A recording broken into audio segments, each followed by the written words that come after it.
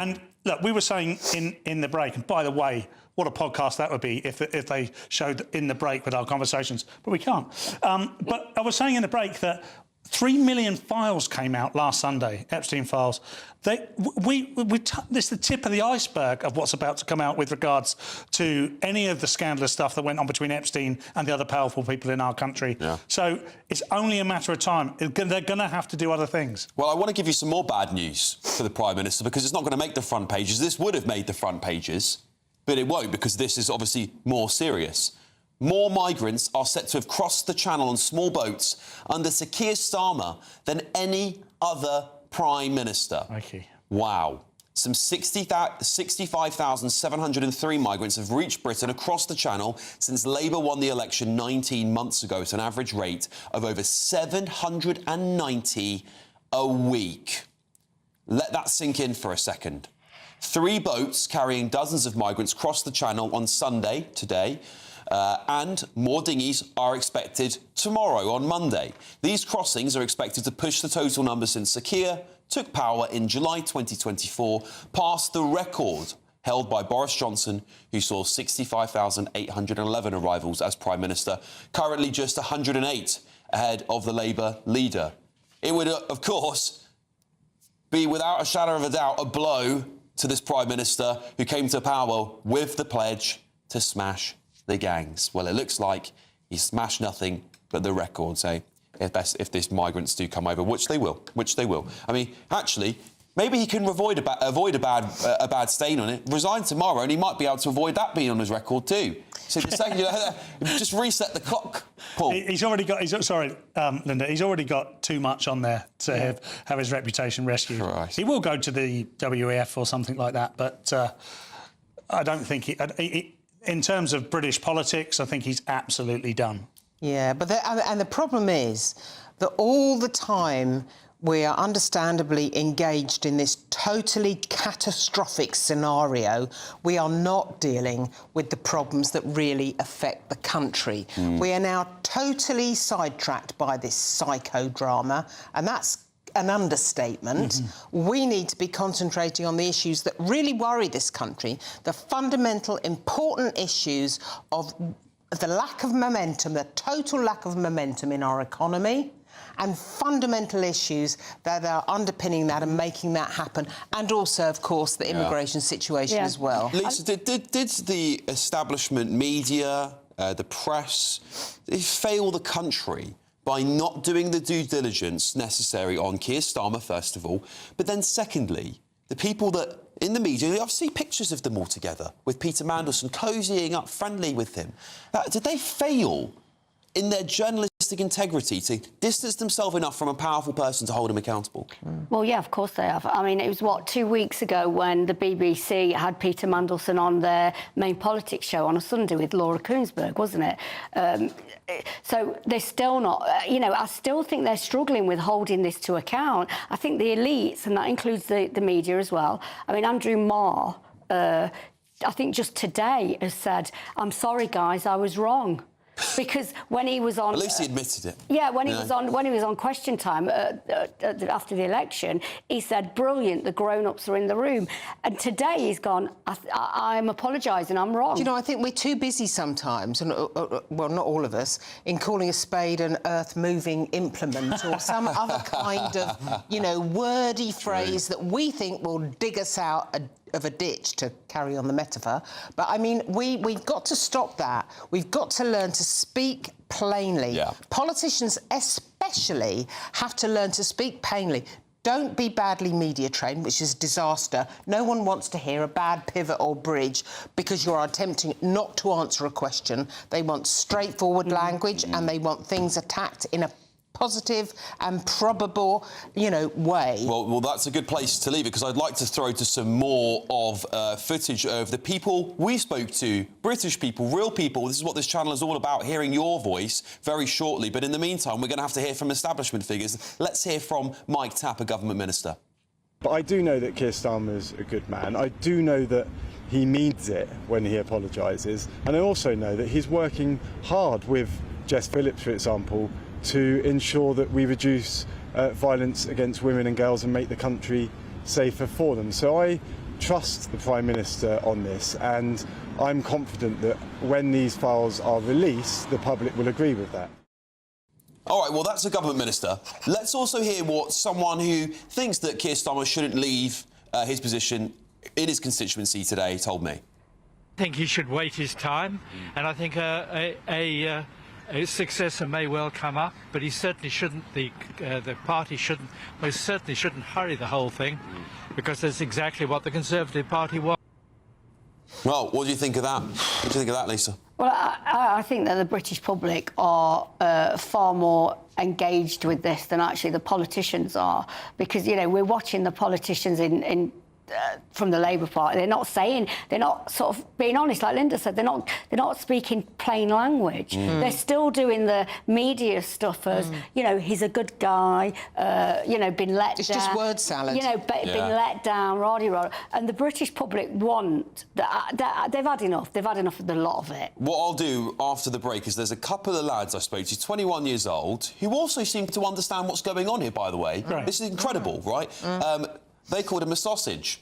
21-year-olds, I mean, what can you expect? But maybe that's accurate. But listen, we'll play that for you after the break. A spokesperson for the Home Office told GB News this: "We're furious at the level of illegal migration to this country. Each asylum seeker has cost on average £30,000 per year in support. This scheme ensures migrants return to their home country, settle and don't re-enter the UK for a fraction of the price. The Home Secretary has introduced sweeping reforms to the immigration system and to scale up removals of those who have no right to be here. It helps to reduce costs for the UK taxpayers while we intensify enforcement action, with almost 50,000 removed since the election." Lord Malderson has previously denied any wrongdoing in relation to Jeffrey Epstein, stating this: "I was never culpable or complicit in his crimes like everyone else. I learned about the actual truth about him after his death." He added that he had relied on assurances of his innocence that turned out later to be horrendously false.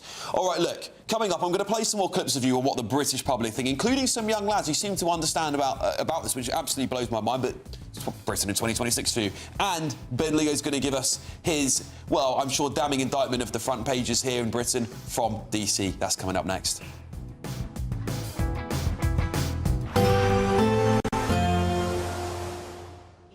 I forecast a perfect holiday in the sun. Weather looking good then? For sure, and no worries about our travel insurance. All Clear Travel Insurance sponsors GB News Travel Destinations forecast. Well, the unsettled theme continues across Europe, with areas of low pressure moving through, bringing further spells of wet and windy weather. However, on Monday, something a little bit drier coming into the Canary Islands, but across Iberia, further spells of rain, likewise across much of Italy, and then running into Greece, an area of low pressure, bringing further spells of rain or heavy showers and some strong winds. Canary Islands seeing the best of the sunshine, otherwise still remaining unsettled. All Clear Travel Insurance sponsors GB News Travel Destinations forecast.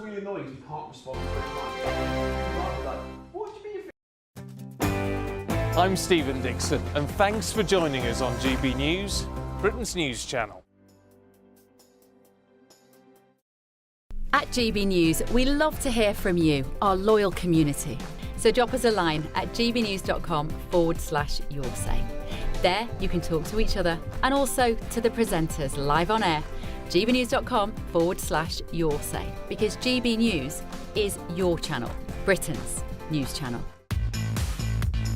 5 hosts, 5 opinions, 5 fearless debates, 5 unfiltered takes on the day's news. 5 reasons not to be anywhere else on Saturday night. This is the Saturday 5. You got me. You got me good there. Britain's biggest Saturday night TV show. It's not a bad brand. Yeah. Uncensored. Very, very racy tonight. On the unpredictable. What did she say? Can you translate it for us? And always entertaining. And how can a country go from being led by William Wallace to Saturday nights from 6 p.m. only on GB News, the People's Channel. Britain's news channel. You're going to want to stay tuned, trust me. Westminster, the ultimate clique. And you're fighting like rats in a sack. But here on the Camilla Tominey Show, we ask the questions the establishment media is too scared to ask. OK, let me ask you a straight question, because I know you're a straight-talking politician. Whether it's net zero, illegal immigration or law and order, nothing is off limits. You had the power then. Yeah, as I say, now you've lost it. That's the Camilla Tominey Show, a politics show that's fearless.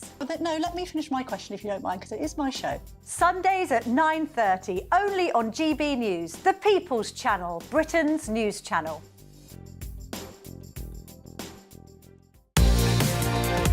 Mornings don't have to be tiresome, especially if you have the right company. Wake up to news as it happens, opinion and debate, and of course, a little bit of entertainment too. Because when the kettle's on, we're on. That's Breakfast on GB News, a show worth waking up for. Every morning from 6 a.m. Only on the People's Channel, Britain's news channel. We'll spread the news, you spread the word. From the school run to the home run, watch a new show for all of Britain. He can say whatever he wants. A straight-talking show where all voices are heard. And, you know, when are we going to stop talking about smashing the gangs and actually do it? With the stories that matter from every part of our country. There's a bit of a crash landing there for your Chancellor. Bold, fearless and standing up for you. That's me, Martin Daubney, 3 p.m. till 6 p.m, weekdays, here only on GB News. The People's Channel, Britain's news channel. I'm Michael Costello. This is GB News, the People's Channel, Britain's news channel.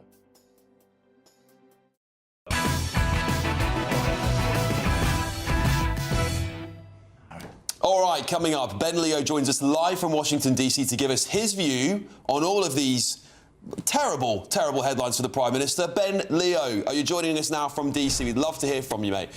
Look, it is a massacre for the Prime Minister, isn't it, on the front page, but also we've got a front page of The Sun here for Andrew Mountbatten-Windsor. This is not good. It's the establishment breaking in real time, isn't it, Ben?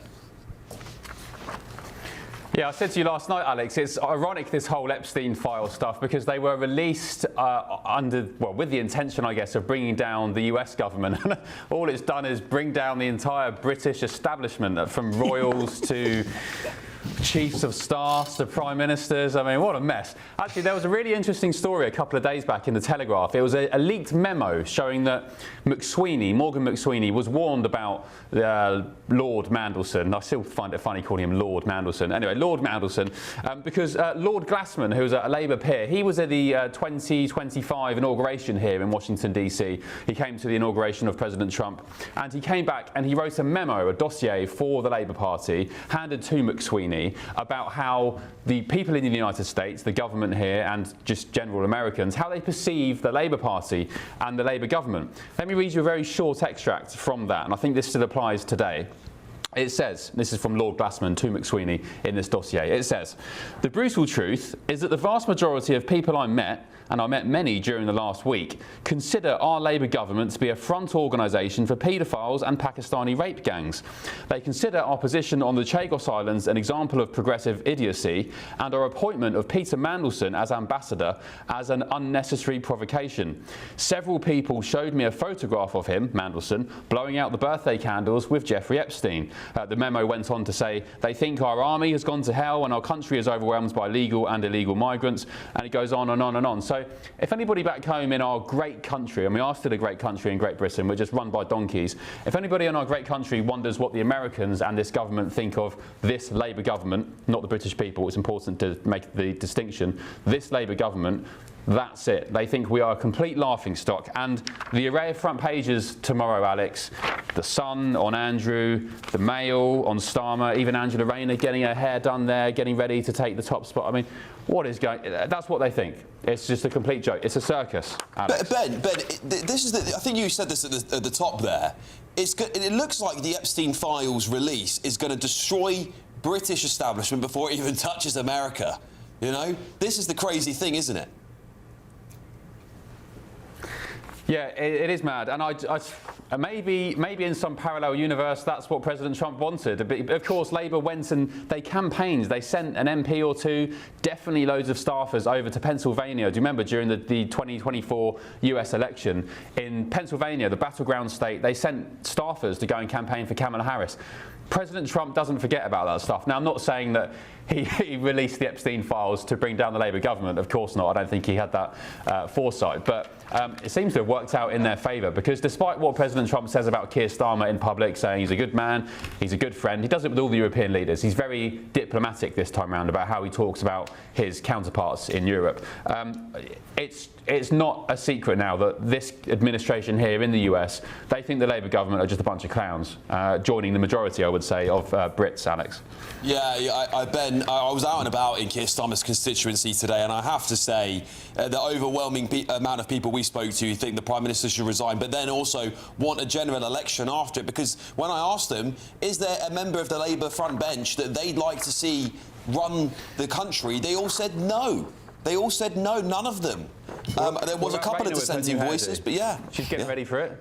Yeah, she is. Do you think if I get my hair cut, I might be up for grabs as well, mate? I don't know. Maybe I should get snaps in the barber shop down the road from me. I don't know. It's a free for all these days, isn't it? Now, isn't the age 35? I think or is that just the US? Isn't the age to become Prime Minister 35? So you do qualify now, Alex. There you go, mate. Fantastic stuff. I love to see it. Ben, listen, I can't wait to watch your show this evening. It was fireworks last night. I'm sure it's going to be fireworks again. Brilliant stuff, Ben. Look after yourself, mate. We'll see you shortly. Coming up, The Telegraph reads this. More prisoners have been recalled to jail than have been released early since Labour took office. A Tory analysis of official data shows. See you in 2. Hi, I'm Michelle Dewberry, and my show is your opportunity to cut through all the noise and dive in headfirst to some robust debates. Ideas clash. Situation, isn't it? No, because the failure is you're deliberately avoiding my point. Nothing's held back. And if you think this is the end of it, wait for more. And we do not shy away from the difficult stuff. Sometimes I want to shake people and say, if only you understood. So join me on Dubes & Co. weeknights at 6 p.m, only on GB News, Britain's news channel. From the school run to the home run, watch a new show for all of Britain. He can say whatever he wants. A straight-talking show where all voices are heard. And, when are we going to stop talking about smashing the gangs and actually do it? With the stories that matter from every part of our country. There's a bit of a crash landing there for your Chancellor. Bold, fearless and standing up for you. That's me, Martin Dordme, 3 p.m. till 6 p.m, weekdays, here only on GB News. The People's Channel, Britain's news channel. At GB News, we love to hear from you, our loyal community. So drop us a line at gbnews.com/yoursay. There you can talk to each other and also to the presenters live on air. gbnews.com/yoursay, because GB News is your channel, Britain's news channel.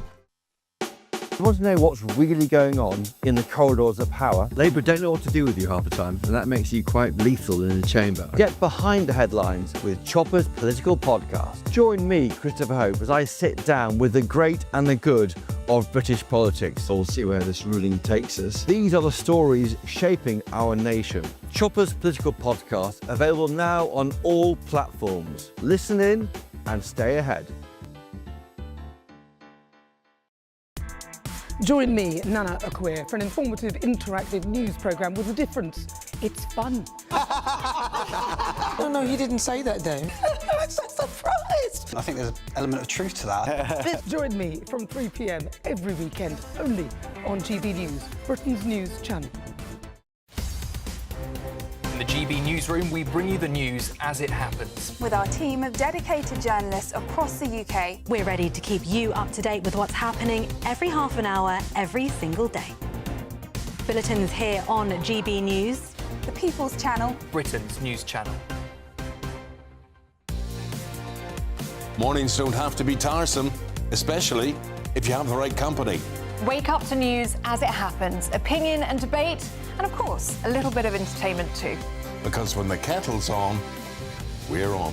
That's Breakfast on GB News, a show worth waking up for. Every morning from 6 a.m. Only on the People's Channel, Britain's news channel. We'll spread the news, you spread the word. You you want to know what's really going on in the corridors of power, Labour don't know what to do with you half the time, and that makes you quite lethal in the chamber. Get behind the headlines with Chopper's political podcast. Join me, Christopher Hope, as I sit down with the great and the good of British politics. We'll see where this ruling takes us. These are the stories shaping our nation. Chopper's political podcast, available now on all platforms. Listen in and stay ahead.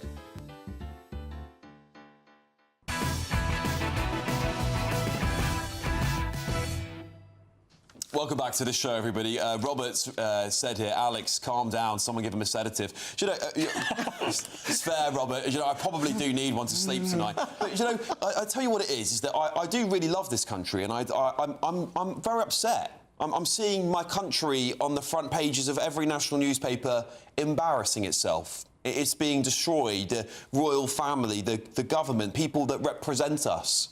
And it makes me upset and it makes me angry. And I'm sorry that maybe comes across a little bit too strong sometimes, but it is just my honest, unfiltered opinion, which hopefully is one of the reasons why you tune in to watch us here at GB News. But anyway, let me bring you some more damning stories for the government while I take a sedative. The Telegraph reads this: more prisoners have been recalled to jail than have been released early since Labour took office, a Tory analysis of official data shows. Prisoners have been recalled to jail 54,354 times.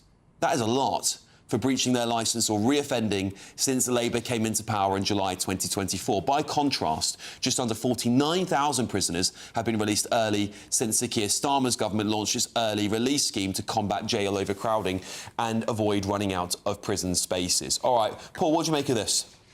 Look, John Lennon once said, you weren't expecting a John Lennon quote, were you? But John Lennon once said, life is what happens when you're busy making other plans. And I can't remember if we were on air or off air, but we were saying, we were saying that there is a lot going on in this country that's incredibly damning, that we are being distracted by because of this outrageous story that we're seeing. And this is one of them. The migrant crisis, the prison crisis. We're going to need a new prison to chuck half of Labour in when this is done and dusted. So, look, we should be focusing on this stuff. It's great for us as commentators that we've got these huge stories. But let's not forget, this country is on its knees. And this prison situation is a result of ideological politics. Everything we've seen that's brought us to this point over 24, 25, 26 is ideology. And a philosophy that's dead, died years ago, failed. And the reason that it's been enabled to flourish once again, the Tories did so bad. But I'm very, very grateful tonight the Tories did that bad, because we got Labour and we got to see what they stand for, and hopefully what we will see now is a complete change of the convention. Linda? The problem is, I think that when you've got problems with the leadership, with the so-called elite, with the establishment, you then get many, many problems further down. It filters down. That lack of leadership filters down, and people feel somehow empowered to sometimes behave badly because they see their leaders behaving badly. That's just human instinct, and that's what worries me. Yeah, and I think, again, that's something that we have talked about, is the country is broken. And, you know, I'm waiting. I've been waiting for Sadiq Khan to come out and tell us it's not again. Or the Tories, for that matter. They've said it's not broken all the too. Tories. The country, you know, all the big, you know, our criminal justice system broken, housing broken, healthcare broken, education broken. And for 18 months and they've done nothing. Yeah. Well, I want to play you, again, some clips of the British public who have told me what they think about this crisis today. And these are two young lads, 21 years old. Here's what they had to say. Think of the Prime Minister, Keir Starmer, this guy here. He's a sausage. He's a sausage. This is his constituency. This is where he represents. Do you think he should resign? Oh, yeah, definitely. Yeah, I think there's better people that we could bring in. Labour and Tories are both completely finished. I don't think there's any talent in Parliament at all, particularly in the Labour Party. I think ideally they would resign and call an election so we could have someone new, but I don't think they will do that. I think they'll grip onto power as long as they can. They're totally disconnected from their roots and a lot of their electoral base, and they talk to each other and other metropolitan elites rather than addressing the needs of the country. Keir Starmer represents the metropolitan elite and not the people of the UK. Damning stuff, isn't it? These are young people, by the way. Young people. The first two lads, 20, 21, sausage. Was their comment the first thing they thought of? That very eloquent young man I met, he seems to know his stuff Sharp as analysis, well. right on the money. What the establishment don't like is the young, knowledgeable people. They also expect young people to be voting for people like the Labour Party, and this is why we're seeing a bit of a sea change in that. And young people are figuring out for themselves that actually they might have a little bit of power here, and they don't have to go along with the convention.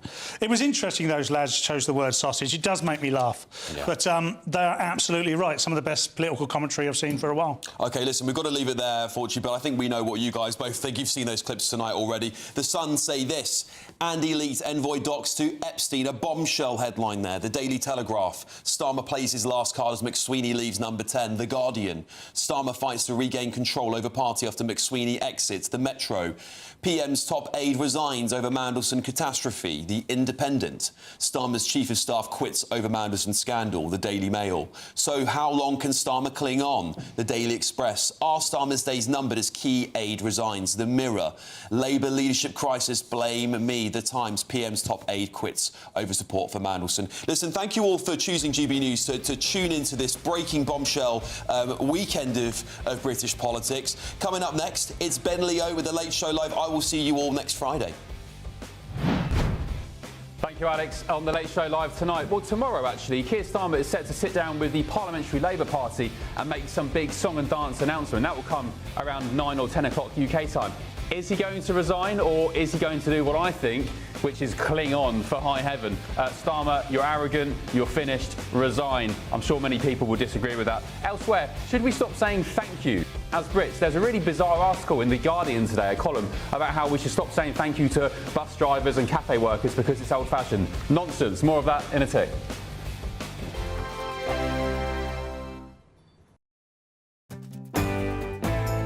I'm Andrew Pearce. This is GB News, the People's Channel, Britain's news channel.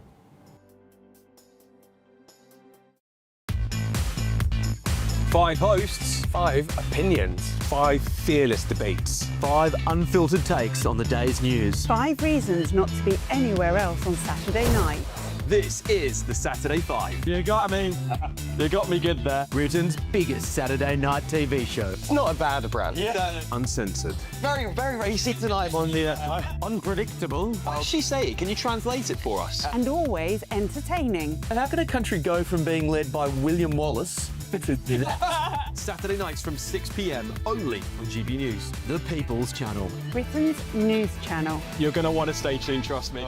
Westminster, the ultimate clique. And you're fighting like rats in a sack. But here on the Camilla Tominey Show, we ask the questions the establishment media is too scared to ask. OK, let me ask you a straight question, because I know you're a straight-talking politician. Whether it's net zero, illegal immigration or law and order, nothing is off limits. You had the power then. Yeah, as I and say, now you've lost it. That's the Camilla Tominey Show, a politics show that's fearless. But no, let me finish my question if you don't mind, because it is my show. Sundays at 9:30, only on GB News, the People's Channel, Britain's news channel. Westminster's full of talk, but out here, it's the real world. Am I allowed to talk then? No, that's it. This is where it matters, real people and real lives. That's what politics is all about. In fact, has Trump made a good start? No. Straight answers, no spin, and just a couple of pints. How many fingers have I got up? About 10. So join me for Lee Anderson's Real World every Friday at 7 p.m. only on GB News. The People's Channel, Britain's news channel. From the school run to the home run, watch a new show for all of Britain. So he can say whatever he wants. A straight-talking show where all voices are heard. And, you know, when are we going to stop talking about smashing the gangs and actually do it? With the stories that matter from every part of our country. There's a bit of a crash landing there for your Chancellor. Bold, fearless and standing up for you. That's me, Martin Dordme, 3 p.m. till 6 p.m. weekdays here only on GB News. The People's Channel, Britain's news channel. In the GB newsroom, we bring you the news as it happens. With our team of dedicated journalists across the UK. We're ready to keep you up to date with what's happening every half an hour, every single day. Bulletins here on GB News. The People's Channel. Britain's news channel. I'm Bev Turner. Thank you for joining us on GB News, the People's Channel, Britain's news channel.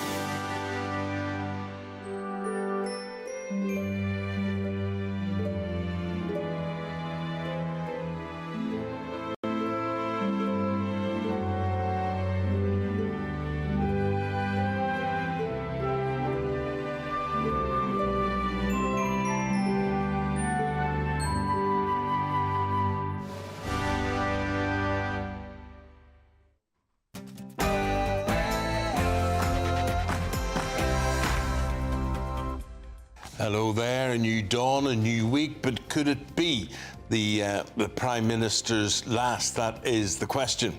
Yeah, so Keir Starmer sacrificed his closest ally and Chief of Staff in a bid to save his premiership.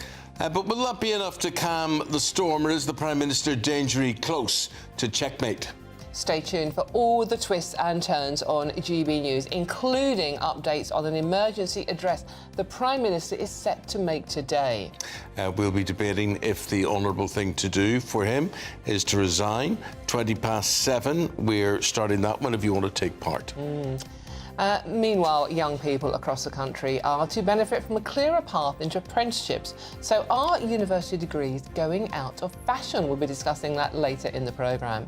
Friends here, we're doing good things, and let's enjoy ourselves. On his way. That jump looked a little farther. I think he almost got the 60-metre mark. His first jump was... Look at him go. That was 1988 with the Winter Olympics in full swing in Italy. We'll be joined by the legendary Eddie the Eagle Edwards a little bit later. Could be a magic Monday for Team GB today with 3 medal prospects. After a crazy last 15 minutes, Manchester City stay in the title race after beating Liverpool at Anfield.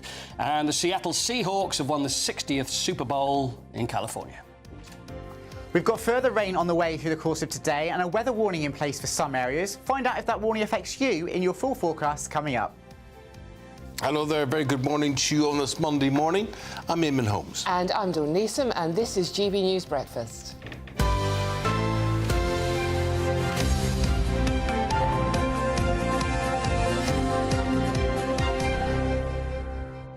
And we say hello, good morning, and welcome back to the studio to Mr. Paul Coyte, who's been at the Olympics. I went to the Olympics for like a day. Incredible. It was amazing. Where's your medal? Well, that's the big air I'll be going in for. We'll see. So, Paul, what's it like? Are people buzzing? Can you feel that it's exciting, it's different, or...? Well, you know what? It was bizarre because it's so far away. Everything is so far away. So I flew into Milan on Friday, then stayed Lake Como, so that's about an 80-mile drive.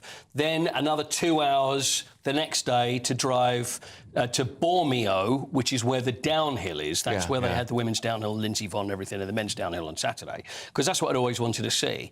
And that's the only event that they have at that ski centre. And then I thought, well, maybe we could go over to Cortina, which is another 4 hours away. Everything is just so difficult to get to. Gosh. But the atmosphere is like...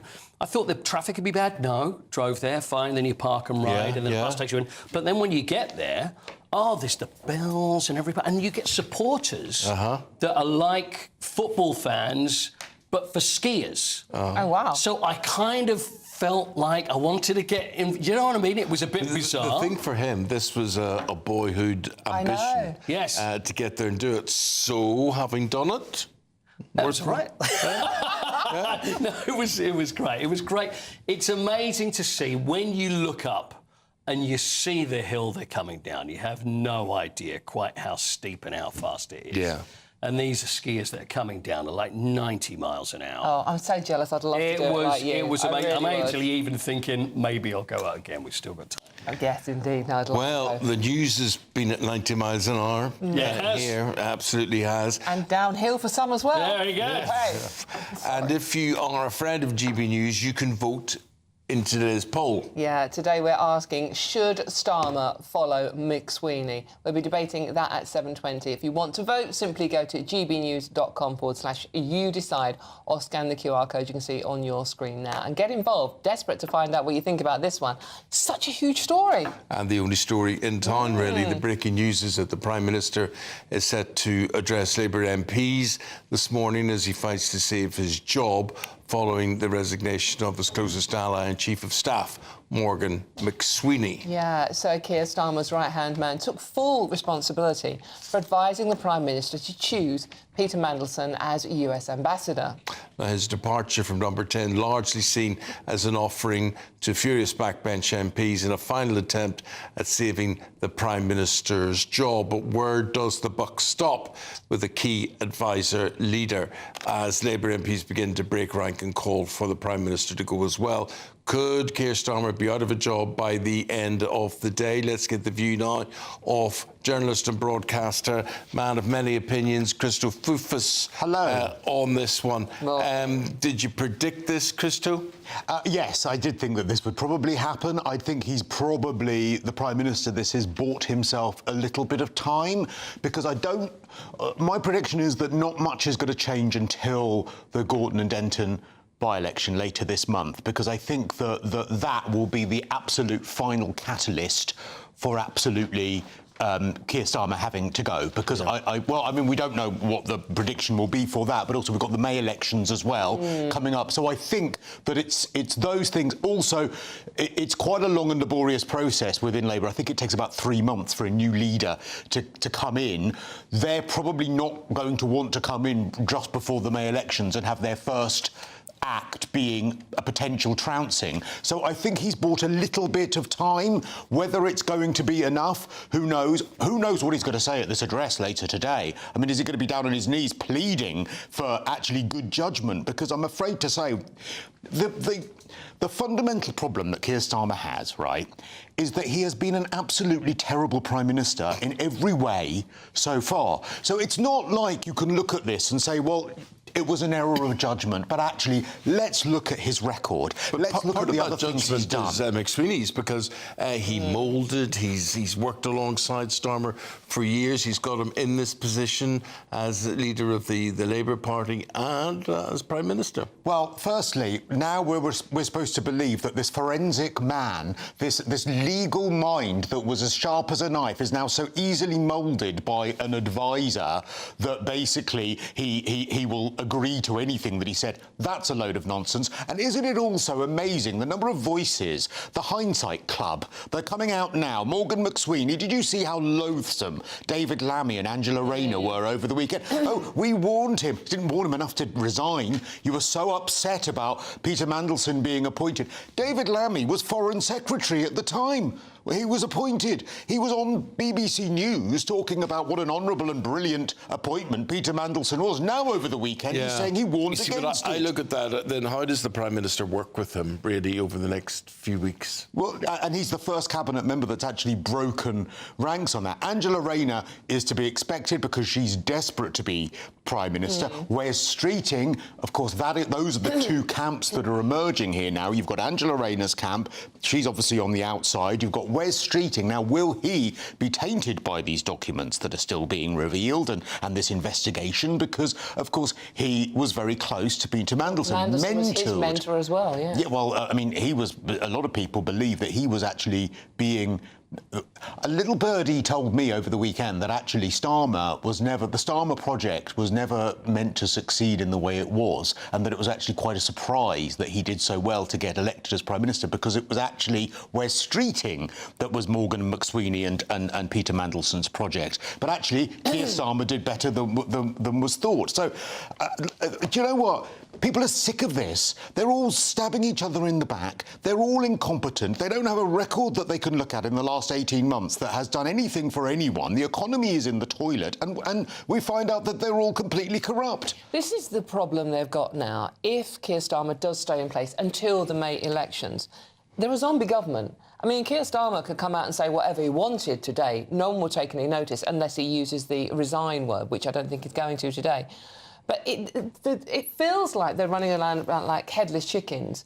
No decisions are being made. Any policy announcements are being taken with a pinch of salt. We all want to know what's going to happen next. Who is running the country? I think that's a really good point. But also, I think you could use that point on anything from the last 18 months, because this is a government that has been elected that has lurched from crisis to crisis, U-turn to U-turn. There isn't a thing. Keir Starmer could come out today and say, I'm going to remain as Prime Minister and then tomorrow resign, because that is absolutely, his track record is not actually sticking to a word that he says. And this has been a government of reaction. There's been no proactivity from this government. It has just reacted to its own crises that it's made itself week after week after week. And again, I return to the point, you cannot look at this government's record of the last 18 months. Growth in the toilet, unemployment going up, businesses absolutely crying out for help, millionaires leaving right, left and centre, a chancellor who's suddenly very quiet, crying in Parliament. And so you can't even look at this and think, well, actually, there are a few redeeming features. And it is a full-on crisis. And it is so sad to actually see, because even if you are not a Labour supporter, I think most people want a government in power who have a majority to do well. Well, we've got an MP now, a Labour MP, who thinks that they will do well, and they'll do well under Keir Starmer, and that is Labour MP for Rugby, John Slinger. John, good morning to you. Morning, Eamonn. John, you were probably listening to what Christo was saying there, and just adding to the whole argument and debate. You actually, against a lot of the voices in the newspapers, whatever, would say, look, hold on a minute, Starmer's got a good chance of coming out of this well. Well, that's absolutely the case. I don't even think it's a good chance. I think he will come out of it well. It's clearly been a very difficult time. It's been a difficult, not just few days, but difficult few weeks. But the Prime Minister, I'm very confident, will come out of this strong, and we're going to see that over the coming days. But who are these people, John, who would be saying this to you and saying, look, we believe in this man? Well, there's plenty of people, Eamonn. Even in the last few days, I've had people come up to me in the street and say to me, I mean, literally as I was crossing the street, saying, hey, John, I saw your statement, or I heard you on the radio, and I just want to say I'm not a Labour supporter, but the last thing we need is all of this speculation. And you guys in Parliament, you should be backing this Prime Minister. And I've also had emails from all around the country, Eamonn.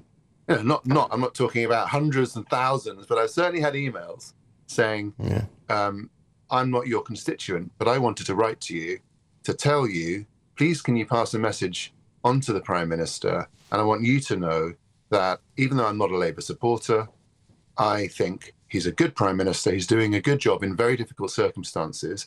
And we don't like seeing people backstabbing and speculating. And I haven't had any emails. I'm sure I will get some, but I haven't had any yet. I'm going to try and give you an email now from Christo, who's here in the studio. Just the message. Is there a message you would have for John in terms of, he says, there is support for Keir Starmer out there. What do you think the reality is, Christo? I think that this was a loveless landslide that Labour got. the Conservatives were voted out. Labour were not voted in my opinion. No one was voting for Labour because they were absolutely thrilled to go down to the polls. And I think that any love for them, any goodwill that they might have had from people has been completely lost by about 15 U-turns now, a scandal within weeks of them getting elected with the freebies, and incompetence after incompetence that we've seen month after month after month. It's like Fawlty Towers. It's like a Disney movie where people who've no idea have won some sort of prize to end up in Downing Street. And I don't think anyone could have imagined that anything could be this bad. Well, look, I think the point about people thinking they've won a prize to get into Downing Street, I think is not accurate about those people. And if you think of Morgan McSweeney, he's someone who's spent an awful long time working day in, day out, probably 7 days a week, trying to get the Labour Party into shape, working for the Prime Minister, getting us ready to fight an election, running a campaign that won the election, and then at the Prime Minister's side. I don't think at all they think of it as a game or as some kind of prize. But I do think there is a point there about people playing games or thinking through the lens of what's in their own personal best interests. And I think that's something that everyone needs to reflect on in politics, whether that's in the Labour Party or in all parties. John, just 99% of the people 99.9% of the people in Parliament, and that's all parties, are in it for the right reasons. And I'd say the same applies to John, can I just ask advisors. You a quick question? Sure. You have faith in your Prime Minister. I understand why you're saying that, and you're very brave to come on. You're one of the few Labour voices to come on this morning. However, everybody watching and listening today is questioning the judgment, and now, after Morgan McSweeney, the loyalty of Keir Starmer. And many women are getting in touch, including female Labour MPs, saying, how can we have faith in a Prime Minister who gave one of the top jobs in the diplomatic service to a man who was friends with a convicted paedophile? And Keir Starmer knew that.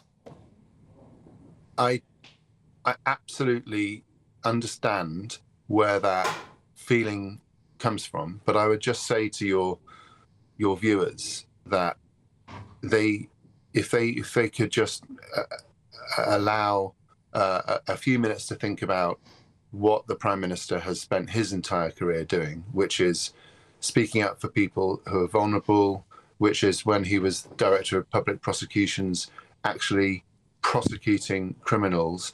I know in the middle of this maelstrom, it's easy for all of us, and this is not a criticism of the media, but it's for all of us, everyone in politics and everyone commentating on politics and reporting on politics, to get into a kind of state of psychodrama, a much overused word, but there is something that rings true in that. And if we just zoom out a bit, calm down a bit, and think about what's actually going on, you've got someone who's dedicated his life to public service, namely the Prime Minister, who has spent a long time prosecuting criminals of all kinds, including very serious ones and terrorists.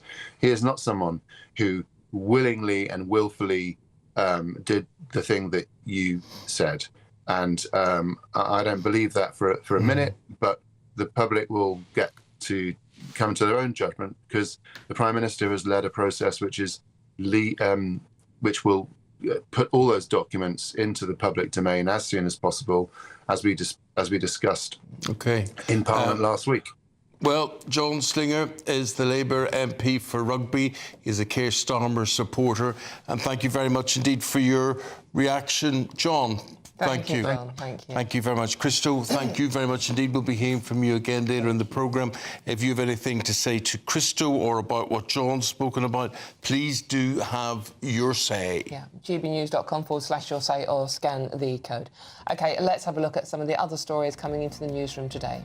Pro-democracy campaigner Jimmy Lee has been sentenced to 20 years in prison. The 78-year-old British citizen was found guilty of national security offences in Hong Kong During the Prime Minister's visit to China last month, he is said to have discussed the case with Xi Jinping in court. Li described himself as a political prisoner facing persecution from Beijing. Meanwhile, US President Donald Trump has lashed out against the Super Bowl halftime show overnight. Puerto Rican rapper Bad Bunny led the show alongside with Lady Gaga and Ricky Martin. Talking to Truth Social, the president said the performance was a slap in the face and an affront to America. Dozens of flood warnings and alerts have been issued across England following days of rain. Most of the warnings are located in the southwest and the Midlands. That comes after the Met Office said parts of England and Wales had seen 50% more rainfall than usual.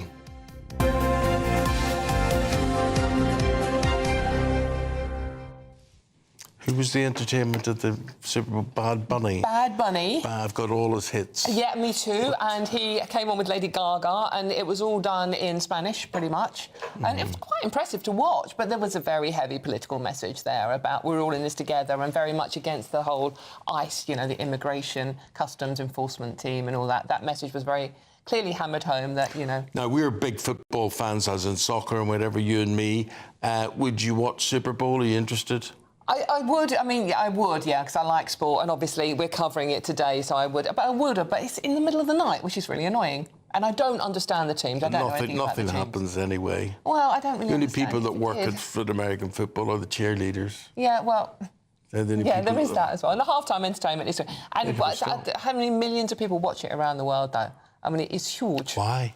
Well, because it's boring. Well, it's dull. Lots of people don't think so. Lots of people. And at halftime, well, it angered Donald Trump, so we'll be talking about that one later on as well. Oh, yes, that's true. Get that. 90 minutes past the hour. A very good morning to you. Hope your day is going well so far. The weather update, Tom Morgan. Expect warm spells with the odd rude interruption. Boxed Boilers sponsors the weather on GB News. Good morning and welcome to your latest GB News weather update from the Met Office. There's further wet and windy weather on the way through the course of today for some of us, but in the east it should turn a little bit brighter by this afternoon with some sunny spells. But certainly a fairly cloudy, drab start to this morning for many. Quite a lot of low clouds, so some mist and fog over the high ground. Bits and pieces of rain and drizzle here and there, but most persistent across the northeast of England and eastern Scotland, where it will be another fairly breezy day, particularly for the Northern Isles. Out across Wales and the southwest, a band of heavy rain pushing in for this afternoon. As well as that, it will turn windier as well. But mild in England and Wales, 10 or 11 degrees Celsius.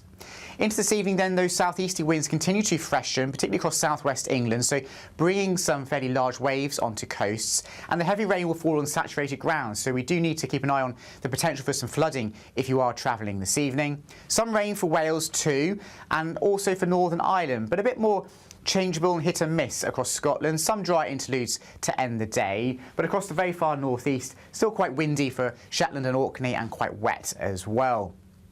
Through this evening, the rain continues to migrate its way slowly eastwards across central southern parts of England, into parts of the Midlands and southeastern England, but tend to break up and turn a bit lighter as we go through the overnight hours.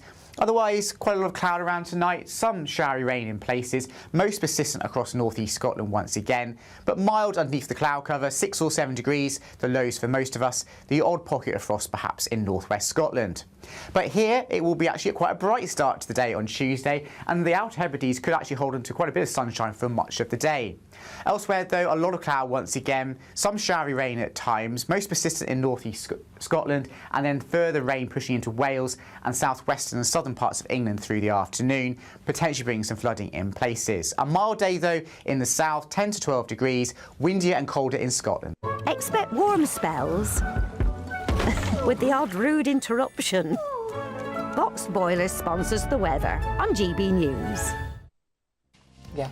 Right, listen, reaction coming in quite a lot of you. Yeah, unusually for 22 minutes past 6 in the morning. Good morning, everybody who's just joining us.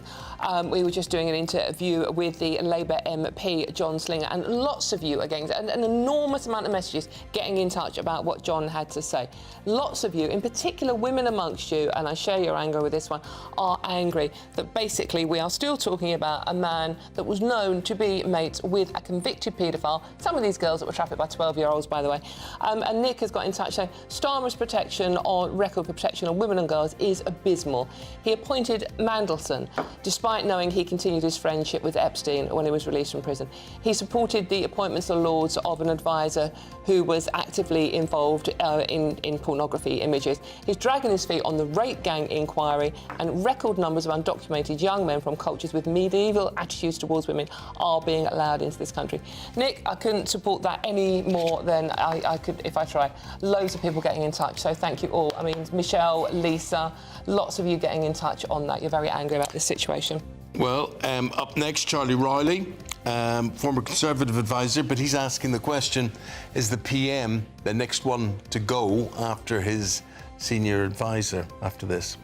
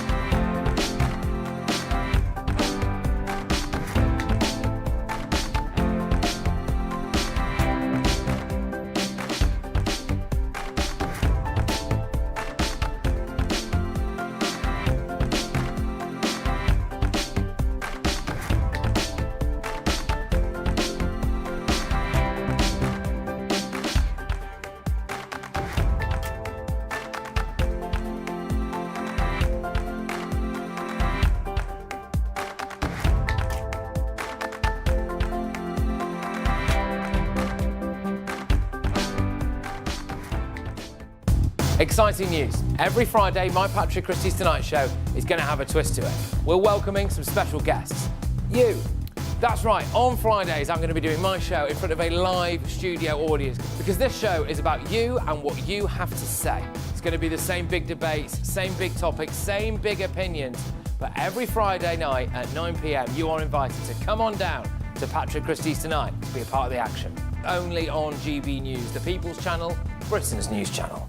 Westminster, the ultimate clique. And you're fighting like rats in a sack. But here on the Camilla Tominey Show, we ask the questions the establishment media is too scared to ask. OK, let me ask you a straight question, because I know you're a straight-talking politician. Whether it's net zero, illegal immigration or law and order, nothing is off-limits. You had the power then. Yeah, as I and say, now you've lost it. That's the Camilla Tominey Show, a politics show that's fearless. But no, let me finish my question if you don't mind, because it is my show. Sundays at 9:30, only on GB News, the People's Channel, Britain's news channel. No matter the state it's in, this is our nation. Join me, Jacob Rees-Mogg, for a genuine, honest discussion on where we have been, where we are going, and where we are with the people who set the direction. Tune in to State of the Nation every Monday to Thursday, 8 to 9 o'clock. Only on GB News.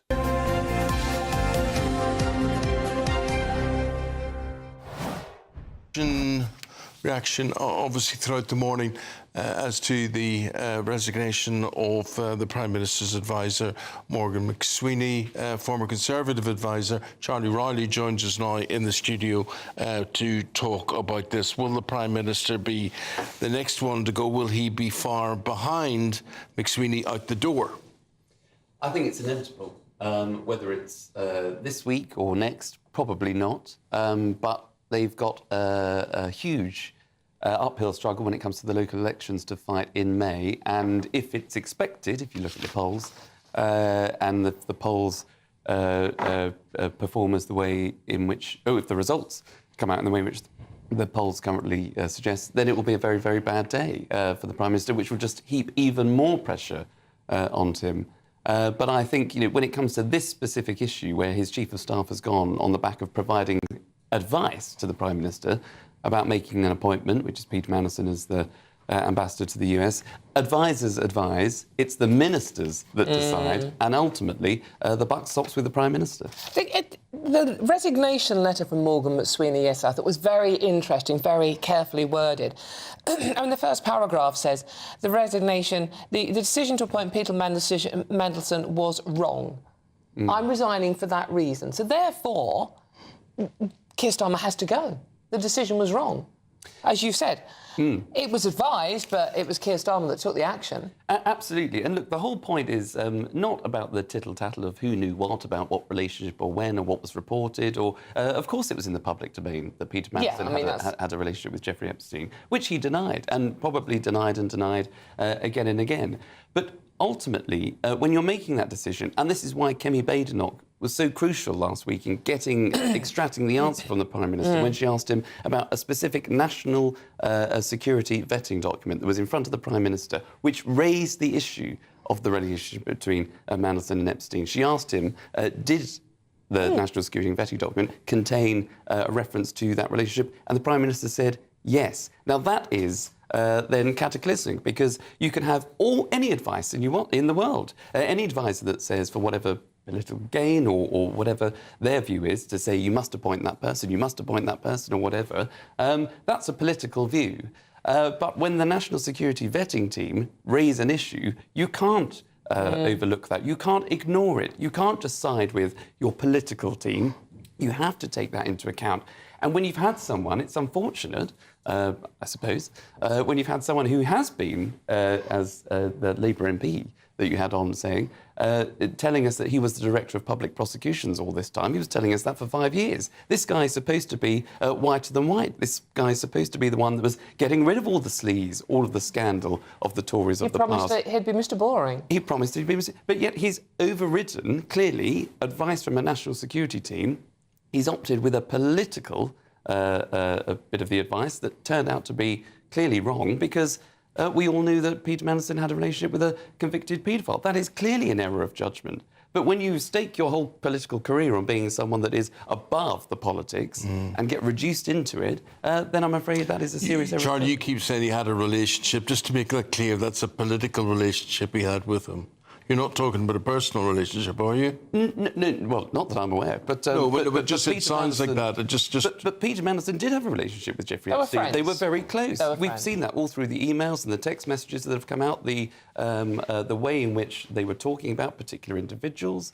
When Peter Mandelson emailed Jeffrey Epstein when he was released from prison after his conviction and said Liberation Day. That is the kind of relationship that they had, which was a close, what seemingly feels like a personal friendship, but that is obviously why we're in the mess that we're in, or certainly Peter Mandelson in the mess that he's in, because that personal relationship conflicts. And just finally, the Conservative Party chairman, Kevin Hollenrick, talking to me last week, described Mandelson as a wrong-un. Would you agree with that? Absolutely, absolutely. You know, he, for all of his political qualities, and clearly Peter Mandelson would have had many. He changed the Labour Party back in the 90s. He got Tony Blair in.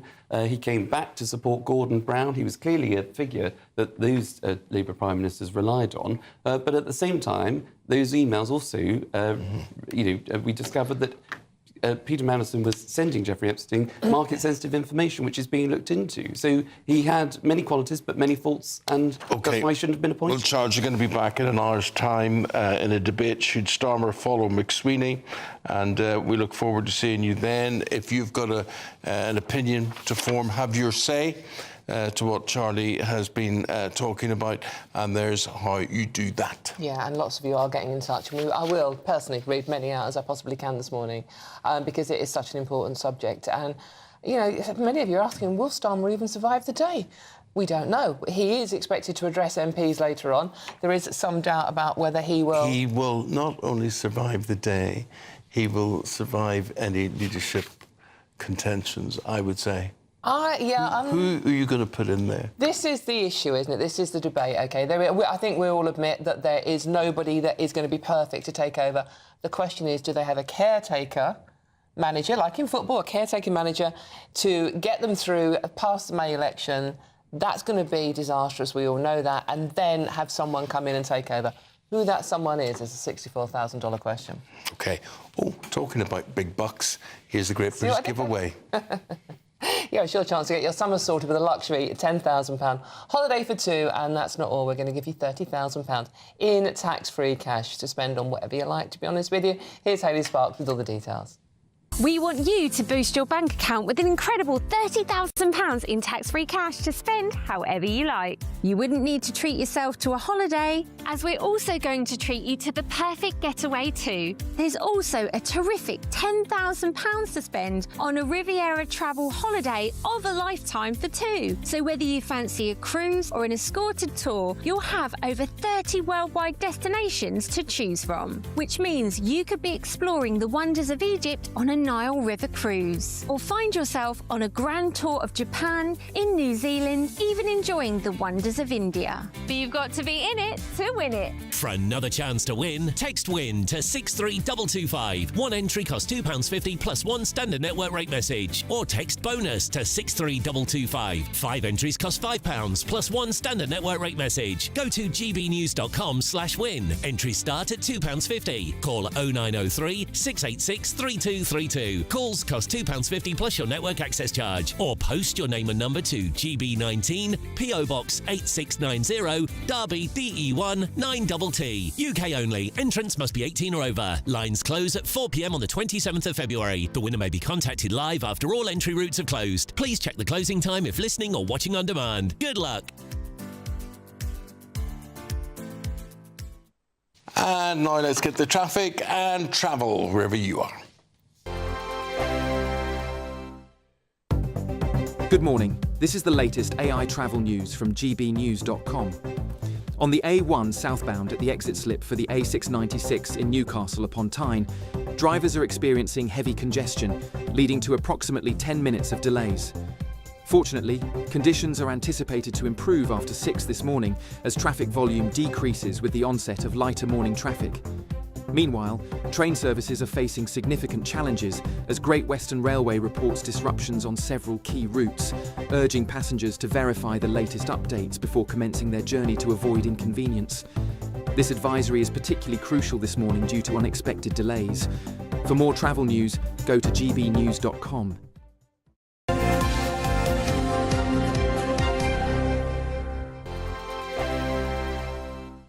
I'm Michelle Dewberry, this is Jubes & Co with you. Hello everyone, Patrick Christie is here to GB News, Britain's news channel. Access the stories that matter to you. Take the GB News family with you on any device. And as long as you have an internet connection, tune in to GB News anywhere on the planet or beyond. GB News, the People's Channel, Britain's news channel. From the school run to the home run, watch a new show for all of Britain. So he can say whatever he wants. A straight-talking show where all voices are heard. And, you know, when are we going to stop talking about smashing the gangs and actually do it? With the stories that matter from every part of our country. There's a bit of a crash landing there for your Chancellor. Bold, fearless and standing up for you. That's me, Martin Dordme, 3 p.m. till 6 p.m, weekdays, here only on GB News. The People's Channel, Britain's news channel. Westminster's full of talk, but out here, it's the real world. Am I allowed to talk now? No, that's it.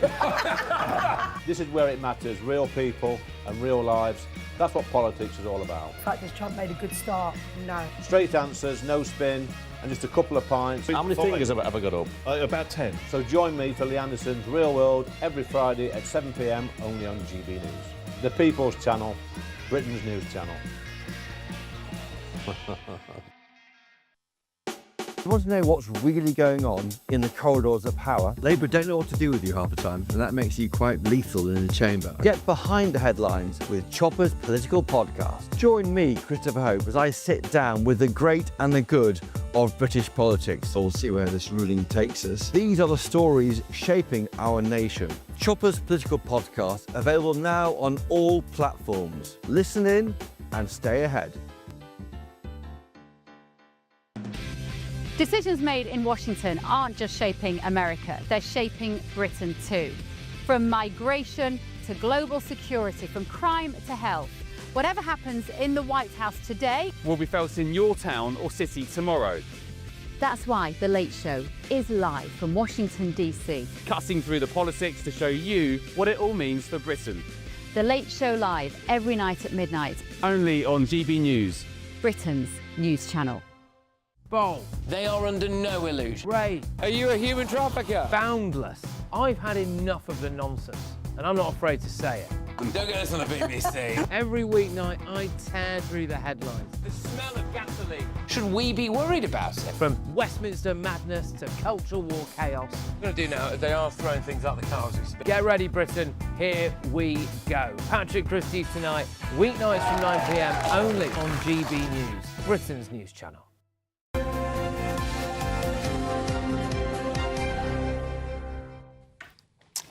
Here's Paul, fresh from the Winter Olympics, but that's a story for another day. The story lasted for another hour was during the night, the Super Bowl. Super Bowl 60. Santa Clara, California. Hot favourites, the Seattle Seahawks beat the New England Patriots 29-13.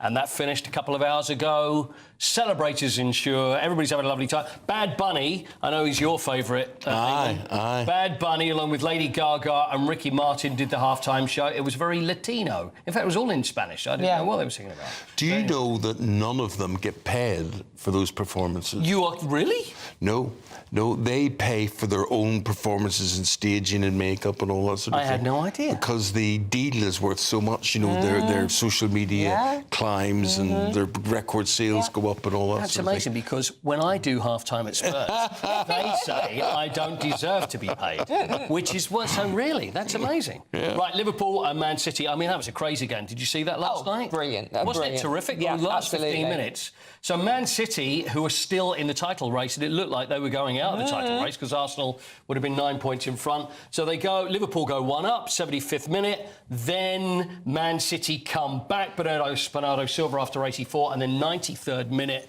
the Erling Haaland penalty. But there was did you see the crazy mess at the end? Where there was a goal that was not given, which probably should have been. Just a bizarre mix-up. But anyway, I'll go into that another time. But anyway, it's very, very... But a goal for who? Well, it was a goal for Man City because the ball was played through, and then you've got Erling Haaland, Dominic Szoboszlai. They had a bit of argy-bargy because Haaland was clear through on goal. It would have been an open goal. Szoboszlai then grabs hold of Haaland and then tries to bring him down. Haaland then grabs hold of Szoboszlai, and then it was a free kick was given, even though the goal was scored, and Szoboszlai got sent off. Well, all I can say was astonishing. It was a good result for Man U. Because, you know, a Liverpool win would have put them up in our region. Well, whereas how does it feel being back up in that region again? it feels like natural order has been restored. Natural order. Well, it does. Oh, the shame. The way it should This comes be. from the Spurs and West Ham contingent of the show. Yeah, We're not having a good time right now. Spurs relegation prospects. Yes. I don't think West Ham will go down, but I think Spurs have a chance. Well, I know. you know what's happening on Tuesday night, don't you? What? We're playing you. West Ham are playing Man U. Oh, yes. Oh, yes. Oh, of course. Yes. Oh, yeah. yes. Oh, God. So much football. 5 wins on the bounce for you, then. Or maybe, where is it, though, Dawn? Is it at your place? In the Bowl of Doom, as I call it, yeah. Bowl of Doom. West Ham are at home, yeah. Right, talking about a Bowl of Doom, let's have a look at Lindsay Vonn, shall we? Oh, poor Lindsay Vonn. I don't know how we feel about this because she had this ruptured ACL. We spoke about it last week and the fact this is a horrendous injury. Then she goes to the women's downhill, 41 years old. This is what happened. I think the whole world has seen this. Comes round the second turn. She catches the actual... See where the flag is, she catches that with a stick, then spins around. You're thinking, is this down to the ACL? Nothing to do with the ACL. So she's airlifted from the mountain Now, this is a different place from where they had the men's downhill. So, by the way, look at that. So she's airlifted up into this helicopter. How would you feel? I don't know whether you'd be safer being the guy holding it or actually laying on that bed. And then taken away to Cortina. She's got a fractured leg. She was taken away in a Cortina. She was taken away on a Ford Cortina. Or was it a Capri? I'm not sure which one it was. Or did she go to Capri, or was it Cortina? Anyway, ruptured, so she's got a broken leg and she's in all sorts of trouble. And we've got 3 great chances, by the way, to win medals at the Winter Olympics today, which I will discuss with you. Excellent. OK. Thanks, Paul. Absolutely great insight to things there. And we'll see you again later, my friend. Thank you. Oh, well, don't go too far, though, because still to come, Trump is launching a scathing review of Bad Bunny's Super Bowl halftime show. We'll have more on that in the papers with Charlotte and Chris. Oh, but first, if you are in search of some holiday sun, here's your weather forecast. Ready to soak up that holiday sunshine? Won't we need some cover? No worries. All sorted. All Clear Travel Insurance sponsors GB News Travel Destinations Forecast. If you think it's been wet in the UK of late, then do spare a thought for Portugal and Spain. Here we've got further very heavy rain on the way on Tuesday, particularly for Portugal, where flooding is a real concern. It will also turn very windy once again for a time. The Central Med, though, seeing the driest conditions with a few brighter interludes for parts of Italy. The Balkans, though, Greece and Turkey will stay fairly unsettled and changeable with showers or longer spells of rain, perhaps even some thunderstorms for Santorini by the end of the week. Sunniest for Tenerife. All Clear Travel Insurance sponsors GB News Travel Destinations Forecast. At GB News, we love to hear from you, our loyal community. So drop us a line at gbnews.com/yoursay. There you can talk to each other and also to the presenters live on air. gbnews.com/yoursay, because GB News is your channel, Britain's news channel. Good afternoon, Britain. Weekdays from midday. Venice is being invaded by cannibalistic jellyfish with vanishing bottoms. And they're wreaking havoc across the city's fragile lagoon ecosystem.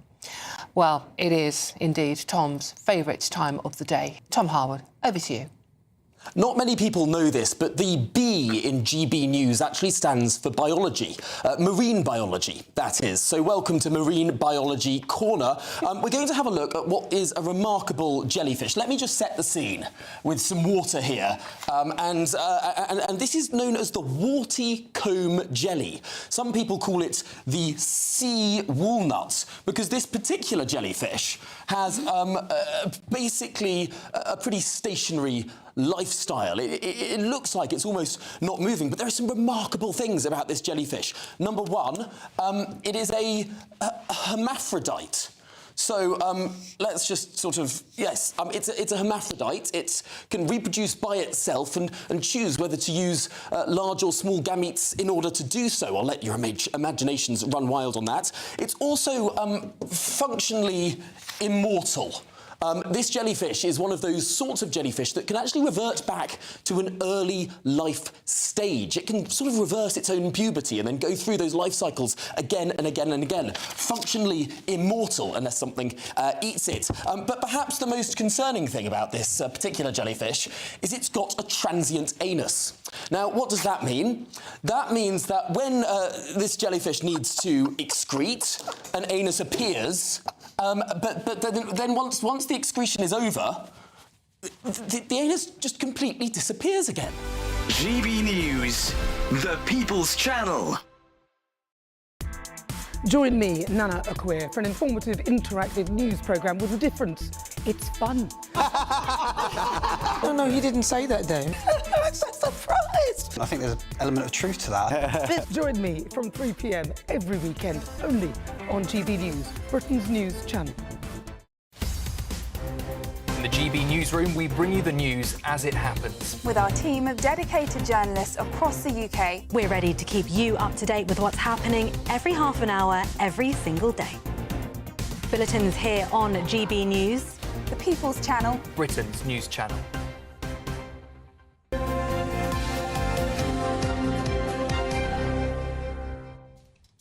Front pages shaping up like this on this Monday morning. Daily Telegraph, first of all. Yes, Starmer has played his last card as Morgan McSweeney leaves Downing Street. Times, PM's top aide quits over support for Mandelson. Daily Mail says, so how long can Starmer cling on? And The Guardian, Starmer fights to regain control over party after McSweeney's exit. Well, let's take a deep dive into the papers themselves with Olympian Chris Akabuti and Charlotte from the Mail on Sunday's editor-at-large, Charlotte Griffith. Thank you so much. You too. Right, who wants to kick off? What do you want to start with? Only one story in town. The Mail's front page says, how long can Starmer cling on? I find it fascinating that on page 2 or 3, there's a picture of Rayna having a glow-up. She's had her eyebrows done, she's had her hair made all sort of puffy and Margaret Thatcher-esque. And so, I mean, judging by her haircut, she thinks, you know, any day now she'll be standing up. I must admit, I saw that picture, and Chris, I thought, good on you. I mean, she's shameless, isn't she? I mean, she's out there. She's being honest about where she's going and what she wants. Yeah, but she's got her own problems to deal with, hasn't she, with her tax issues. So it appears to me, obviously, that the race has started, even though the Prime Minister hasn't mentioned when he'll be stepping down, not if, but when he'll be stepping down. It's only a matter of time. It's not a matter of time. You'll hang on till the election. Oh, no, it won't be that long. No, it won't be that long. I mean, we've had so many folk. You think the local government elections will put paid to it? 100%. I mean, it's been a calamitous experience for him over the last 18 months. He's quite clearly not a political animal. Very good at managing the party. Him and McSweeney got out the hard left. But his instincts are totally wrong in every single step thereafter. It's only a matter of time. It's one calamity after another, and he's shown himself quite inept at actually political leadership in the national stage. He's got to look for a job in Davos. He once said to Mateless, you know, given the choice, Davos is where it's at, that's where all decisions are made. And quite clearly, you see by the way his actions, he really meant that. Now McSweeney is out of the picture, who is he? Without his brain, they call McSweeney his brain, don't they? Yeah. So the Mail asks how long will he cling on, and he's got to wonder, do we want him to cling on without his brains behind the outfit? You know, did we think McSweeney actually did make him a better Prime Minister, and without him he might not be any good? Well, I suspect that the people that are going to take his place want him to cling on until after the May elections, because that's going to be another disaster. They're 20 points behind Reform or something ridiculous like that. So that's going to be a disaster. So nobody's going to want to take that place on, and their first job is going to get a smack in the mouth. They're not going to want that, are they? So I suspect after the May elections, something else will pop up and he'll fall on his sword. In fact, it wouldn't surprise me if they're having that sort of discussions behind the scenes anyway. The idea that he's not considered his position is nonsense. I mean, the moment someone says to you, you ought to consider your position, even if you say no, you're considering your position. Yeah, correct? good point, yeah. He's on the phone to his Davos mates now, isn't he, I'm sure, looking for the next job. They've been quite quiet on this, though, haven't they? Well, all his normal European Davos fans have been very quiet, as had Tony Blair. Oh, boom! Dawn. Where's his cheerleader? I'm glad you said that one, because over the whole weekend, I've not heard Sir Anthony Blair. No. I've heard from David Blunkett. I've heard from Gordon Brown. I've heard from Mr McFadden. Not a word. Absence by his silence. Are we going to hear, Charlotte, from the King on this as regards the Epstein files?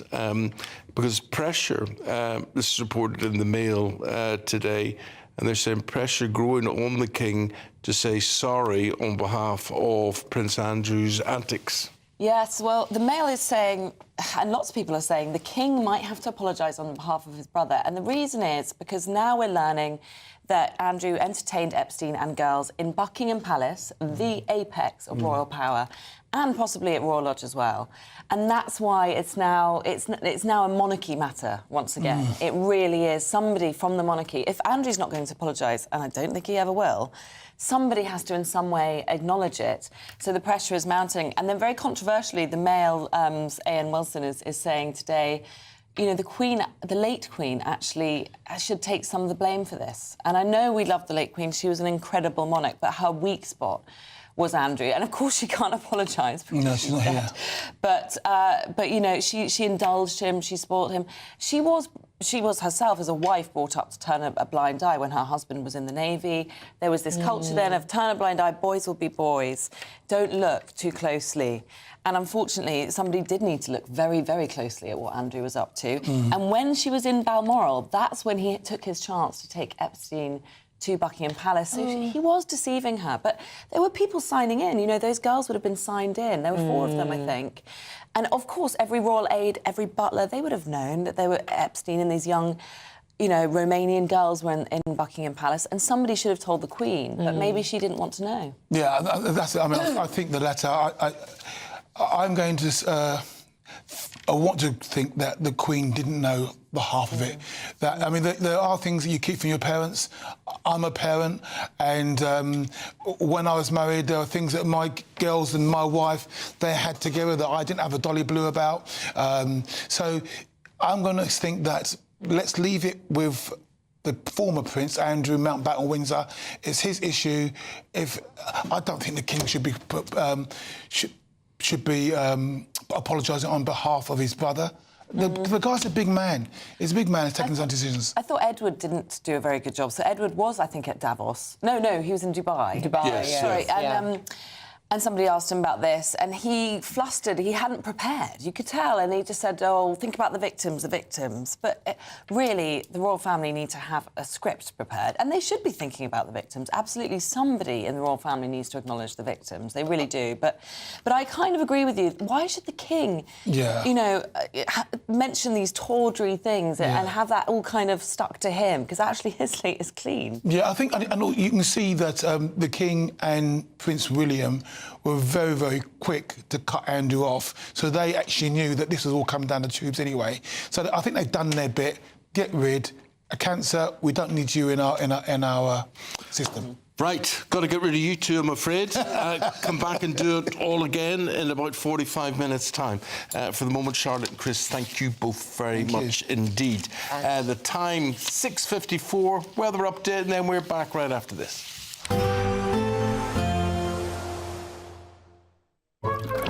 Warm and cosy, with a chance of zero visibility.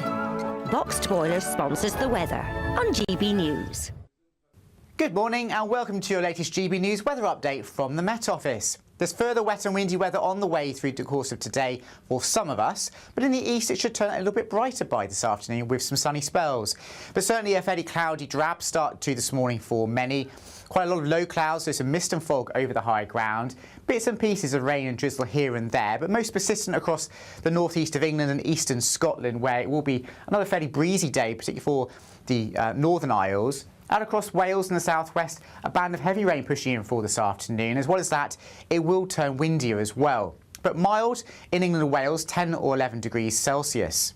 Into this evening then, those southeasterly winds continue to freshen, particularly across southwest England, so bringing some fairly large waves onto coasts. And the heavy rain will fall on saturated ground, so we do need to keep an eye on the potential for some flooding if you are travelling this evening. Some rain for Wales too, and also for Northern Ireland, but a bit more changeable and hit and miss across Scotland. Some dry interludes to end the day, but across the very far northeast, still quite windy for Shetland and Orkney and quite wet as well. Through this evening, the rain continues to migrate its way slowly eastwards across central southern parts of England, into parts of the Midlands and southeastern England, but tending to break up and turn a bit lighter as we go through the overnight hours.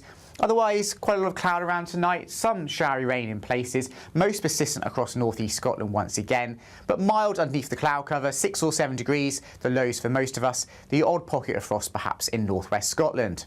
But here, it will be actually quite a bright start to the day on Tuesday, and the Outer Hebrides could actually hold on to quite a bit of sunshine for much of the day. Elsewhere, though, a lot of cloud once again, some showery rain at times, most persistent in northeast Scotland, and then further rain pushing into Wales and southwestern and southern parts of England through the afternoon, potentially bringing some flooding in places. A mild day, though, in the south, 10 to 12 degrees, windier and colder in Scotland. Warm and cosy, with a chance of zero visibility. Boxed Boilers sponsors the weather on GB News. Thank you, Britain, for making GB News Radio such a huge success. Whether you're in the car, on the go, or listening at home, thank you for choosing us as your radio station. Good morning. This is the latest AI travel news from gbnews.com. In Warwickshire, the M69 northbound is entirely closed between the M6 and Junction 1 following a severe road traffic collision. As a result, traffic is currently being turned around and long queues continue to build rapidly. Motorists are advised to allow extra travel time if heading towards the M6, or to consider delaying their journey if possible until the incident is cleared, which is expected by 7:46 this morning. Additionally, on the trains, Great Western Railway is reporting significant disruption on several routes, with passengers advised to check schedules frequently. For more travel news, go to gbnews.com.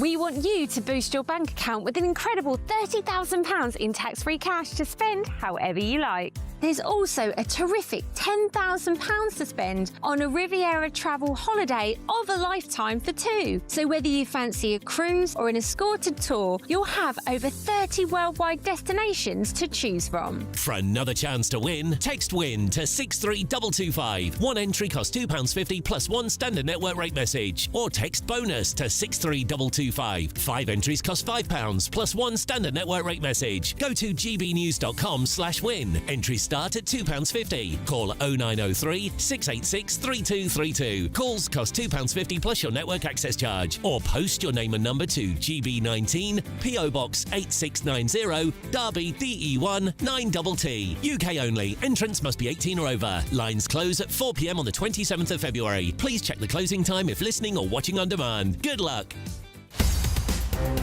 In the GB newsroom, we bring you the news as it happens. With our team of dedicated journalists across the UK, we're ready to keep you up to date with what's happening every half an hour, every single day. Bulletins here on GB News, the People's Channel, Britain's news channel. No matter the state it's in, this is our nation. Join me, Jacob Rees-Mogg, for a genuine, honest discussion on where we have been, where we are going, and where we are with the people who set the direction. Tune in to State of the Nation every Monday to Thursday, 8 to 9 o'clock.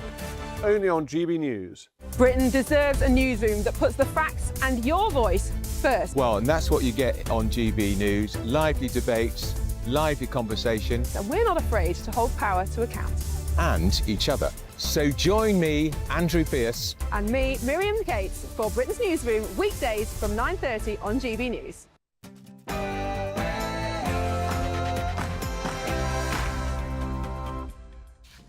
Good morning. It's a new dawn, a new week, but could it be the Prime Minister's last? That is the question. Keir Starmer sacrificing his closest ally and Chief of Staff in a bid to save his premiership. But will it be enough to calm the storm, or is it the Prime Minister dangerously close to checkmate? Well, stay tuned for all the twists and turns throughout the day here on GB News. Yes, and plus we'll be debating if the honourable thing to do is to resign. That's coming up at 7:20. Pro-democracy campaigner Jimmy Lai has been sentenced to 20 years in prison in Hong Kong.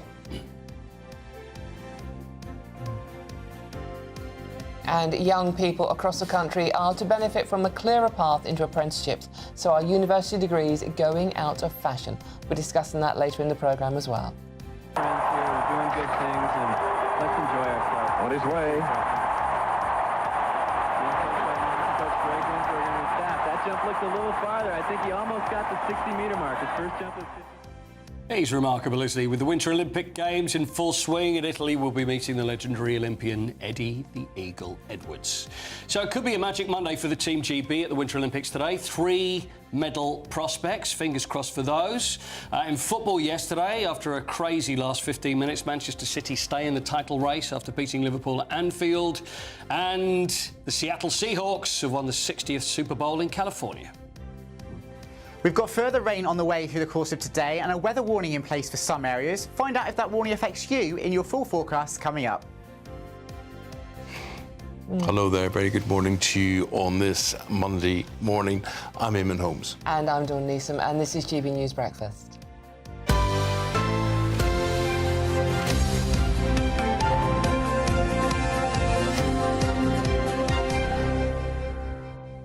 all the politics aside, just to remind you that the Winter Olympics has started, is ongoing, and one of us has been here, and it's not you and it's not me, but Mr. Paul, been there and back again last night. Did I mention I think they thought I was the dad of one of the jumpers or one of the skiers? Because when I couldn't find my way, because I'm in my ski jacket, so I found myself with my wife, and they go, come through here. And I'm like, there's skiers behind, and there's a couple of, I think they thought you were former skier.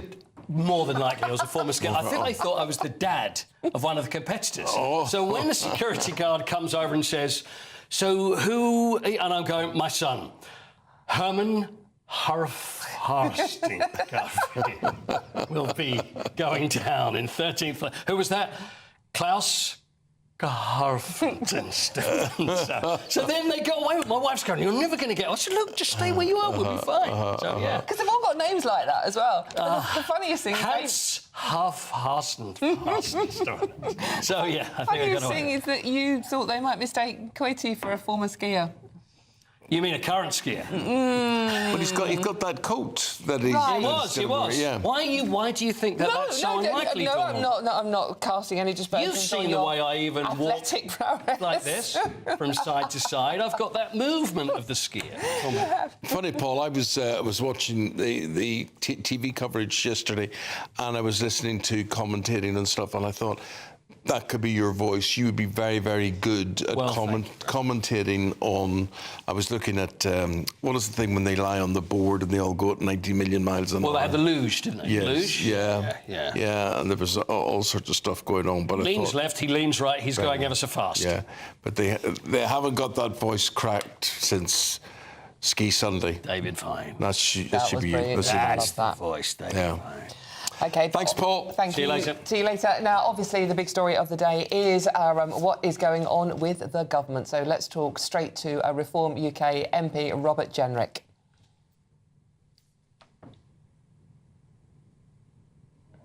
I'll be worth waiting on. Yes, Robert, good to see you. Thank you very much for joining us this morning. Astonishing weekend in politics. Good morning. How long has Keir Starmer got? Does he have to go? And will it be today? Well, look, this is a government that is collapsing before our very eyes. The government is in open revolt against the Prime Minister, who now has no authority whatsoever. And what are people thinking? Whilst they're watching this government turning in on itself so quickly, just like the last Conservative government did, people are worried about their bills, their energy prices, jobs going, immigration continuing to be out of control, crime, town centres being hollowed out, all the challenges that the country faces. And yet this government is just focused in on itself, on a failed Prime Minister who's waiting to be shown the exit. We've got to move forward beyond this, because the public just deserves something so much better than having government after government collapse into chaos before their very eyes. Robert, what happens next? That's the question. I mean, I think everyone would agree that Keir Starmer is a dead man walking, and it is only a matter of time. But who takes his place? Well, look, who knows? Starmer looks like he's going to be on the way out. We're going to have a messy, chaotic Labour leadership contest that's going to waste precious time when the country faces all of these challenges. And then no doubt he'll be replaced by somebody who is just as inept, just as out of touch as he was, whether that's Angela Rayner or Wes Streeting. Who knows? Look, it's not for me to speculate. All I can say is that I've just spent the weekend in my constituency in Newark, and the public are not talking about Peter Mandelson. They knew he was a bad man and that he shouldn't have been made our premier ambassador in Washington. They just want a government that's going to grip the country's challenges. They're sick of the country being in decline like it is at the moment, and they want to move forward and actually get this country back onto its feet again with good jobs, with bills coming down, with immigration finally being tackled. And that is why Reform, the party that I've joined, has now got to focus on how do we prepare for government, because this could well lead to an early general election. And so Nigel, later today in Birmingham, is going to be setting out how are we going to start selecting candidates for the general election? Good, talented people of stature and integrity. How are we going to build the top team so that if we get into government, we can actually tackle these big challenges, get those good jobs, get the economy going again, finally stop the small boats, no messing around. And how can we have detailed, credible, comprehensive plans so that the public can have faith in us that it's not going to be just the same failure as this government has been, and frankly, the last Conservative government was as well. So, Robert, are we going to hear details of who Reform's cabinet are going to be this afternoon? Because you are up for Chancellor, but so will Zia Youssef at one point. Well, you're going to have to wait and see.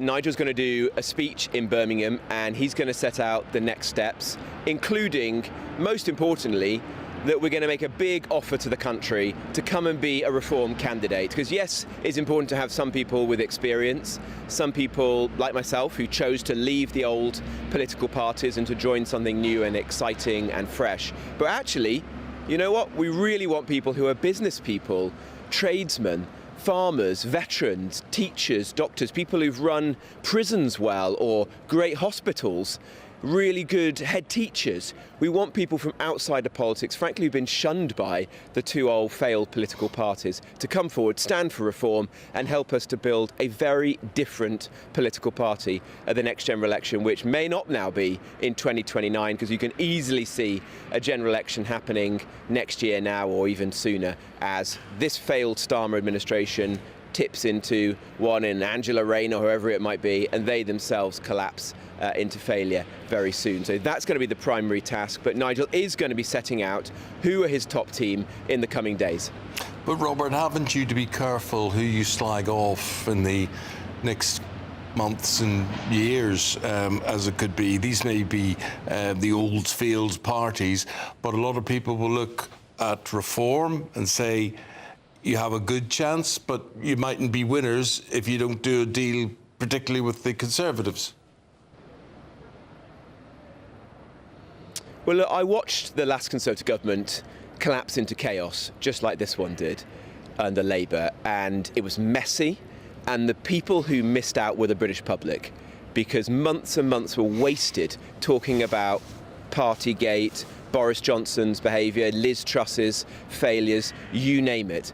And I don't want to see that happen again. That's ultimately why I resigned from Rishi Sunak's cabinet and why I chose a few weeks ago to leave the Conservative Party and join Reform.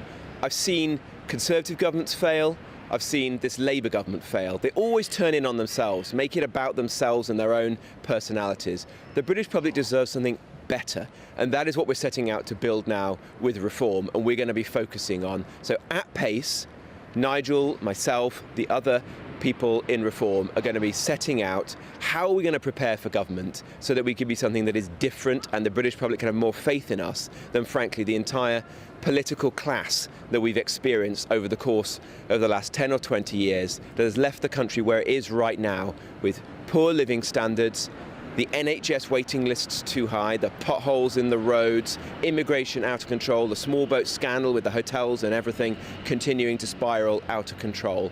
The public deserves so much better than what they've had in recent years, and that is why we in Reform have to seize this moment and spend the months ahead wisely creating proper plans for government. Robert, the problem is you were part of a lot of that failure as well. You were in the Conservative government. Yeah, I was, and I saw it up close myself, and it was a total mess, as you can remember, as all of your viewers can remember, and that's why I don't want to see this happen again. The country has been failed so badly now. You had all of those failed Conservative governments. You know, Theresa May collapsed. Boris's government collapsed. Liz Truss's short-lived government collapsed. Rishi Sunak's government collapsed. Worst ever election defeat. Then the Conservative Party in opposition fails to learn from its mistakes. All the while Starmer is our Prime Minister, getting nothing done, complete stasis, the country going down in the wrong direction, and now his government collapses as well. People at home watching this are sick of this failed political class, the system that has been letting this happen time and again. They are worried about their bills, their energy prices, their kids not being able to get on the housing ladder, the crime in their town centres. You know, this is what I'm hearing when I've just spent the weekend up in my constituency in Nottinghamshire. People want something different, and that is frankly why they're turning to Reform. You see that in the polls. I hear it in the pubs, in the factories, on the high street. When I talk to people, they're looking for something different. That's why I chose to step away from the Conservative Party, to join Reform, like millions of people are across the country. I've just been on a journey that the whole country is on at the moment, certainly people who share my values. And we've got to make sure that it actually lives up to the promise that it has. And that is why today in Birmingham, Nigel is going to be setting out the next phase for Reform, which is we're now going to be preparing for government. We're going to make the serious preparations in terms of candidates, top team and policies that are necessary so that not just channeling the anger and the frustration and disillusionment there is at the country with both Conservatives and Labour, but we're actually going to be able to fix this country and set it on a better path. So, Robert, the fact that you are this afternoon appealing for more people to come forward to sort of like prepare Reform for government, I mean, how quickly can that happen? If there was a snap general election, would Reform be ready to govern next year, for example? It would. I'm confident that it would be. But it's a big task, as you can imagine. We've now got to select those good candidates. Look, we've got almost 300,000 members.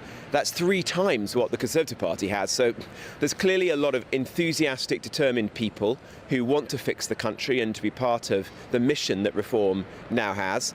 But we've got to make sure that we choose people of real stature, integrity, something to offer to public life and from all walks of life. Yeah, there'll need to be some people who are experienced, and I hope I can play a small part in that. But I also want to see people who had nothing to do with the whole Westminster system, and that in fact be the majority of the people who will serve in the shadow cabinet and ultimately in a cabinet under Nigel if he's lucky enough to be our next Prime Minister. But there is a lot of work to be done, and you're going to be seeing in the weeks ahead the team coming together, the policies on immigration and crime and integration, but also on the economy and public services being set out. OK, well, good luck with that work, Robert. We'll leave you time to go and do that today. Thank you for your time this morning. Appreciate it. Robert Jenrick. Thanks very much. OK, Have a good day. Let's get the thoughts of journalist and broadcaster Christo Fufas now. Christo, you were listening to Robert Jenrick there. What did you make of what he had to say? Look, I like Robert Jenrick. I like Reform. I think that they've been a good force for British politics, but I think fair play to you both for putting to him that it's difficult to listen to that, and I imagine a lot of people will be watching and listening to that thinking exactly what you both said to him, which was, well, a lot of the things that you are talking about, chaos, a government that was in disarray, scandals, U-turns, he was a part of that government, and so I'm ready to be, but I'm yet to be convinced that he's distanced himself enough from all of that, because it does, I think, to some people look a little bit like the very opportunism that he's complaining that Labour have. I don't know, am I being a bit unfair there? I don't know. I mean, the thing is as well, I mean, we don't know what Nigel Farage and GB News will be covering it live as and when it happens this afternoon. We don't know what Nigel Farage is going to say today, but there's a lot of debate about the shadow cabinet that he's building up, and certainly the job of Chancellor. Robert Jenrick is meant to be in line for it, but Zia Youssef and/or Robert Tice were both also in line for it. Yeah. A lot of alpha males at the top of Reform UK at the moment. How can we be sure they don't descend into this infighting? Yeah, well, exactly, and I don't want that. I just want... Do you know, I'm sick of people wanting to be liked. I just want people who want to be right. That's what I want. I'm sick of U-turns. I want people to have a direction of travel. One of the biggest problems with Keir Starmer and this government is, and with previous governments, actually, the Conservative government under Boris Johnson as well, was a real lack of ideological direction. If you have an ideology, if you have a direction of travel, if you have an ism, Blairism, Thatcherism, then at least every decision comes from that, because you have a set of principles that you stick to.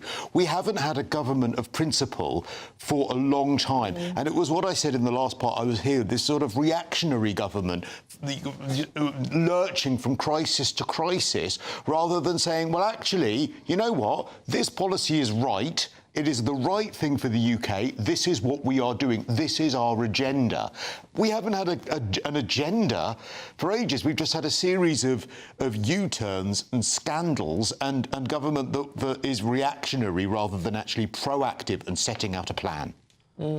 Interesting, and lots of you getting in touch about this as well. Leah said Labour had 14 years to plan and prepare for government, and they wrecked it in under 2 years. I don't think I don't think people can quite get their heads around how unprecedented it is to have a government with such a majority be in such chaos and disarray. And the fatal mistake, I think, as well, and it goes back to my point about being liked and wanting to react rather than set out an agenda, was the benefits climb down. Because the backbenchers just smell blood, and now we have a government that is trying to rule not for what is in the best interests of the British people, but we're having budgets, we're having policies, all to placate and pacify the backbenchers, who some of whom are quite far left, some of whom I would say bordering on almost communist.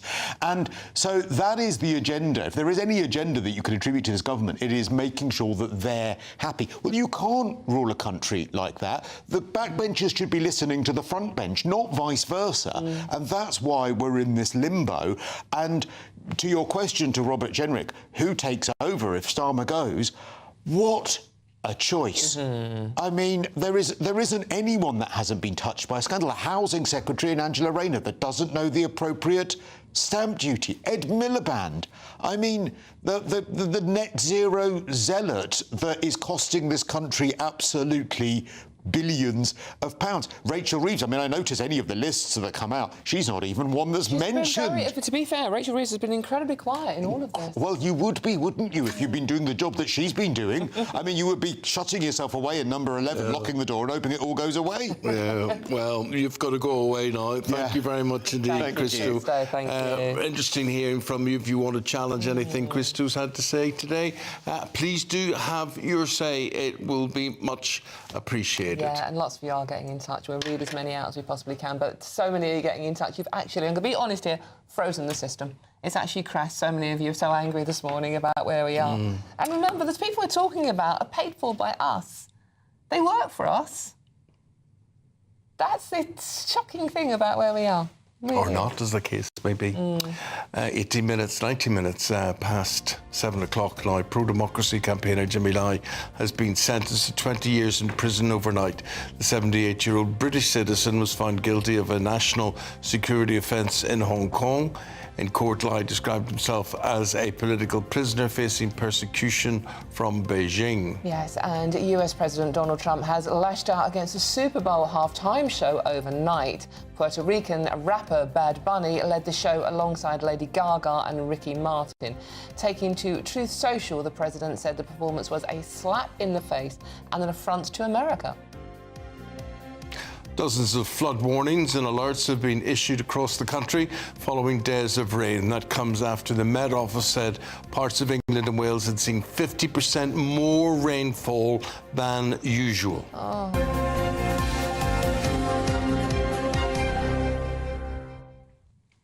Well, where's it going to be raining today?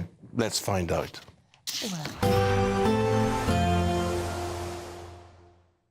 Expect warm spells with the odd rude interruption. Box Boiler sponsors the weather on GB News. Good morning and welcome to your latest GB News weather update from the Met Office. There's further wet and windy weather on the way through the course of today for some of us, but in the east it should turn a little bit brighter by this afternoon with some sunny spells. But certainly a fairly cloudy, drab start to this morning for many. Quite a lot of low clouds, so some mist and fog over the high ground.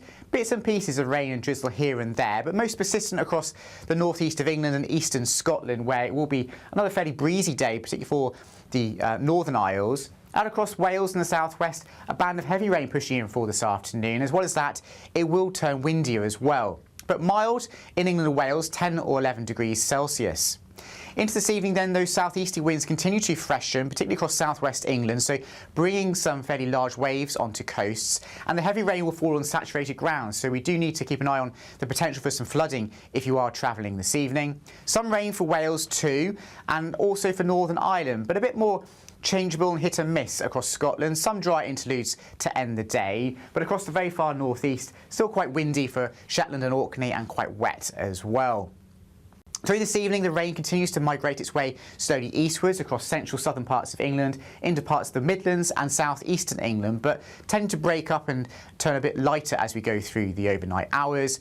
Otherwise, quite a lot of cloud around tonight, some showery rain in places, most persistent across northeast Scotland once again, but mild underneath the cloud cover, 6 or 7 degrees, the lows for most of us, the odd pocket of frost perhaps in northwest Scotland. But here, it will be actually quite a bright start to the day on Tuesday, and the Outer Hebrides could actually hold on to quite a bit of sunshine for much of the day. Elsewhere, though, a lot of cloud once again, some showery rain at times, most persistent in northeast Scotland, and then further rain pushing into Wales and southwestern and southern parts of England through the afternoon, potentially bringing some flooding in places. A mild day, though, in the south, 10 to 12 degrees, windier and colder in Scotland. Expect warm spells with the odd rude interruption. Box Boilers sponsors the weather on GB News. I got lots of debates or whatever coming up for you today, so all should be lively. But here is something that, well, is lively in a different way. It is... It's the Great British Giveaway and your chance to get summer sorted, a luxury £10,000 holiday for 2, or you can go on your own, it's not forcing you. £30,000 in tax-free cash, and here is Hayley with all the details for you.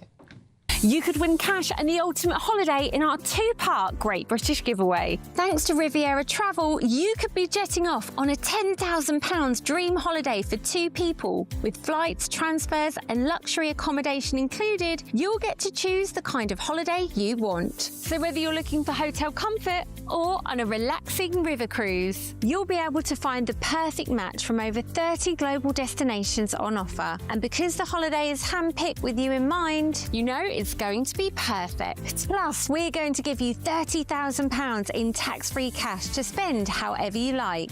Your summer can start here, so make sure you don't miss out. For another chance to win, text WIN to 63225. One entry costs £2.50 plus 1 standard network rate message. Or text BONUS to 63225. 5 entries cost £5 plus 1 standard network rate message. Go to gbnews.com/win. Entries start at £2.50. Call 0903 686 3232. Calls cost £2.50 plus your network access charge. Or post your name and number to GB19, PO Box 8690, Derby DE1 9TT.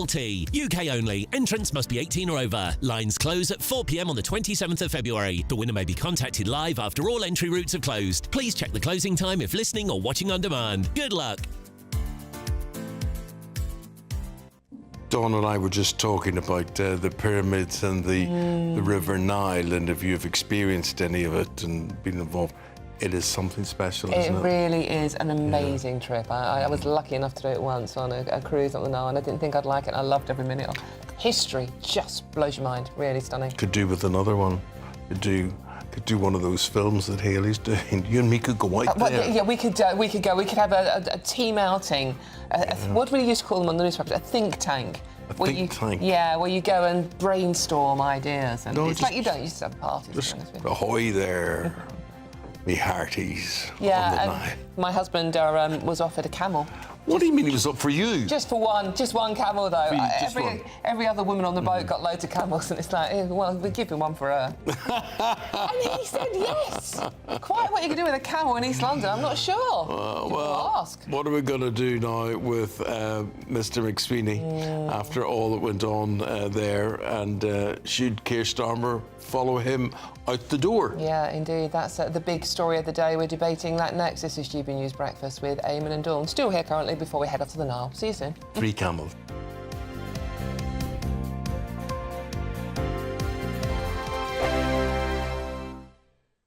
Exciting news. Every Friday, my Patrick Christie's Tonight Show is going to have a twist to it. We're welcoming some special guests. You. That's right, on Fridays I'm going to be doing my show in front of a live studio audience because this show is about you and what you have to say. It's going to be the same big debates, same big topics, same big opinions, but every Friday night at 9 p.m. you are invited to come on down to Patrick Christie's Tonight to be a part of the action. Only on GB News, the People's Channel, Britain's news channel. Hi, I'm Michelle Dewberry, and my show is your opportunity to cut through all the noise and dive in headfirst to some robust debates. Ideas clash. Situation, isn't it? No, because the failure is you're deliberately avoiding my point. Nothing's held back. And if you think this is the end of it, wait for more. And we do not shy away from the difficult stuff. Sometimes I want to shake people and say, if only you understood. So join me on Jubes & Co. weeknights at 6 p.m. only on GB News, Britain's news channel. Westminster's full of talk, but out here, it's the real world. Am I allowed to talk then? No, that's it. This is where it matters, real people and real lives. That's what politics is all about. The fact has Trump made a good start? No. Straight answers, no spin, and just a couple of pints. How many fingers have I got up? About 10. So join me for Lee Anderson's Real World every Friday at 7 p.m, only on GB News. The People's Channel, Britain's news channel.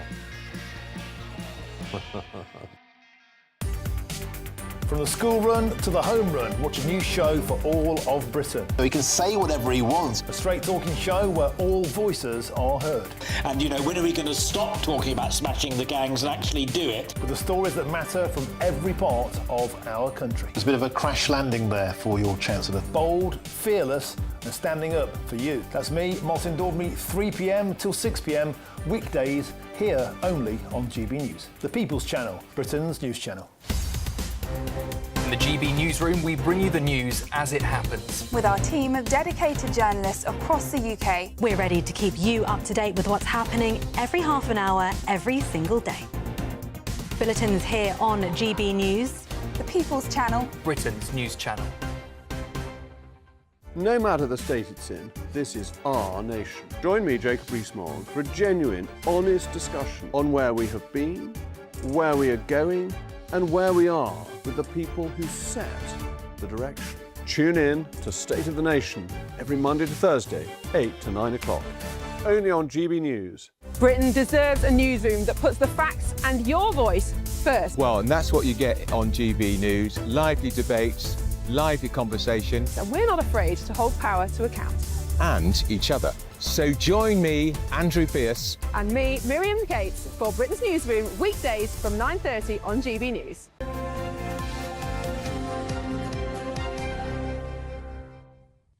Welcome back. Very nice to see you on this Monday morning. Well, Keir Starmer's right-hand man, Chief of Staff, Morgan McSweeney, he's quit his role.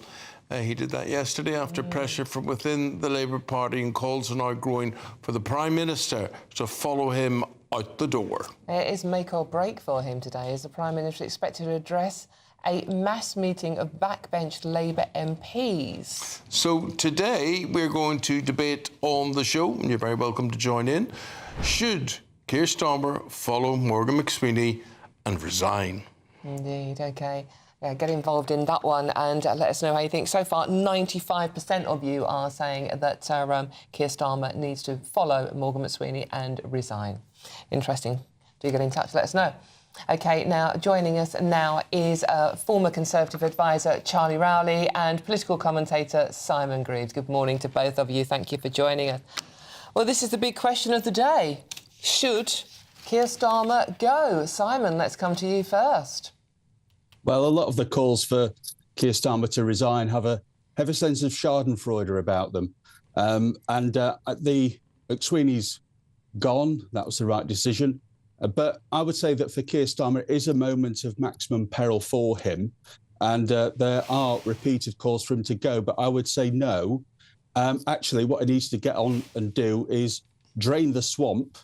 And if there are issues about ethics and appointment processes, get those cleared up.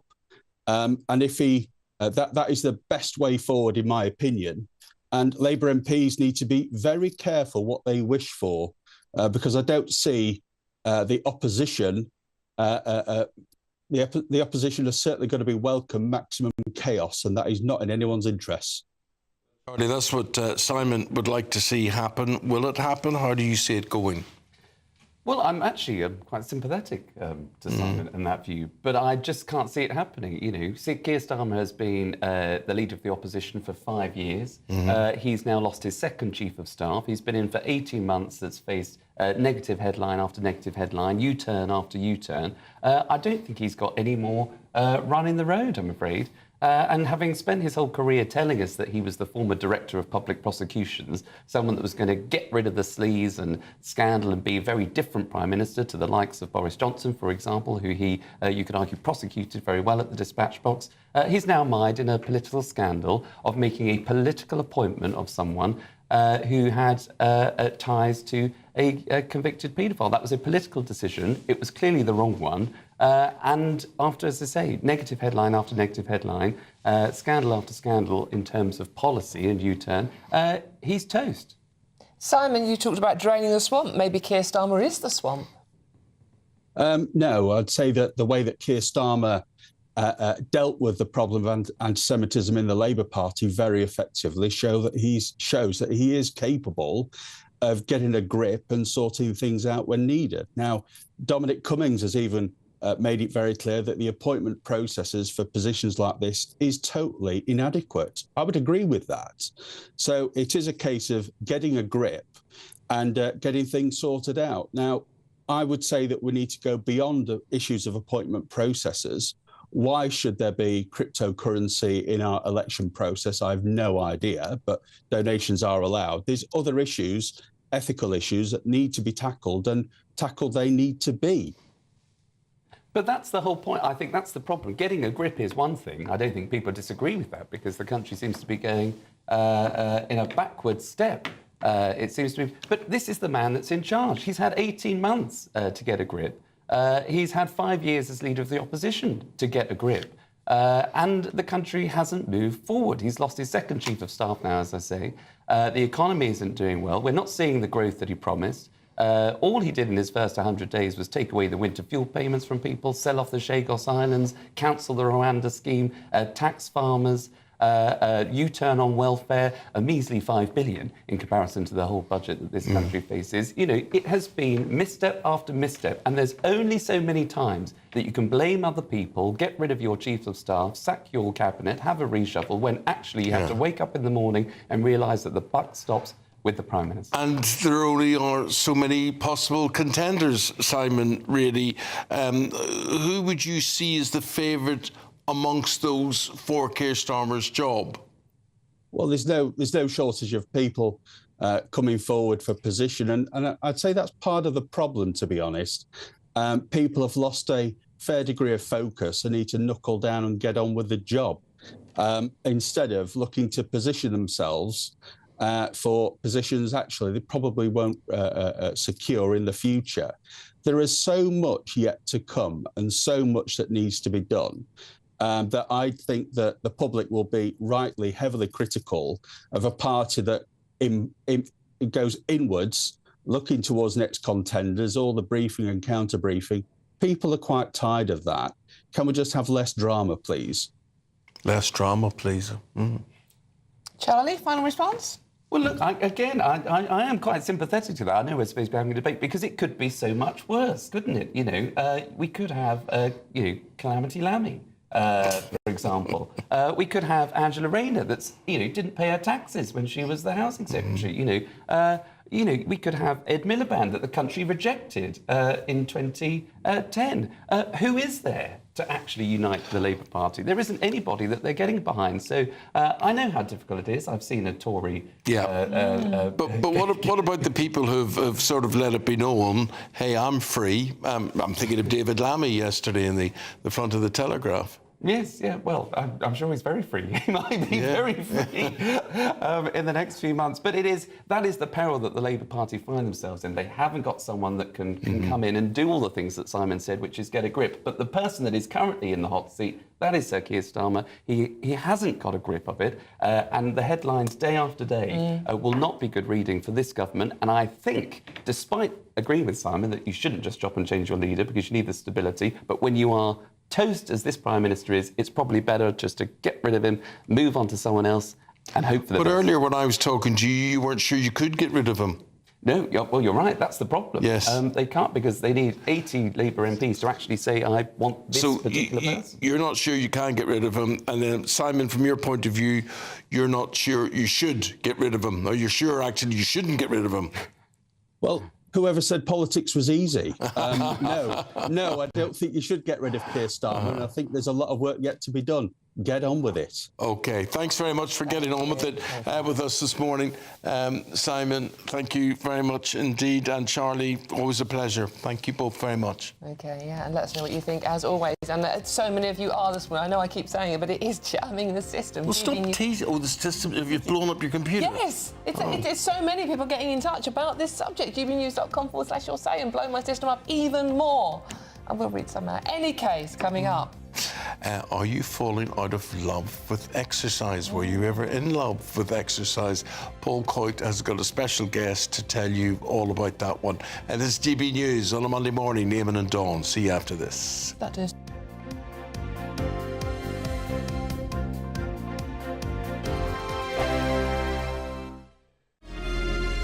Thank you for making us Britain's #1 news channel. Together, we have built something truly extraordinary.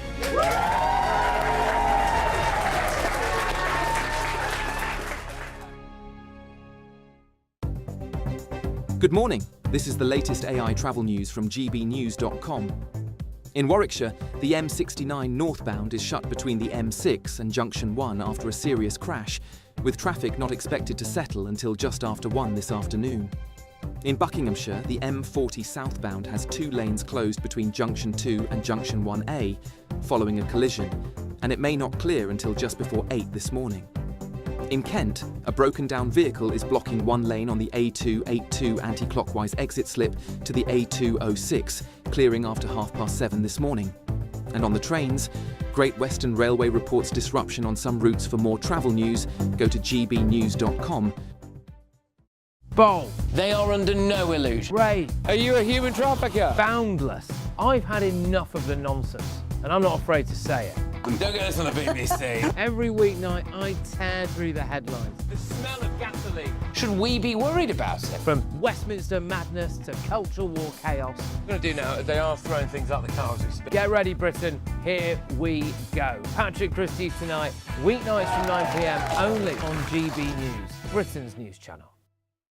Hi, I'm Michelle Dewberry, and my show is your opportunity to cut through all the noise and dive in headfirst to some robust debates. Ideas clash. Situation, isn't it? Because the failure is you're deliberately avoiding my point. Nothing's held back. And if you think this is the end of it, wait for more. And we do not shy away from the difficult stuff. Sometimes I want to shake people and say, if only you understood. So join me on Jubes and Kerr weeknights at 6 p.m, only on GB News, Britain's news channel. 5 hosts, 5 opinions, 5 fearless debates, 5 unfiltered takes on the day's news. 5 reasons not to be anywhere else on Saturday night. This is the Saturday 5. You got me. You got me good there. Britain's biggest Saturday night TV show. It's not a bad brand. Yeah. Uncensored. Very, very racy tonight. On the unpredictable. What does she say? Can you translate it for us? And always entertaining. And how can a country go from being led by William Wallace Saturday nights from 6 p.m, only on GB News, the People's Channel. Britain's news channel. You're going to want to stay tuned, trust me. Britain deserves a newsroom that puts the facts and your voice first. Well, and that's what you get on GB News. Lively debates, lively conversation. And we're not afraid to hold power to account. And each other. So join me, Andrew Pearce. And me, Miriam Gates, for Britain's Newsroom, weekdays from 9:30 on GB News.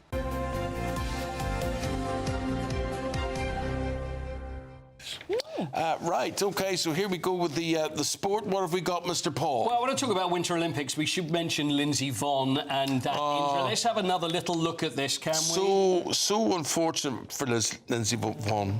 See, there we are. She's in the women's downhill, 41 years old. She'd had a ruptured ACL, then comes out and think it's going to be this fairy tale story, but then she slips over, she catches the edge of the flag, broken leg, all sorts of trouble. Awful. So surely that is going to be the end now for Lindsey Vonn. She was going to put everything into these Olympics for the big swan song. You know, but what's interesting, look, there she's being stretchered away there. She's got the helicopter taking her off to Cortina. So it turns out she's got a fractured leg. Now, the way I'm going to link into this is that I happen to know someone who's had a cruciate ACL injury and has caused all sorts of trouble. Get out of it. it. Happens to have played for Wales, and he's also talking about fitness as well. Hal Robson-Kanu, how are you, Hal? I'm great, thank you. Very nice to see you. Hal. You've timed this perfectly. This is right about the ACL, isn't it? Yeah, it is. I mean, I suffered 2 ACLs as a teenager. 2? So I understand how she'll be feeling right now.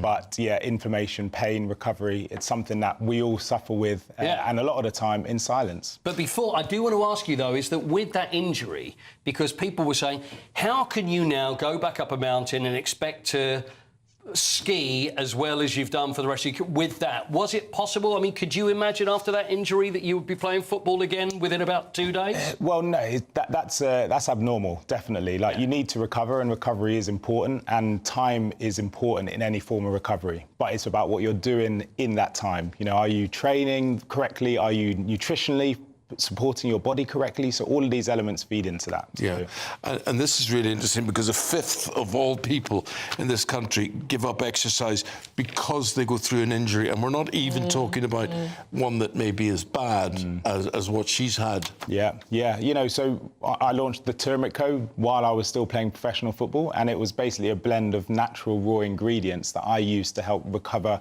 from pain, inflammation, and swelling. Well, did someone just come to you and say, look, this is the stuff you should be... Well, we researched it. So my father and I, we looked at natural alternatives to standard medication, and I was fortunate enough to come across all of these raw natural ingredients, and it allowed me to go on and have a career in professional football. But now we're on a mission to basically make Britain healthy again. We want to support people with their health, with their well-being, reduce pain, reduce inflammation naturally. Because I think how with prescription medication, they always have side effects. It might cure one problem, but it gives you another problem. And that is why a lot of people are sort of like looking for alternatives that don't actually, you know, cause even more problems. Yeah, and we're seeing that massively now. So we've serviced over 300,000 customers in the UK, have received over 20,000 life-changing testimonials. But we're seeing that people are genuinely looking at natural ways to reduce pain, inflammation and swelling, and ultimately lead a healthy life. Like what? You say natural ways. Sort of give me an idea. So, as an example, whole raw turmeric root in a bioavailable form has natural active compounds such as curcuminoids, which help reduce pain, inflammation and swelling naturally. Things like pomegranate, pineapple. Whole watermelon is now being researched as a natural muscle soreness reducer. So all of this information is almost coming back into the mainstream awareness. But Hal, you see, I want to go along to a health shop or whatever and say, I'll have a jar of that, or give me those tablets or whatever it is, and it's sort of done for me. I don't know what your view is on it. But then I'm fed up reading, this isn't strong enough, this isn't good enough, this hasn't got the right ingredients in it. How do you know, or how do you ensure you get the right stuff? Yeah, well, it's the responsibility of brands and businesses like us to really begin to have a positive dent on society. You know, we see a world where, you know, NHS begins to open up to natural remedies, you know, functional medicine, they call it. But we're on a roads tour around the UK. We've set up a recovery rover. We're going to be touring around the entire UK, taking not only physios, nutritionalists, but also our shots to people in all walks of life. So we're really excited about that. By this time of the year, 1 in 4 people have stopped training because of injury. So you're saying you enter into it in January and you say this is going to be a new me for the new year, and by the time you get to Valentine's Day, you think, forget all See, this is the that. thing, I haven't started yet, so I'm starting in February. This is where I'm back in the trend here. That's what I'm going to try and do. So it's injuries that are stopping people more than anything else. It's just like thinking, I just can't be bothered. So injury seems to be the main reason that people are stopping exercise. More than anything else. And we're at the Turmeric and myself, I'm fascinated, like, why people live in pain. Like, why do they accept that pain is normal? And I feel like we have all accepted that. And actually, we want to change that. We want to flip it on its head and begin to empower people, regardless of what profession you're doing, regardless of what industry, because health is wealth. And that's what we're really passionate about. But you see, you were talking about when you were a player and you were going through pain and you were doing stuff as well. How have you found it, Dawn? Because I find it the older that I've got in life, you know, when you used to have sport, pain never really bothered me when I was young. It just, you know, you carry on, you go through it. But as I got older, suddenly you go aches and pains and stiffness and... You do, and I think that's the thing that brings you up short when you get older as well. It's like, you think you can still carry on doing the things you were doing when you were in your 30s and 40s, and you can't. So many of our viewers and listeners now will be older at this time of day in particular. So what advice would you give to them if they are suffering aches and pains, as we all get when we get into our 50s? Can you insure against that? Yeah, but the thing is, we have an ageing population. So actually it's about living healthier for longer. Tell me about it. I mean, there's a living example there. But you know what? I just don't want to go out and play football and then end up in hospital when something pops every time I even consider doing it. It's happened too many times, and I've decided to retire, by the way, Hal. I don't know whether my football career is over. I do want to mention, finally, though, the greatest you moment Belgium, Wales, Euros, would that be the one? Yeah, 10 years ago now, can't Was it believe really? A decade ago. So, yeah, a special moment. About 12 then? No, it was a special moment. Dawn. A special moment for me in my career and also for Wales as a nation. We did phenomenally well to get to a major tournament and to, knock out Belgium in the quarterfinals, get through to the semis, amazing. into the World Cup. Hopefully we can see it again. Yeah. Okay. How do people find out more about the turmeric? So you can search online, theturmeric.co, online, Instagram. We are very active and, as I said, popping up in Sainsbury's and Tesco stores all around the UK. So watch this space. Well, good luck to you with it all, Hal. Thank you, guys. Thank you very much indeed. Hal Robson-Kanu, footballer doing different things, and maybe that's what I should be getting. Turmeric. Some sort of anything. Well, I mean, we have started doing... I would drink anything or have anything, no matter what Vodka? it was. That helps cure pain. Yeah. No, anything, if it worked, you would do it. You'd do the taste. I'd drink anything too, Eamonn. Yeah, no, probably. We have started doing turmeric at home, but the trouble is, the stuff we're using, it makes your tongue go bright orange. Well, we'll move on again, Paul, before you pop once more. 7:47, still to come, a herd of llamas became unexpected heroes. You get more on that in the papers. Charlotte and Chris with that next.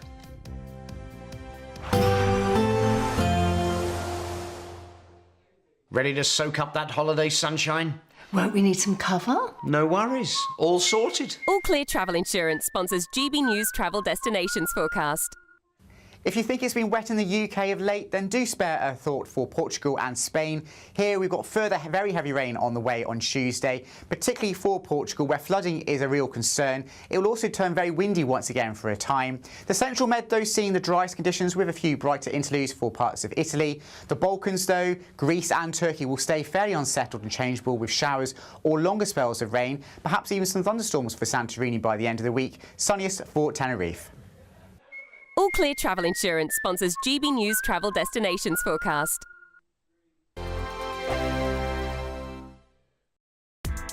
Join me, Nana Akwe, for an informative, interactive news programme with a difference. It's fun. No, he didn't say that, though. I'm so surprised. I think there's an element of truth to that. Join me from 3 p.m. every weekend, only on GB News, Britain's news channel. Every Sunday from 11, join Michael Portillo. There will be topical discussion, looking at the week before and the week to come. So kick back and relax at 11 a.m. on Sundays on GB News with me, Michael Portillo. GB News, the People's Channel, Britain's news channel. Sunday with Michael Portillo from 11, only on GB News. First up, we've got Traitors. So probably now the biggest TV show in the country, and obviously a global hit as well. We've just been announced it's going to be a stage show coming sometime early next year, we think. And it's got huge prestige behind it. So Sam Mendes, who's major Hollywood director, Bond films, 1917, that incredible film, his company is behind it with All3 Media, which is the Dutch production company that originally created the Traitors concept. So a lot of backing behind it. We don't know which way it's going to swing yet, but the people that are, for example, director Robert Hastie, two of my favourite shows we were just talking about, Standing at the Sky's Edge, which is a very serious, dark show, and then Operation Mincemeat, which is an absolute lark silliness. I have to say, my favourite show in the world, I've seen it 10 times. Which one? Mincemeat. Oh, have you? Yes. On Broadway and the West End. Oh, I'm wonderful. Absolutely obsessed by it. Yeah, it's incredible. So the talent behind all of this is really exciting. Whether we're going to have sort of jazz hands and key changes, I don't know. No cast yet. I would love to see Claudia actually breaking some moves, but I don't think we'll get anyone like that in it. It could be a bit of a comedy, is what you're suggesting. I think it's going to be veering towards the lighter side of it, highly entertaining. And they've promised, we keep getting twists every season. The one thing they have said is they will be following the format, but there will be surprises. So this one we're very much looking forward to. More news to come if you meet me up in the tower later. Interesting. What else do you have for us? So the next up we've got HMS Pinafore, which is glorious. And there's a lot of people that feel that Gilbert and Sullivan can be a little bit stuffy, perhaps a little bit old-fashioned. GB News, the People's Channel. No matter the state it's in, this is our nation. Join me, Jacob Rees-Mogg, for a genuine, honest discussion on where we have been, where we are going, and where we are with the people who set the direction. Tune in to State of the Nation every Monday to Thursday, 8 to 9 o'clock. only on GB News. Britain deserves a newsroom that puts the facts and your voice first. Well, and that's what you get on GB News. Lively debates, lively conversation. And we're not afraid to hold power to account. And each other. So join me, Andrew Pierce. And me, Miriam Gates, for Britain's Newsroom, weekdays from 9:30 on GB News.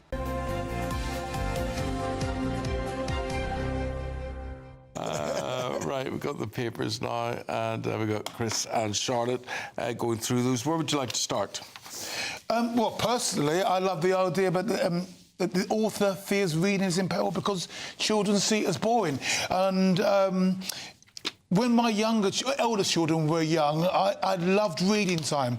Reading time with my girls. I'd come home for a busy day, have supper, take them to bed, read books, and it became a real communal experience.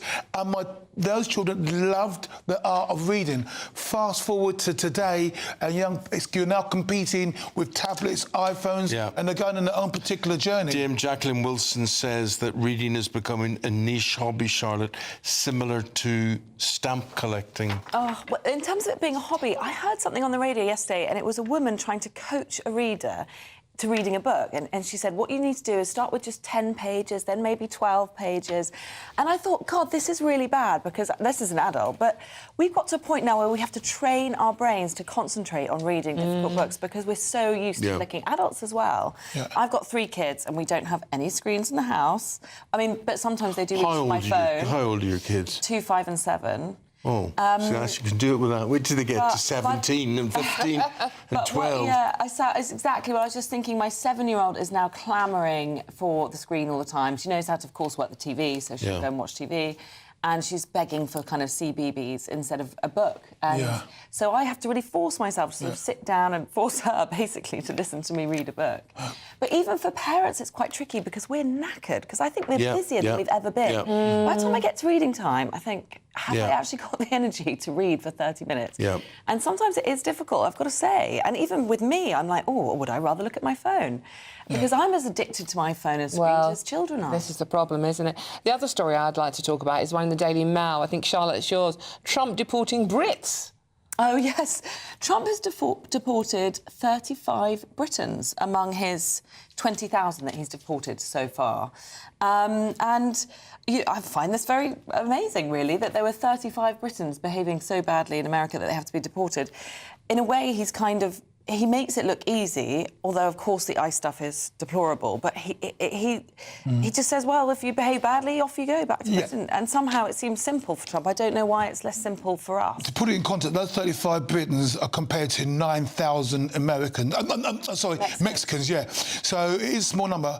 Shame on the 35 Britons that they got themselves in such a state. I wondered if Manderson was there, whether he'd be also one of the people who would be deported.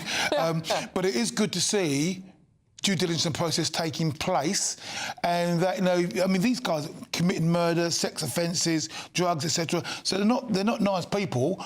And I wish we could do that here in this country with people from a lot of our Eastern European friends who've come in and take place and do naughty things. Magda Grid, get rid. So it's a great example of what can be done. Now, over the last couple of weeks, we've seen things that ICE have done that are unpalatable. I wouldn't want British citizens being executed by the export people, but it's good to see here 35 Brits, very, very naughty, go back to the UK. Now it's our problem. 19 Afghans and 31 Iraqis, so fewer Afghans and Iraqis were behaving badly in the States than Brits, and 3 were women. Interesting. In a minute or so we've got left, Chris. Grammar schools in jeopardy, and families are applying for these grammar school places from thousands of miles away to get them, and white British pupils are falling behind in the race for a school place. Yeah, I didn't like the sort of white British pupil angle, and then the headline, the race. A pun on race and race relations. Didn't like that. But it is a worry that people with loads of money are actually taking places of local kids competing for grammar school places. And in far-flung places like China and India, these kids are getting tutored at 6 in order to sit the 11 plus, in order to get a place. That is worrying. But there's more to life than sitting, although we started out talking about the importance of reading a book, but people who are hot-housed, kids who are hot-housed like this, it wouldn't be for me. I wouldn't want it for my kids. No, you don't want that, but you do want your kid to get a great job. OK. The job, these guys will be back, Chris and Charlotte, in about 40 minutes' time. We look forward to that, and we'll be back right after this short break.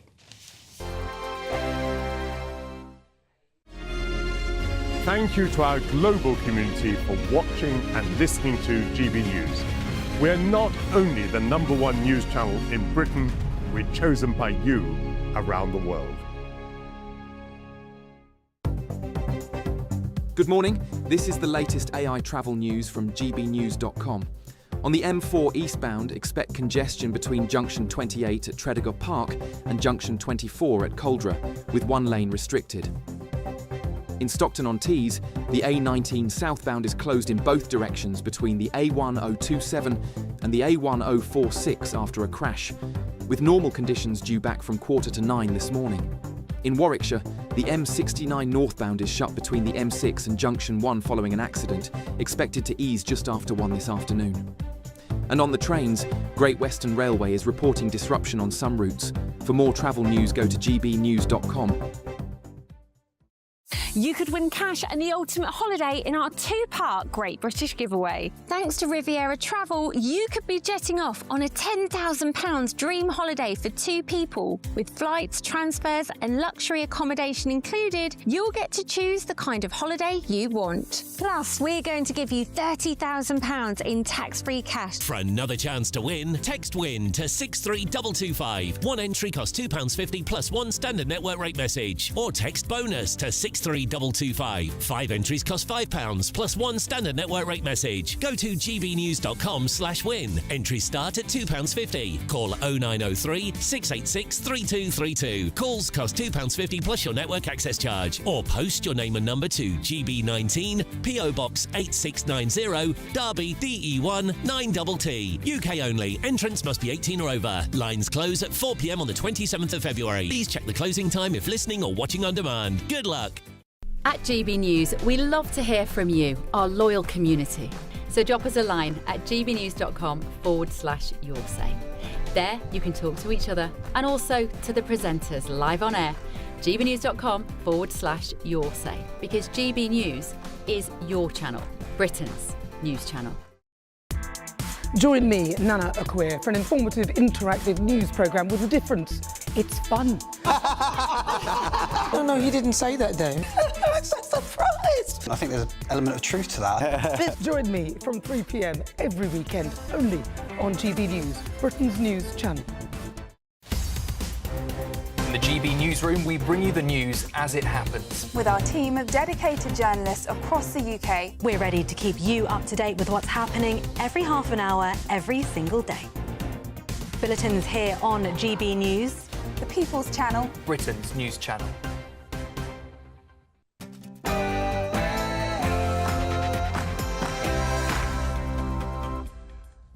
Hello there, very good morning to you. New dawn, a new week, but could it be the Prime Minister's last? Yes, Keir Starmer sacrifices his closest ally and Chief of Staff in a bid to save his own premiership. But will that be enough to calm the storm, or is the Prime Minister dangerously close to checkmate? Meanwhile, Reform UK. This government is just focused in on itself, on a failed Prime Minister who's waiting to be shown the exit. We've got to move forward beyond this, because the public just deserves something so much better than having government after government collapse into chaos before their very eyes. Well, will the Prime Minister stay or will he go? Nobody knows at this point. But look, think about who might replace him. Angela Rayner, Ed Miliband, Wes Streeting? Who would you choose?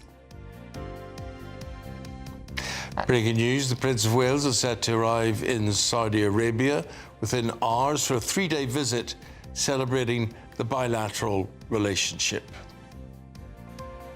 Meanwhile, pro-democracy campaigner Jimmy Lai has been sentenced to 20 years in prison in Hong Kong overnight. Reform UK's Robert Jenrick says Nigel Farage is preparing to announce his cabinet picks in a matter of days. Earlier, this is what Robert Jenrick had to say. Nigel, myself, the other people in Reform are going to be setting out how are we going to prepare for government so that we can be something that is different and the British public can have more faith in us. And meanwhile, young people across the country are to benefit from a clearer path into apprenticeships. So are university degrees going out of fashion? We'll be discussing that later in the programme. Friends here, we're doing good things, and let's enjoy ourselves. On his way. That jump looked a little farther. I think he almost got the 60-metre mark. His first jump was 60. So, with the Winter Olympic Games in full swing in Italy, we'll be meeting the legendary Olympian Eddie the Eagle Edwards very shortly. Could be a magic Monday for Team GB at the Winter Olympics today, with 3 medal prospects. After a crazy last 15 minutes in Manchester City, they stay in the title race after beating Liverpool at Anfield, and the Seattle Seahawks have won the 60th Super Bowl in California. We've got further rain on the way through the course of today and a weather warning in place for some areas. Find out if that warning affects you in your full forecast coming up. Hello there, a very good morning to you on this Monday morning. You're starting a new day and a new week with us. I'm Eamonn Holmes. And I'm Dawn Newsom, and this is GB News Breakfast. Good morning, everyone.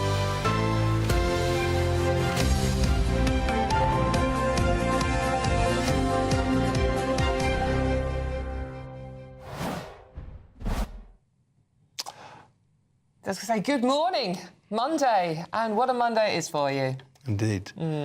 Indeed. And I think we're going to Kevin Hollinrake, the Conservative Party chairman, on this one. And a lot for you to take in, Kevin, over the weekend. Where do you stand then on the Starmer-McSweeney situation?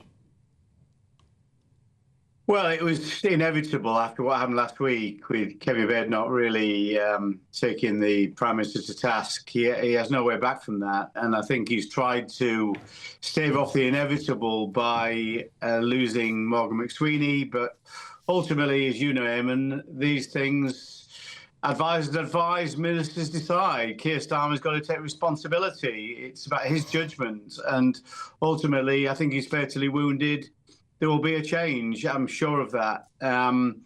But what we need, of course, is a strong leader. I really feel for the people around the country who are trying to get jobs now or trying to keep their businesses going or go about their daily lives. The last thing they need is this chaos. And that's exactly what we've got. We need stability. We need a country that's run well. It's an economy that goes well, that's doing well. That's not what we're seeing right now. But Kevin, I mean, stability, how does that help anything if Starmer was to walk away or if he was to be unseated? Well, he hasn't got the confidence of the country, and crucially, he hasn't got the confidence of his backbenchers and indeed many of his cabinet ministers, by all reports that I see, and indeed talking to some of them.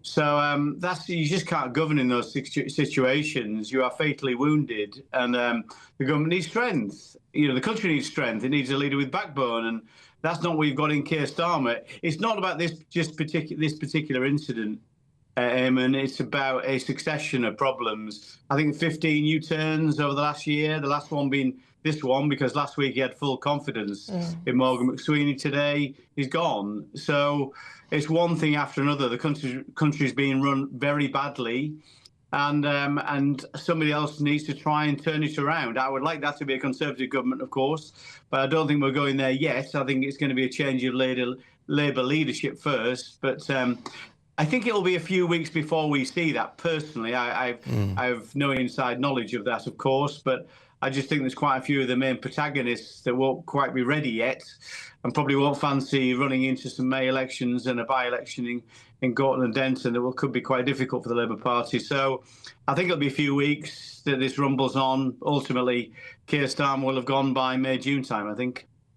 Kevin, the problem we've got at the moment is we're lumbered with a zombie parliament. I mean, while all this is going on, no one's making any decisions. People aren't running the country, and that's what we all need now. Exactly the point I made, Don. You're quite right. And that shouldn't be the case. This government, this socialist government, has got 160 majority. it should be doing all the things it wants to do. Some of them, I think, quite damaging, but because he's so weak and can't get his agenda through, that's ultimately led to what's happened in the last few days. I mean, this is Keir Starmer's judgment. Flawed yet again. His judgment on winter fuel allowance, his judgment on the family farm tax, his judgment on grooming gangs, digital ID. There's a succession of complete failures of judgment from Keir Starmer. You can't, and that's why the government is in this chaos now. What we need is a strong leader with a good team, with a good plan. I believe we've got that in the Conservative Party, led by Kemi Badenoch. I think it's the most authentic and the strongest leader in politics today. But as I say, for now, these are Labour's problems that they've got to resolve, and I think they'll try and resolve them by choosing a new leader. Kevin, if Starmer did step down and someone stood forward, say Angela Rayner, for example, who, when this situation happened with the Conservative government, when Rishi Sunak was stepped in with no mandate, she called for a general election. So if it is going to be Angela Rayner, should there be a general election? Well, I think there's definitely a case for that, and we would be very happily fight a general election. We've got a good team, as I say, a plan, great leader.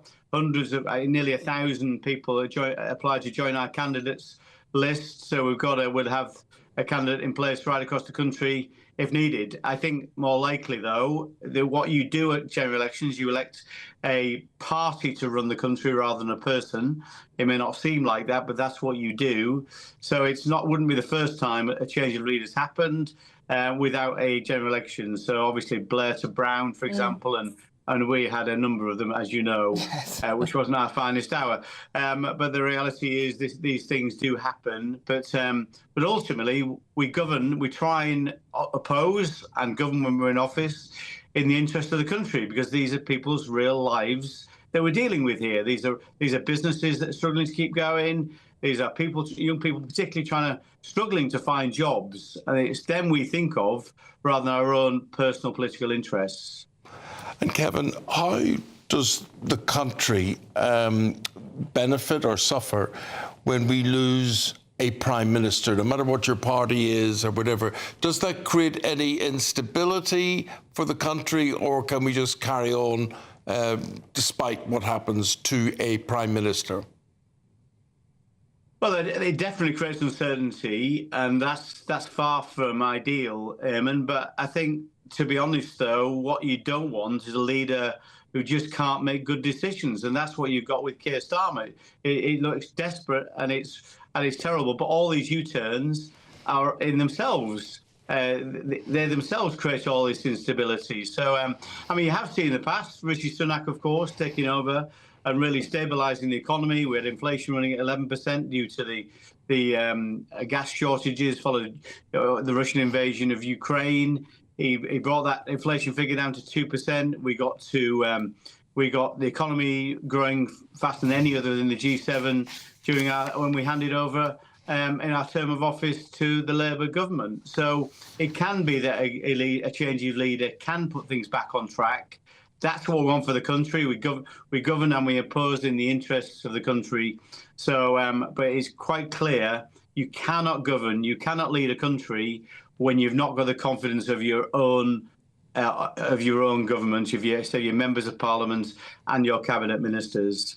Kevin, just quickly and finally, are you confident the Conservatives could defeat reform? Yes, I am very confident of that. We have a lot of work to do, obviously, but Kemi is now the most popular leader amongst the top three leaders. If you compare them with Starmer and Farage, we're the most trusted on the economy now, which will be increasingly important to people, and the most trusted by business. So I absolutely think we can take that fight to reform. That's not going to be easy. We're not oblivious to some of the challenges. Well, this is what I would say to anybody who's thinking of voting reform. People tried the Labour government because they thought, governing is easy. You just didn't need to be the Conservative Party. Governing is not easy. It is tough. You need a strong leader. You need a good team with a plan. We have all those things. I don't see any other party with the same characteristics.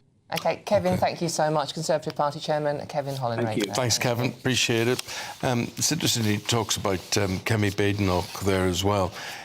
there is a perception that she is really getting into her stride and just getting stronger and more impressive. Are you finding that, not finding that? Let us know what you think. Catherine Forster with us now, our chief political correspondent. Catherine. Goodness, well, here we go again. The Labour, before the election, promised to end the chaos and restore calm, competent government, and here we are. Kevin Hollinrake says there will be a change. It does look likely that the Prime Minister, well, he's in an incredibly perilous position now. There's been crises before, there's been U-turns before, but this is on a whole different level now. He's got rid of Morgan McSweeney. I think that will buy him a bit of time. He's addressing the Parliamentary Labour Party tonight and addressing the female Parliamentary Labour Party on Wednesday, desperately trying to keep his MPs basically from mounting a challenge against him. But I think sooner or later, the chances are, whether it's the Gorton and Denton by-election in a couple of weeks, whether it's May, if Labour do very badly in the local elections, it seems likely that sooner or later he may have to go. And the question then is, who would replace him? Because we've got Angela Rayner having a new hairdo on the front of the papers. She is still mired in a scandal. She did not pay £40,000 in tax. Wes Streeting, seen as a front runner, closely tied to Peter Mandelson, who's now disgraced because of his links with Jeremy Epstein.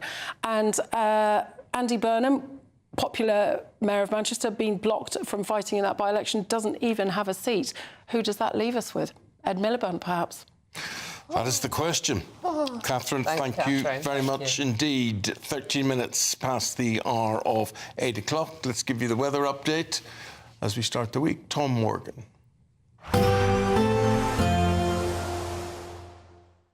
Expect warm spells with the odd rude interruption. Box Boilers sponsors the weather on GB News.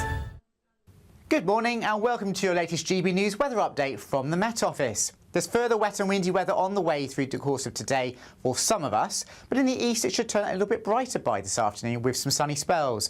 But certainly a fairly cloudy, drab start to this morning for many. Quite a lot of low clouds, so some mist and fog over the high ground. Bits and pieces of rain and drizzle here and there, but most persistent across the northeast of England and eastern Scotland, where it will be another fairly breezy day, particularly for the Northern Isles. Out across Wales and the southwest, a band of heavy rain pushing in for this afternoon. As well as that, it will turn windier as well. But mild in England and Wales, 10 or 11 degrees Celsius. Into this evening then, those southeasterly winds continue to freshen, particularly across southwest England, so bringing some fairly large waves onto coasts. And the heavy rain will fall on saturated ground, so we do need to keep an eye on the potential for some flooding if you are travelling this evening. Some rain for Wales too, and also for Northern Ireland, but a bit more changeable and hit and miss across Scotland. Some dry interludes to end the day, but across the very far northeast, still quite windy for Shetland and Orkney and quite wet as well. Through this evening, the rain continues to migrate its way slowly eastwards across central southern parts of England, into parts of the Midlands and southeastern England, but tending to break up and turn a bit lighter as we go through the overnight hours. Otherwise, quite a lot of cloud around tonight, some showery rain in places, most persistent across northeast Scotland once again, but mild underneath the cloud cover, 6 or 7 degrees, the lows for most of us, the odd pocket of frost perhaps in northwest Scotland. But here, it will be actually quite a bright start to the day on Tuesday, and the Outer Hebrides could actually hold on to quite a bit of sunshine for much of the day. Elsewhere, though, a lot of cloud once again, some showery rain at times, most persistent in northeast Scotland, and then further rain pushing into Wales and southwestern and southern parts of England through the afternoon, potentially bringing some flooding in places. A mild day, though, in the south, 10 to 12 degrees, windier and colder in Scotland. Expect warm spells with the odd rude interruption. Box Boilers sponsors the weather on GB News. Fed up the rain? Well, how do you fancy a great British giveaway? And it's your chance of an amazing summer. £10,000 holiday for two. And that's not all. £30,000 in tax-free cash. Incredible prize. Here's Hayley with all the details for you. You could win cash and the ultimate holiday in our two-part Great British Giveaway. Thanks to Riviera Travel, you could be jetting off on a £10,000 dream holiday for two people. With flights, transfers and luxury accommodation included, you'll get to choose the kind of holiday you want. So whether you're looking for hotel comfort or on a relaxing river cruise, you'll be able to find the perfect match from over 30 global destinations on offer. And because the holiday is handpicked with you in mind, you know it's going to be perfect. Plus, we're going to give you £30,000 in tax-free cash to spend however you like. Your summer can start here, so make sure you don't miss out. For another chance to win, text WIN to 63225. One entry costs £2.50 plus one standard network rate message. Or text BONUS to 63225. 5 entries cost £5 plus one standard network rate message. Go to gbnews.com/win. Entries start at £2.50. Call 0903 686 3232. Calls cost £2.50 plus your network access charge. Or post your name and number to GB19 PO Box 8690 Derby DE1 9TT. UK only. Entrance must be 18 or over. Lines close at 4 p.m. on the 27th of February. The winner may be contacted live after all entry routes have closed. Please check the closing time if listening or watching on demand. Good luck. Good luck indeed. OK, still to come, Eddie the Eagle will be here with Paul Coy. But first, pressure at number 10 as a new week starts at Westminster. Obviously, much more on that psychodrama, as we're all calling it. This is GB News Breakfast with Eamonn and Dawn. We'll see you soon.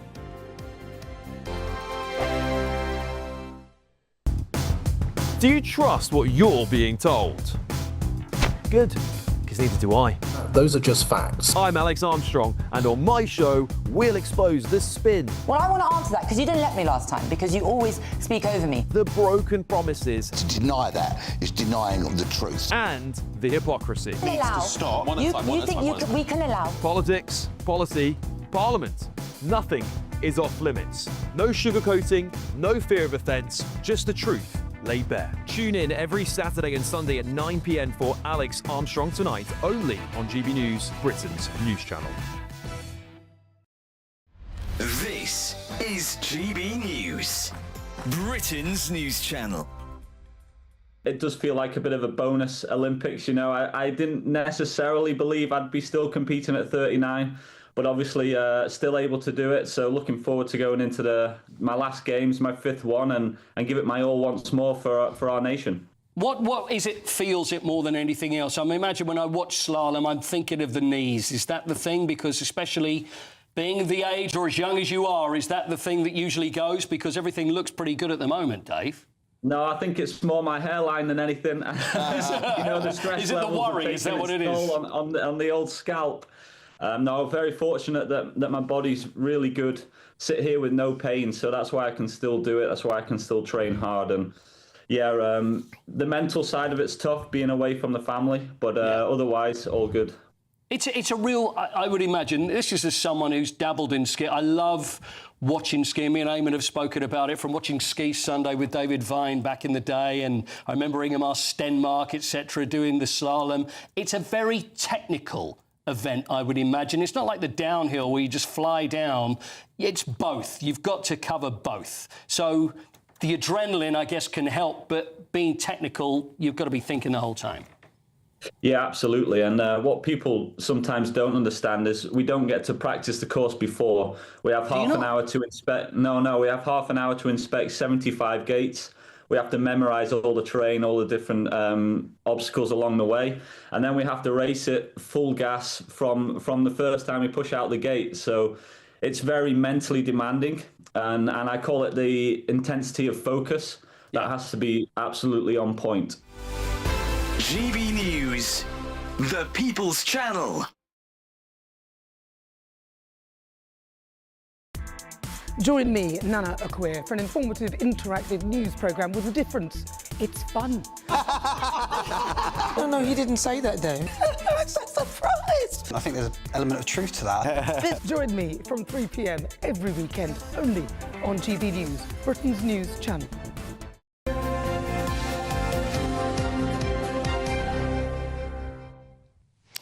The poll that we're running today. If you're friends of GB News, you can vote in this one. Today we are asking... Yeah, can Sir Keir Starmer survive as Prime Minister? Well, this is the way it's looking so far. You see, you've got two choices, yes or no, and it's shaping up like this. So far, 4% of you saying yes. A massive 4% of you saying yes, he can survive, and 96% of you are saying, forget it, you're toast, mate. OK, so that's 4 to 96. If you want to vote, you go to gbnews.com/you decide, or you scan the QR code there on the right-hand side of your screen. And thank you very much indeed, because your vote matters. Yes, it does indeed. Now it's time to go through all the sport with the one and only Paul Coyte. Oh. Shall we talk about the Winter Olympics? Have you enjoyed the Winter Olympics so far? Started Friday. Surprisingly, Paul, I only really started watching it because of you and your enthusiasm about it. And, you know, I've enjoyed watching Hazel Irvine on BBC Two, and then it's on BBC One sometimes, and so good quality guests. And girl you had on GB News last Friday. Yeah. She was great. She was great entertainment and very knowledgeable and whatever, yeah. But what about the sport? Have you watched it? Have you seen any of the sport? Yeah, I've watched that, yeah. But we've got a chance, there's 3 medal chances that we've got today. Now, last Olympics we only won 2. It was a bit of a disaster. So the 3 medal hopes we've got is in the freestyle skiing.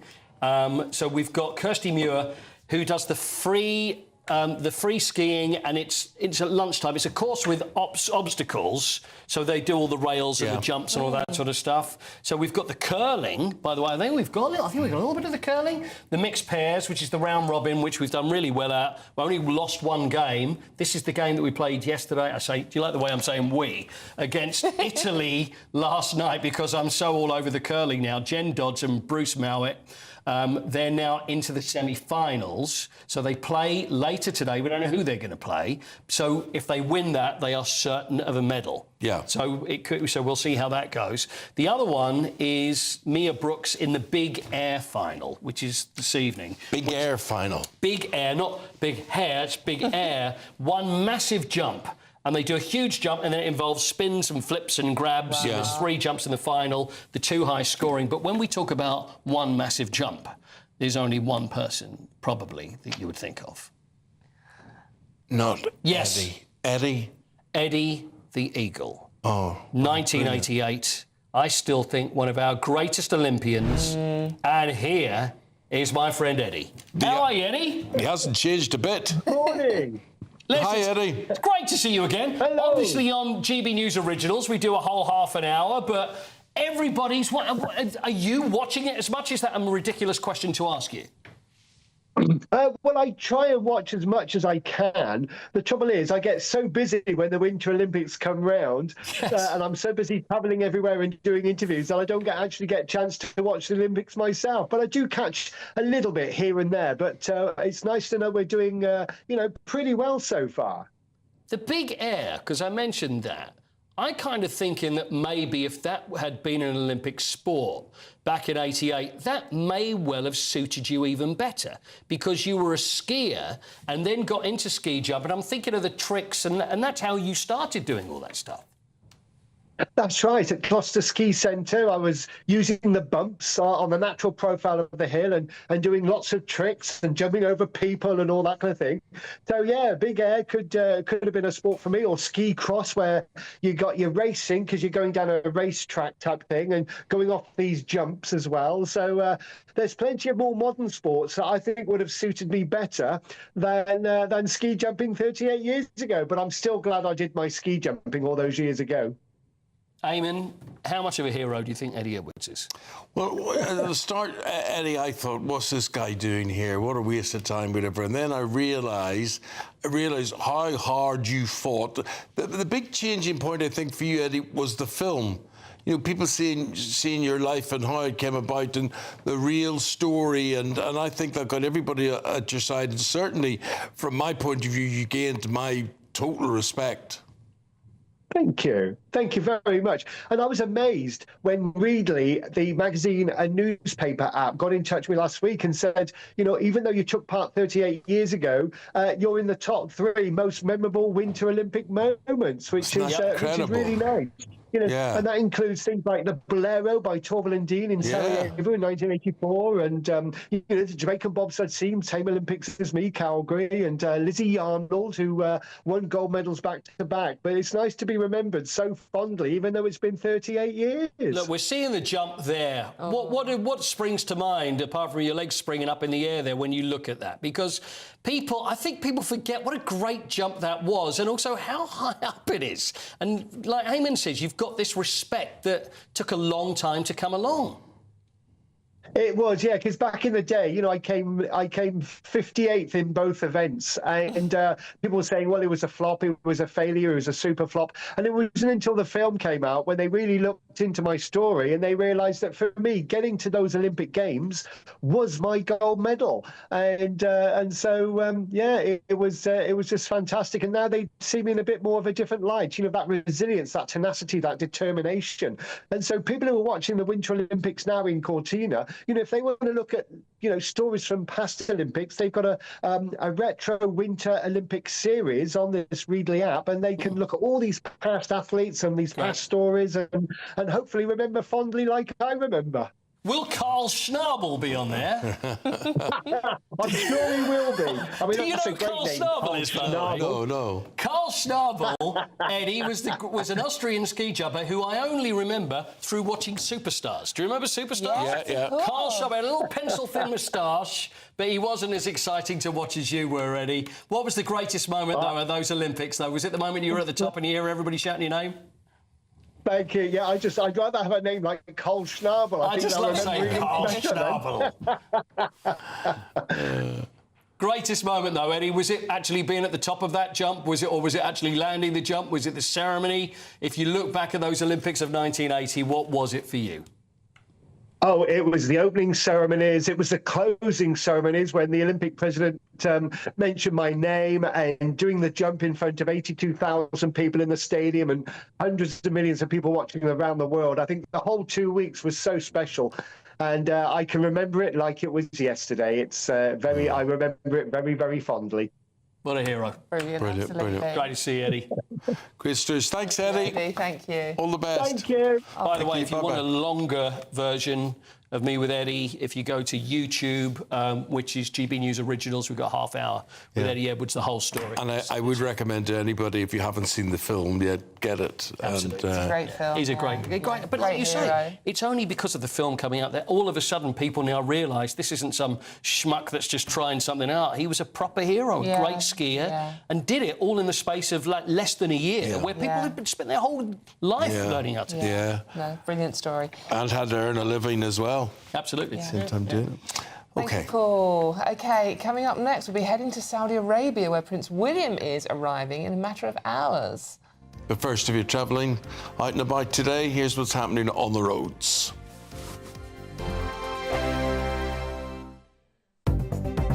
Good morning. This is the latest AI travel news from gbnews.com. On the M4 eastbound, expect congestion on the off-slip at junction 33 near Capel Lanilton, with 3 lanes restricted. In Stockton-on-Tees, the A19 southbound is closed between the A1027 and the A1046 after a crash, with delays around 15 minutes. On the M69 northbound between the M6 and Junction 1, all lanes remain shut following a collision.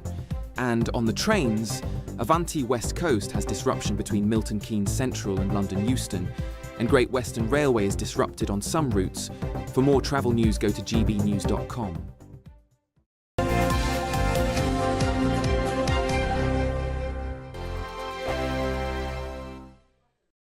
Westminster's full of talk, but out here, it's the real world.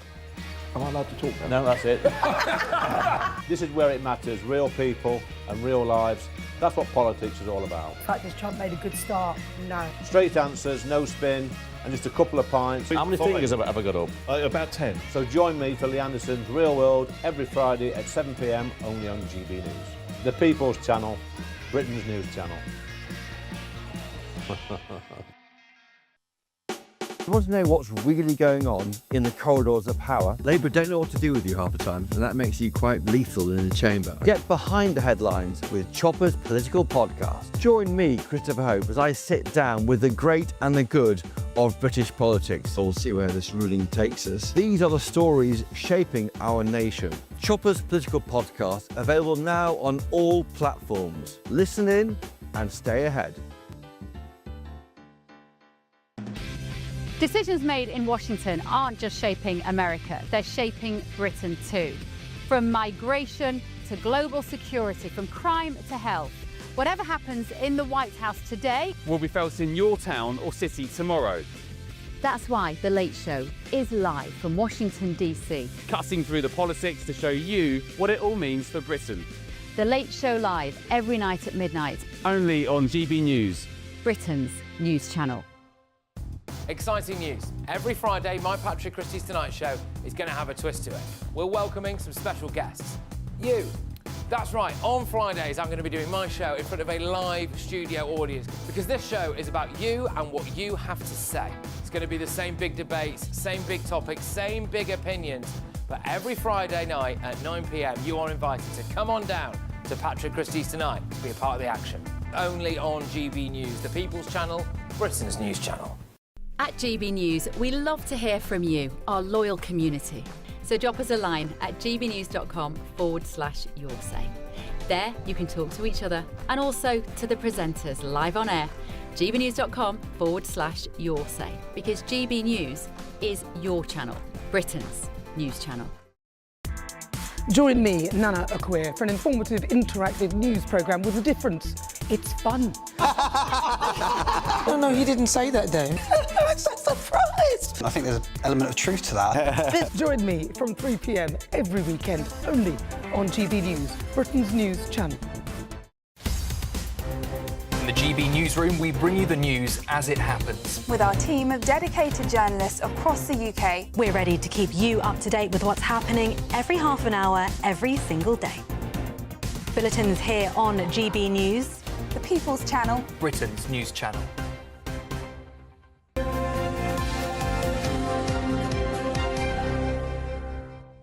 With the time at 8:33 almost, the Prince of Wales is due to arrive in Saudi Arabia later today. This is his first official visit to the country. During his visit, the Prince will spend time with Saudi's Crown Prince.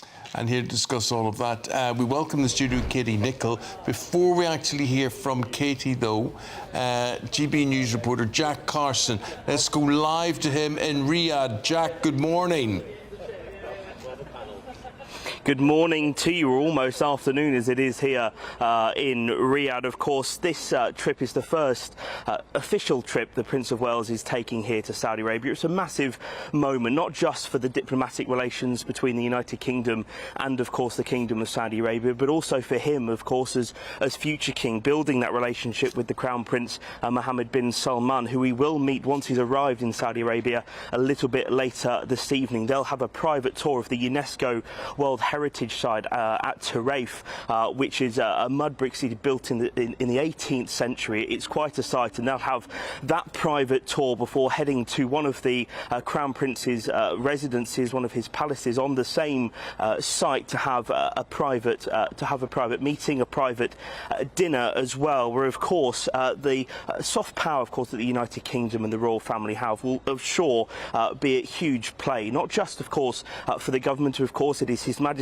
government that ask the royal family to attend on these trips abroad, but also of course for him personally, as I was saying, as future king. Now of course the United Kingdom announced last year on October a £6.5 billion trade deal, so coming here over the next few days to secure the diplomatic relationship really is going to be key for His Majesty's government as both Saudi Arabia look outwards towards the United Kingdom for investment, but also of course for us investing and trading with them as we go into the future. Now of course in recent years, in really the last decade or so, Saudi Arabia has gone under incredible modernisation. It's not necessarily westernisation, it's been called modernisation, of course, with a lot more social liberalism coming into the country, where of course before it has been criticised. But as well as those diplomatic relations, the Prince of Wales, Prince William, will be undertaking some more personal engagements as well in what is a really busy few days here in this region, of course, taking on a lot of what, of course, His Majesty's passions were when he was Prince of Wales, looking at sustainability, looking at the environment. He'll look a lot at sustainable farming and urban region. A great love for the Prince of Wales, Prince William, is football, of course. Him supporting Aston Villa, of course, Saudi Arabia and the PFI here, investors and owners of Newcastle United in the United Kingdom as well. So I'm sure they'll have plenty of football to talk about when they meet when he meets the Crown Prince in that private meeting. But he will engage with women's football and take part in some training, some matches, of course. But growing industries as well, not just football actually in real life on the pitch, but also esports as well. It's a huge growing industry here in Saudi Arabia, so it's going to be a busy few days for Prince William here in the region. Here's Jack, and Jack, we'll speak again live after 9 o'clock this morning. Thank you very much indeed for the moment. Thanks, Jack. OK, now let's talk to Royal Correspondent Katie Nicholl. Katie, what do we make of this visit? Lots of controversy around it as well. I think inevitably you're not going to get someone as high profile as the Prince of Wales going to Saudi and there not be a controversy. It's his first visit to Saudi. He's been to the Middle East before, where he's done a really, really good job out there. And I suspect, I mean, Angela Rayner was out there just at the end of last year, wasn't she? Keir Starmer was out there in 24.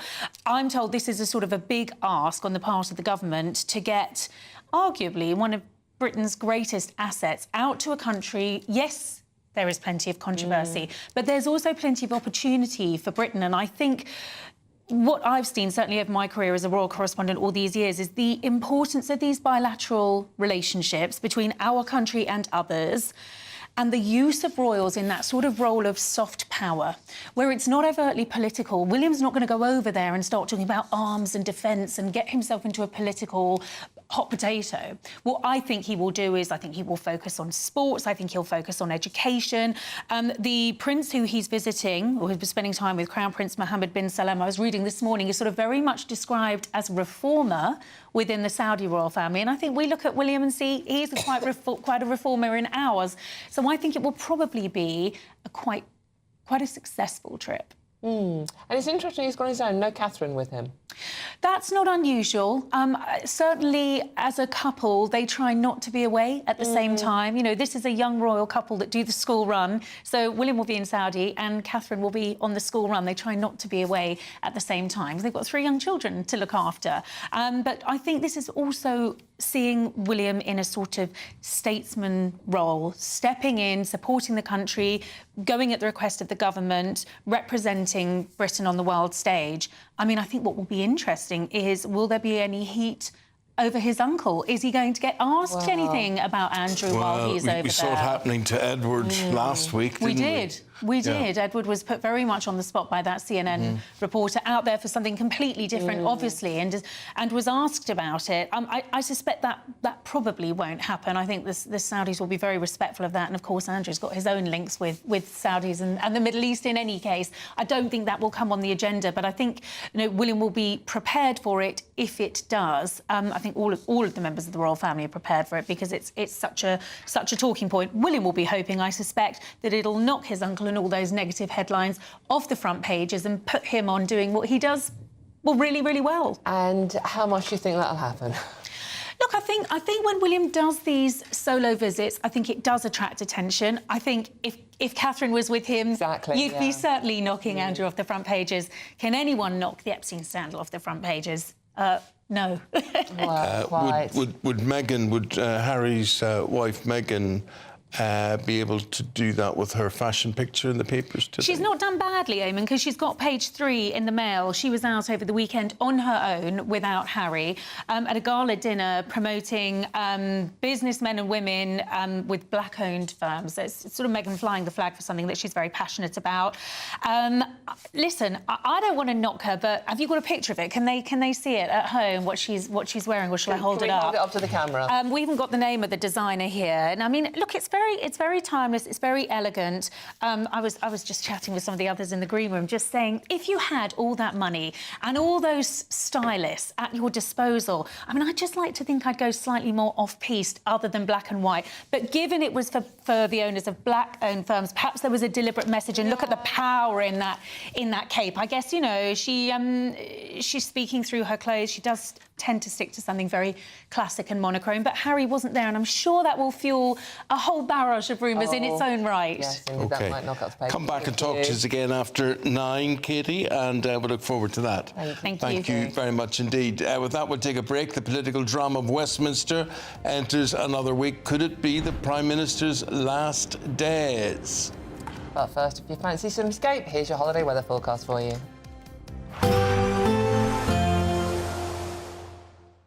Ready to soak up that holiday sunshine? Won't we need some cover? No worries, all sorted. All Clear Travel Insurance sponsors GB News Travel Destinations forecast. If you think it's been wet in the UK of late, then do spare a thought for Portugal and Spain.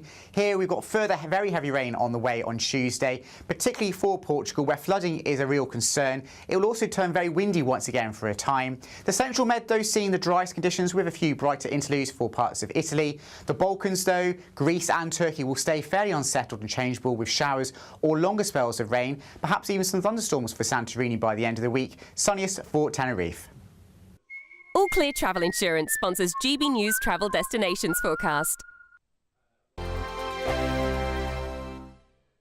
Westminster, the ultimate clique. And you're fighting like rats in a sack. But here on the Camilla Tominey Show, we ask the questions the establishment media is too scared to ask. OK, let me ask you a straight question, because I know you're a straight-talking politician. Whether it's net zero, illegal immigration or law and order, nothing is off limits. You had the power then. Yeah, as and now you've lost it. That's the Camilla Tominey Show, a politics show that's fearless. But no, let me finish my question if you don't mind, because it is my show. Sundays at 9:30, only on GB News, the People's Channel, Britain's news channel. This is GB News, Britain's news channel. I do think it's always good to think of balance, you know, like lots of water, always a glass of water after you've had some wine, but equally don't just go straight back into the habits that you had previously. If you were drinking, you know, a bottle of wine a night, let's hope not, but you know, if you were drinking a bottle of wine a night in December, maybe just start with a glass, have a pause, have something to eat, have some water. I hope that this is the reflection, you know, that people can now sort of take a bit more focused with their drinking. I mean, how good is it for you? I mean, we hear so many conflicting stories, Isabel, about what is good for you drink-wise. I mean, you know, a glass of red wine a day is good for you, and then it isn't the next week. It's very confusing. I mean, I think it is always quite good for you. There's lots of antioxidants in all wines, red, white. It's also, to be honest, great for socialisation. You know, we're in an era where people aren't socialising as much. It's a nice way of getting people talking, communicating. That is so good for you. And when you look at all of these amazing regions in the world, these blue zones, they all have wine as a massive part of their culture. And so it is important when you look at these people living until they're, you know, 100 years old. And that's the common amongst, you know, places like Sardinia. And they are incorporating their wine, but they are also doing it with purpose. They're, you know, being a bit more meditative with drinking it, and they're socializing while drinking. So maybe don't do it while you're just by yourself in your house because you're feeling a bit sad because it's ridiculously grey and dark and horrible. And so maybe that's not when you should be having some wine. You should be going out there and treating it as a beautiful piece of art, which is what wine is. Yeah, indeed. But just quickly, Isabel, how do you become a drinks professional? Oh, I mean, you drink a lot of wine, but you basically go and do lots of study. There's lots of education courses. You can take the winemaker route, so you can go and do that, or you can take more of a scholarly route. GB News, the People's Channel. No matter the state it's in, this is our nation. Join me, Jacob Rees-Mogg, for a genuine, honest discussion on where we have been, where we are going, and where we are with the people who set the direction. Tune in to State of the Nation every Monday to Thursday, 8 to 9 o'clock. Only on GB News.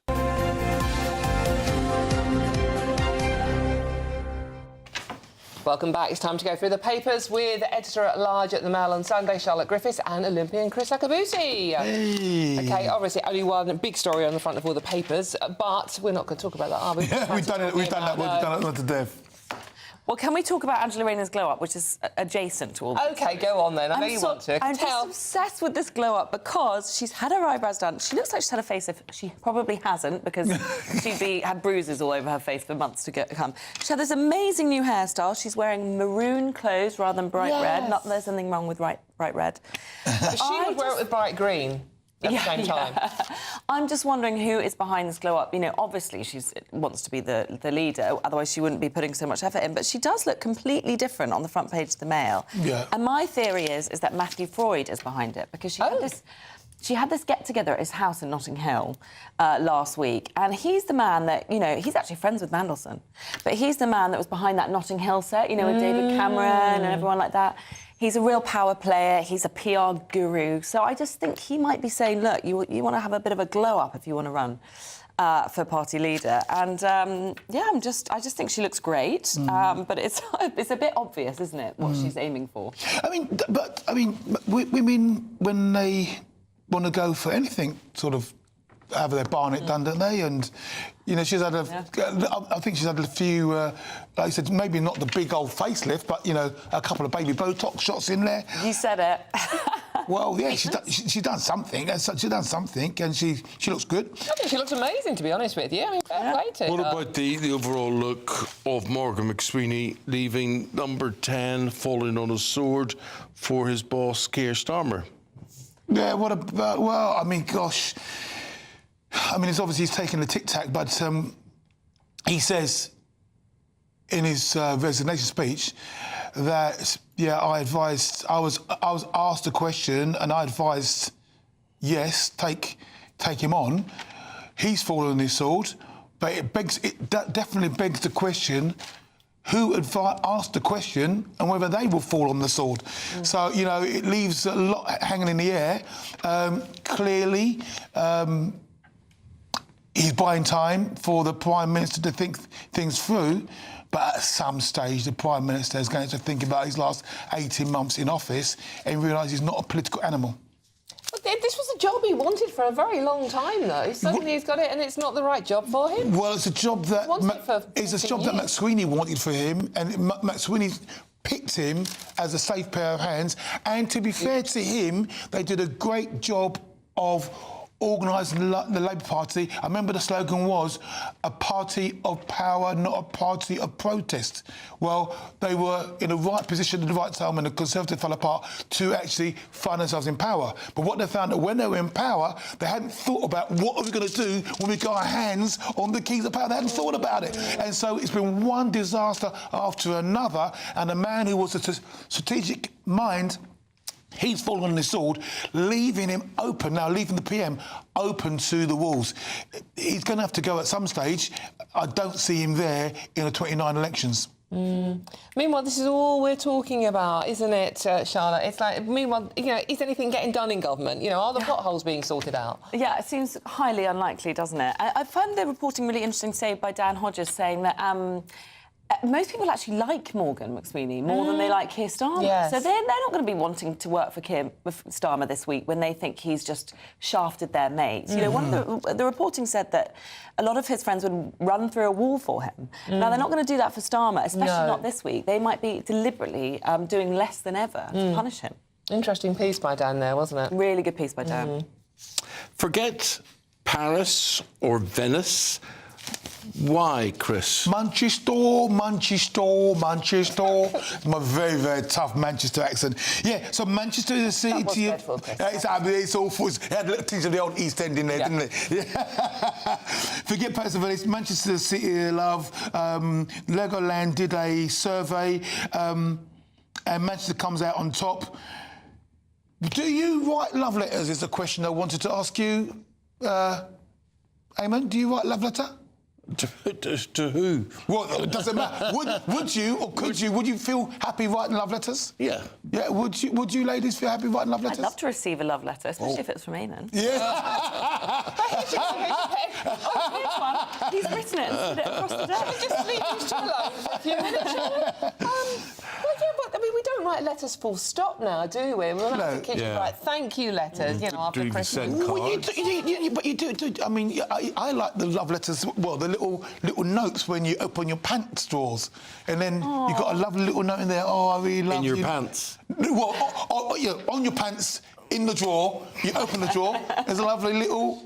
My daughter actually does that, but not on my pants drawer. Just on she'll be like, night, night, mummy, love you. We might need to explore this a bit further. Don't go there, don't go. At some point. But yeah, so I like the idea of little notes around when you find them in your lunchbox, all that sort of stuff. That's beautiful stuff. But the idea of sitting down and writing a gushing love letter to somebody, I'd rather have the action rather than the you'd have to be deeply, heavily in love, I think, to do that. Yeah. And also, I think if you're fond of people, you're going to miss people. There's certain times in your life where that's, you know, the love can come out then, you know? Yeah, well, so if your loved one is going away, you can sort of... Someone's going to die, I've done that. Oh, yeah. You know, they're going away like that. So. Oh, well, yeah, I didn't even think about that.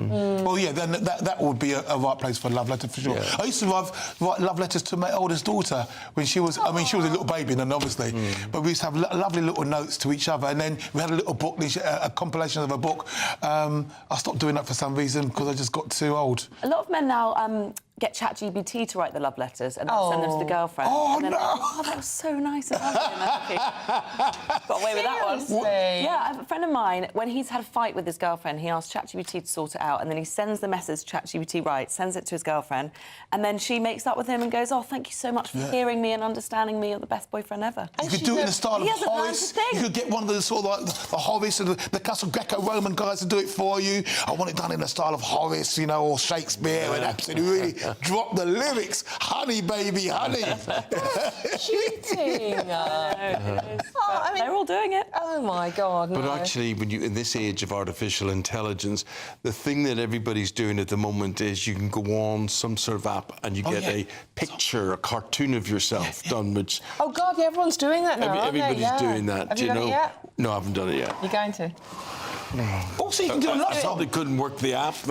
You can do a love song as well. You can go in there and they can write a love song for you, and obviously they engineer your voice so that you're singing a beautiful love song about how you met the love of your life, looking into those hazel eyes of yours. And they're green last time I looked. Dawn and Chris are having a moment. No, beside the blue one. The green one's very... David Bowie going on about you there. But AI can do so much, I think, for people nowadays on that front. But would you like to get a letter from... No, I mean... No, I wouldn't. I wouldn't. No. You know, I'm more than happy with Dear Dawn from the husband. That's that is about as romantic as it gets, and I'm fine with that. That still means it. You know? No AI involved in that one for sure. But I think the age of romance is dying out, and I think we should all write more letters and cards to one another, not using AI. That's so cheating. Or email or text. No. If the grammar and spelling is perfect from my husband, I know he's used ChatGPT. Giveaway. Yeah, exactly. No, I think it is because, you know, no matter what messages you write via phone, they disappear. They get lost. They end up in the wrong place, whatever. And I think it's not like in years to come you have a little letterbox that you open up and those memories and things are in there. So I think it's a fantastic skill to have and to be able to do and to have someone to send it to. We never got to the bottom of why Manchester is considered so romantic, by the way. Why did we even get onto this? Well, yeah, no, because there's an article... Is it the football team? No. It's just purely about writing love letters and Manchester comes out on top. Yeah. The most romantic city of love. Yeah, 40% of the residents declare themselves very romantic in a survey. So self-declared. Yeah, they feel they're very... Yeah. Brit Awards. The Brit Awards are at Manchester this year. At the bottom, Oxford. Oh. 30%. That's they're the best at writing. Yeah, they're all too intellectual, aren't they? Guys, thanks for this morning. Enjoyed it. Charlotte and Chris, appreciate it, really have. Good morning, Tom Morgan. Here's the weather.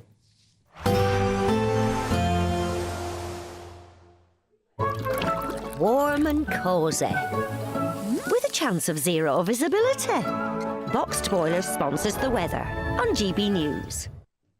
Good morning and welcome to your latest GB News weather update from the Met Office. There's further wet and windy weather on the way through the course of today for some of us, but in the east it should turn a little bit brighter by this afternoon with some sunny spells. But certainly a fairly cloudy, drab start to this morning for many. Quite a lot of low clouds, so some mist and fog over the high ground.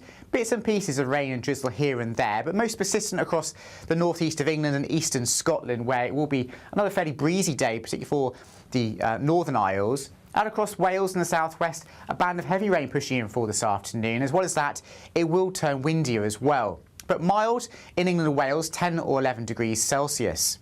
Into this evening then, those southeasterly winds continue to freshen, particularly across southwest England, so bringing some fairly large waves onto coasts. And the heavy rain will fall on saturated ground, so we do need to keep an eye on the potential for some flooding if you are travelling this evening. Some rain for Wales too, and also for Northern Ireland, but a bit more changeable and hit and miss across Scotland. Some dry interludes to end the day, but across the very far northeast, still quite windy for Shetland and Orkney and quite wet as well. Through this evening, the rain continues to migrate its way slowly eastwards across central southern parts of England, into parts of the Midlands and southeastern England, but tending to break up and turn a bit lighter as we go through the overnight hours. Otherwise, quite a lot of cloud around tonight, some showery rain in places, most persistent across northeast Scotland once again, but mild underneath the cloud cover, 6 or 7 degrees, the lows for most of us, the odd pocket of frost perhaps in northwest Scotland. But here, it will be actually quite a bright start to the day on Tuesday, and the Outer Hebrides could actually hold on to quite a bit of sunshine for much of the day. Elsewhere, though, a lot of cloud once again, some showery rain at times, most persistent in northeast Scotland, and then further rain pushing into Wales and southwestern and southern parts of England through the afternoon, potentially bringing some flooding in places. A mild day, though, in the south, 10 to 12 degrees, windier and colder in Scotland. Warm and cosy, with a chance of zero visibility. Boxed Boilers sponsors the weather on GB News. Thank you to our global community for watching and listening to GB News. We're not only the #1 news channel in Britain, we're chosen by you around the world. Good morning. This is the latest AI travel news from gbnews.com. On the A13 westbound in Thurrock, a broken down vehicle is closing a lane between the A1012 and the M25, with delays until 9:15 this morning. In Hampshire, a crash on the A31 eastbound between the A338 and the M27 is restricting a lane, easing around 9:15. In Greater Manchester, a tyre change on the M60 anti-clockwise between junction 17 and junction 15 is closing a lane until 9:30. And on the trains, Avanti West Coast and Great Western Railway report disruption on some routes. For more travel news, go to gbnews.com. We want you to boost your bank account with an incredible £30,000 in tax-free cash to spend however you like. There's also a terrific £10,000 to spend on a Riviera travel holiday of a lifetime for two. So whether you fancy a cruise or an escorted tour, you'll have over 30 worldwide destinations to choose from. For another chance to win, text WIN to 63225. One entry costs £2.50 plus one standard network rate message. Or text BONUS to 63225. 5 entries cost £5 plus one standard network rate message. Go to gbnews.com/win. Entries start at £2.50. Call 0903 686 3232. Calls cost £2.50 plus your network access charge. Or post your name and number to GB19, PO Box 8690, Derby DE1 9TT. UK only. Entrance must be 18 or over. Lines close at 4 p.m. on the 27th of February. Please check the closing time if listening or watching on demand. Good luck. Westminster's full of talk, but out here, it's the real world. Am I allowed to talk then? No, that's it. This is where it matters. Real people and real lives. That's what politics is all about. The fact is Trump made a good start. No. Straight answers, no spin, and just a couple of pints. How many fingers have I got up? About 10. So join me for Lee Anderson's Real World every Friday at 7 p.m. only on GB News. The People's Channel, Britain's news channel.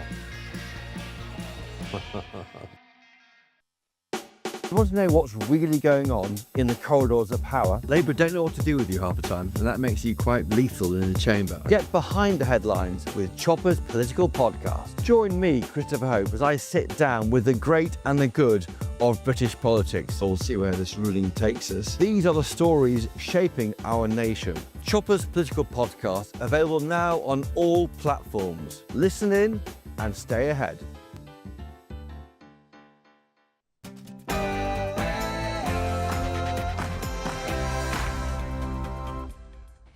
Hello there, very good morning to you. New dawn, a new week, but could it be the Prime Minister's last in the job? Yeah, Sir Keir Starmer sacrifices his closest ally and Chief of Staff in a bid to save his premiership. But will it be enough to calm the storm, or is the Prime Minister dangerously close to checking out? Earlier we spoke to Reform UK's Robert Jenrick. This government is just focused in on itself, on a failed Prime Minister who's waiting to be shown the exit. We've got to move forward beyond this because the public just deserves something so much better than having government after government collapse into chaos before their very eyes. It's the biggest crisis of Keir Starmer's time as Prime Minister, a make or break 48 hours. He meets his backbench MPs tonight. What can he say to convince them he should stay on? Meanwhile, we have some breaking news for you. The Prince of Wales is set to arrive in Saudi Arabia within hours for a 3-day visit, celebrating the bilateral relationship. Pro-democracy campaigner Jimmy Lai has been sentenced to 20 years in prison in Hong Kong. And meanwhile, Reform UK's Robert Jenrick says Nigel Farage is preparing to announce his cabinet in a matter of days. Earlier, this is what Jenrick had to say to us. Nigel, myself, the other people in Reform are going to be setting out how are we going to prepare for government so that we can be something that is different and the British public can have more faith in us. We've got further rain on the way through the course of today and a weather warning in place for some areas. Find out if that warning affects you in your full forecast coming up. Hey, well, good morning to you all. It's a Monday morning, but what a Monday morning. It is one of those weekends that you've just stumbled through and you wake up on a Monday thinking, what the hell just happened? It's a very good point. Hello there, a very good morning to you on this Monday. Thank you for your company. I'm Eamonn. And I'm Dawn Newsom, and this is GB News Breakfast.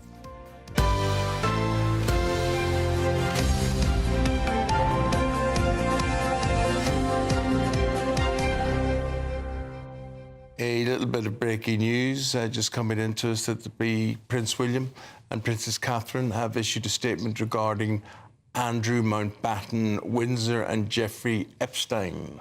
A Kensington Palace spokesperson has said the Prince and Princess of Wales have been deeply concerned by the continued revelations. Their thoughts remain focused on the victims. Let's go to our reporter, Jack Carson. Jack is live in Riyadh this morning in Saudi Arabia to tell us more. Jack. Thank you. Of course, this statement coming now just hours before the Prince of Wales is set to touch down here in Saudi Arabia ahead of this 3-day visit that we were speaking about in the last hour. So, of course, key that the Kensington Palace spokesperson have released this statement. I'll just repeat it again for you. That the Prince and Princess of Wales have been deeply concerned by the continuing revelations and their thoughts remain focused on the victims. Of course, the Princes and Princess of Wales supported, as a Kensington Palace spokesperson puts it, the King's leadership back in October in the sentiments of Buckingham Palace's statement. But of course, the Kensington Palace wanting ahead of this visit to Saudi Arabia, where the Prince of Wales, of course, will undertake many engagements across the country, to really provide full clarity on where they stand, on where the Prince and Princess of Wales stands. Of course, back home, there are continuing revelations every day with the continuing emergence, of course, of Epstein files, which involve, of course, the former Prince Andrew. And really, Kensington Palace almost wants to get on top of this so that it doesn't overshadow the visit. Of course, this is a key visit, not only for the United Kingdom and His Majesty's government, but also, of course, for the Prince of Wales, meeting what will be the future king of the Kingdom of Saudi Arabia, he himself a future king. This is not only to ensure diplomatic relations going forward forward between the United Kingdom and the Kingdom of Saudi Arabia, but also, of course, for him as a future king. He could be the king for the same decades as, of course, as the Crown Prince Mohammed bin Salman. So they're wanting really to make sure that the Epstein files and the continuing emergence of information that we get from those doesn't overshadow, of course, what is a really crucial visit for the Prince of Wales. And just to reaffirm the statement that we've got from a Kensington Palace spokesperson this morning, they can confirm that the Prince and Princess of Wales have been deeply concerned by the continuing revelations, and their thoughts remain focused on the victims. Appreciate it. Thank you. Live from Saudi Arabia this morning. Thank you very much indeed. Listening to what Jack's had to say, breaking that news there. We've got royal correspondent Katie Nicholl. Katie, this comes on top of pressure, which we see reported in many of the newspapers today, that the Queen should have done more during her lifetime to apologise for Prince Andrew. And now that pressure's been passed to the King, King Charles, as to he should apologise for his brother, should he? I think that William and Catherine have struck the right tone by issuing that very brief statement, making it very clear their empathy is with the victims. I think there was such a lack of that on Andrew's part. Yes. Whatever has happened, and he's still not testified, he never expressed any empathy, and I think that was a massive gaping hole in all of this, and the King recognised that and moved quickly to fill it. We saw that, as you mentioned, Eamonn, in the last section, about Prince Edward stepping in and making that comment, and now we're seeing the Prince and Princess of Wales following that. So there is clearly a message coming from the top, from the King. Should the King go so far as to apologise on his brother's behalf? There's a lot of speculation in the papers that he should. I think really the only person who can apologise and for it to have any real meaning is Andrew himself, and yet he seems reluctant still to do that. But as you say, the pressure has fallen to the King, to the point that over the weekend there were protests outside Buckingham Palace and, calls for the King to wade in and comment. I suspect there's a strong reluctance on the palace's part for the King to say any more than he has done. I think what's interesting, and as I said earlier, there was every chance he might have been asked about this while in Saudi Arabia. I mean, William has been doorstepped, as we call it, before. I'm sure he would respond very well off the hoof and doing it spontaneously, but this way he's been proactive rather than reactive, and I think that's how they're going to move forwards. I'm trying to work out whether it was a good idea to release this statement now or not, because if you're a journalist like Jack is out there following them, it gives you an opening to ask that question. It does, but Dawn, I think the point is it's so ubiquitous, we're so saturated with it, there would be no getting away from it, and I think probably William, in consultation with his aides, who are very good, very wise, they've been on these sorts of in this sort of situation before, just say, let's be, like I said, let's be proactive rather than reactive. Let's get it out there and let's hit the ground running. Let's get on with what we're doing in Saudi Arabia. Let's put the focus on sports. Let's put the focus on the World Cup in 2034. Let's put the focus on this important bilateral relationship, and let's try and leave this behind. Katie, it's interesting on the Andrews situation. Again, half the papers on the political side, half on the royal side, again with the Epstein thing. I get the impression, I don't know about you, that Andrew still is not entirely convinced he has anything to apologise for. I think you're absolutely right, and I think there is a sense when someone believes their own narrative so much that it becomes their reality, their truth.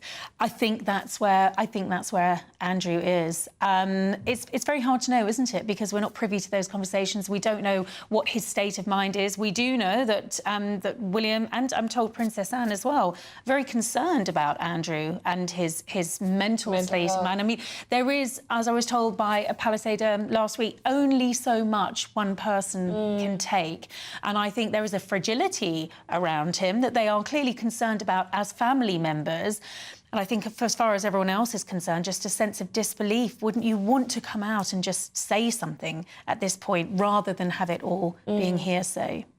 Interesting that William is in Saudi Arabia, because there is a strong line coming out that is where Andrew might indeed end up. Yeah, well, at the moment, as we know, he was sort of squirreled out of Royal Lodge in the, under the cover of darkness last week, moved into temporary accommodation on the Sandringham estate while his new home is being readied for him.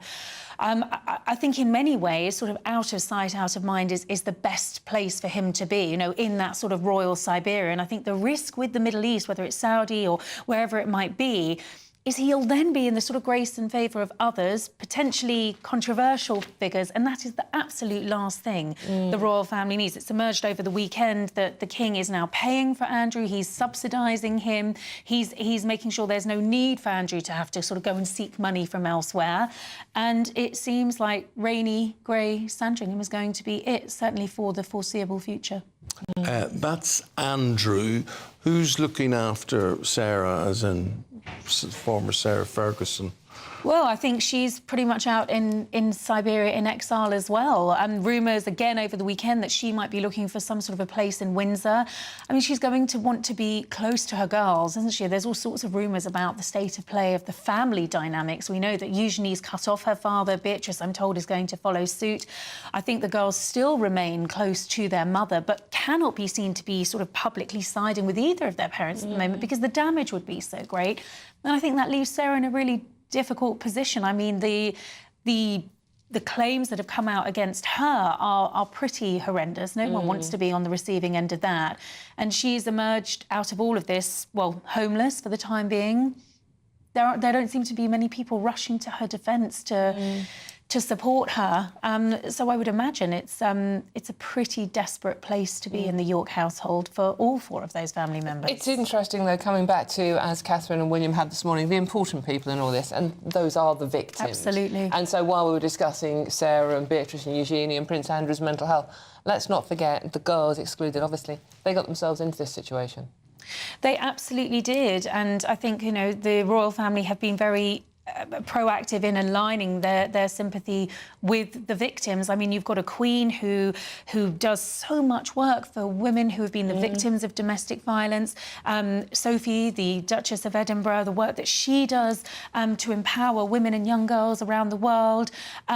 It's just in such stark conflict. And just to bring it back to Eugenie, she is patron of an anti-slavery charity. Yeah, so it's all just such a great conflict of interest. But yes, I think the point that they are making on the eve of this visit, just hours before William touches down, is, you know, we are following this, we're aware of it, we have not got our heads in the sand, and our feelings are for the victims. So they've struck absolutely the right tone. Well, it'll be interesting to see how William's trip unveils what happens next. For the moment, Katie, thank you very much indeed. Lovely to talk to you. Thank you. OK, that's royal correspondent Katie Nicholl there for you. OK, still to come, we're getting the latest on Keir Starmer as the PM sacrifices his closest ally and chief of staff in a bid to save his own backside, to be honest with you. The PM is gathering his team around him. Darren Jones, the Chief Secretary to the PM, he's inside now. What will he say later to the Parliamentary Labour Party? His career hangs on it. Decisions made in Washington aren't just shaping America, they're shaping Britain too. From migration to global security, from crime to health.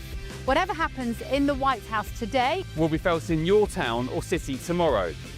That's why The Late Show is live from Washington, D.C. Cutting through the politics to show you what it all means for Britain. The Late Show live every night at midnight. Only on GB News, Britain's news channel. Bold. They are under no illusion. Ray. Are you a human trafficker? Boundless. I've had enough of the nonsense, and I'm not afraid to say it. Don't get this on a BBC. Every weeknight, I tear through the headlines. The smell of gasoline. Should we be worried about it? From Westminster madness to cultural war chaos. What I'm going to do now, they are throwing things out the car as we speak. Get ready, Britain. Here we go. Patrick Christie's tonight, weeknights from 9 p.m, only on GB News, Britain's news channel. Hi, I'm Michelle Dewberry, and my show is your opportunity to cut through all the noise and dive in headfirst to some robust debates. Ideas clash. Situation, no, because the failure is you're deliberately avoiding my point. Nothing's held back. And if you think this is the end of it, wait for more. And we do not shy away from the difficult stuff. Sometimes I want to shake people and say, if only you understood. So join me on Jubes and Kerr weeknights at 6 p.m, only on GB News, Britain's news channel. You want to know what's really going on in the corridors of power? Labour don't know what to do with you half the time, and that makes you quite lethal in the chamber. Get behind the headlines with Chopper's political podcast. Join me, Christopher Hope, as I sit down with the great and the good of British politics. We'll see where this ruling takes us. These are the stories shaping our nation. Chopper's Political Podcast, available now on all platforms. Listen in and stay ahead. In the GB Newsroom, we bring you the news as it happens. With our team of dedicated journalists across the UK, we're ready to keep you up to date with what's happening every half an hour, every single day. Bulletins here on GB News, the People's Channel, Britain's news channel. No matter the state it's in, this is our nation. Join me, Jacob Rees-Mogg, for a genuine, honest discussion on where we have been, where we are going, and where we are with the people who set the direction. Tune in to State of the Nation every Monday to Thursday, 8 to 9 o'clock. Only on GB News. Britain deserves a newsroom that puts the facts and your voice first. Well, and that's what you get on GB News. Lively debates, lively conversation. And we're not afraid to hold power to account. And each other. So join me, Andrew Pierce. And me, Miriam Gates, for Britain's Newsroom, weekdays from 9:30 on GB News. Thank you very much indeed. Just looking at some of your messages today. Angela Rayner, how she's looking, what her hair's like. A lot of you seem to like that. And a lot of you very critical. Let's not bother with that. Nile holiday. I talked about the Nile. I know a few people who have been on a Nile holiday. Everyone got the Egyptian tummy. Most of them brought it back to the UK too. Is nobody happy in life? Is anything nice happening? We said the Nile holiday would be I'm happy, but lots and lots of, way too many. Pat and Ben and Tilly and Paul, lots of you getting in touch with the same message about your absolute, utter despair with what's going on with the government at the moment, and you really feel that you don't have anyone making decisions for you at the moment because they're so obsessed with sorting their mess out. No one's sorting out the potholes and, what's going on, trying to get a doctor's appointment, all the stuff we really care about. The normal stuff, the day-to-day stuff, whatever. And you're right, sometimes I think that the soap opera of politics... Morris just sums it up. Says, Starmer's got more front than Sainsbury's. Other supermarkets are available. There you go. So let's return to that story, the breaking news that the Prime Minister is fighting to save his job following the resignation of his Chief of Staff, Morgan McSweeney. Yeah, Sir Keir Starmer's right-hand man took full responsibility for advising the Prime Minister to choose Peter Mandelson as that US ambassador. But where does the buck stop? That's what we're asking you today, with the key advisor or with the leader. As Labour MPs begin to break rank and call for the Prime Minister to go, could Starmer be out of a job by the end of the day? We'll join us now live from Downing Street is GB News political editor Chris Hope. Chris, all of this talk, could he be out of a job by the end of the day? And yet so many other people say he's basically unsackable. He's going to be around, he's going to hold on to this job. What's your take?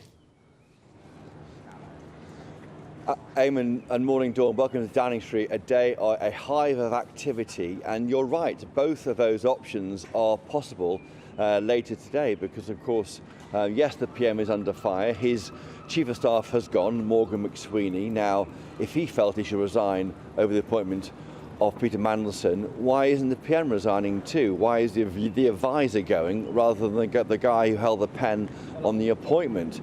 Of course, the problem for many Labour MPs concerned about the leadership of Keir Starmer is who might replace him. There isn't really an obvious candidate, and that in itself is keeping, I think, the PM, or certainly shoring him up as he goes into this meeting tonight with the Parliamentary Labour Party. You've got the usual left-wingers calling for him to go, John McDonnell, Brian Leishman. But others, I think, are holding, not sure what happens next. And I think everyone's watching, will it be a cabinet resignation if the mood moves against the Prime Minister? Will there be a show of hands of confidence in the PM tonight? Anything can happen in Parliament. That meeting, of course, at 6 p.m. In Parliament. A senior backbencher told me this: Keir Starmer has to come out fighting and do what needs to be done to cleanse politics. The clock is ticking. We're expecting to get some information from the government later today on how they're cleaning up the vetting process, how ensuring that someone like Peter Mandelson can never ever again get such a key role in politics, in government.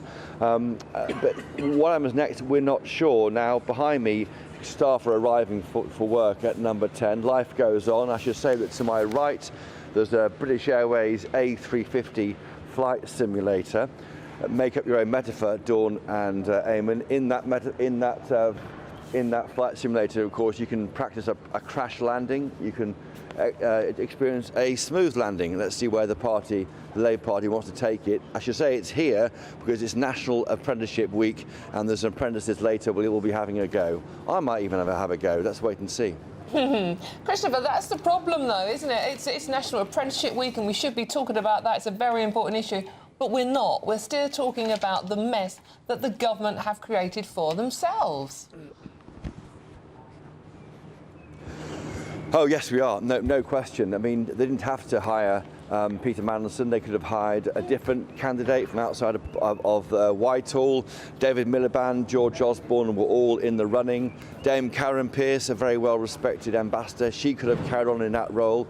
But they tried to do a clever thing here, hire somebody. I mean, on paper, Peter Mandelson, EU Trade Commissioner, the trade deal was in a balance at that point. Of course, he knew about rich people, knew about unpredictable rich people from his own past. Peter Mandelson dealt with clients through his company Global Counsel and knew about the Labour Party. I mean, he seemed the ideal candidate if it weren't for, of course, those dreadful connections to Jeffrey Epstein, which we knew about before he was appointed.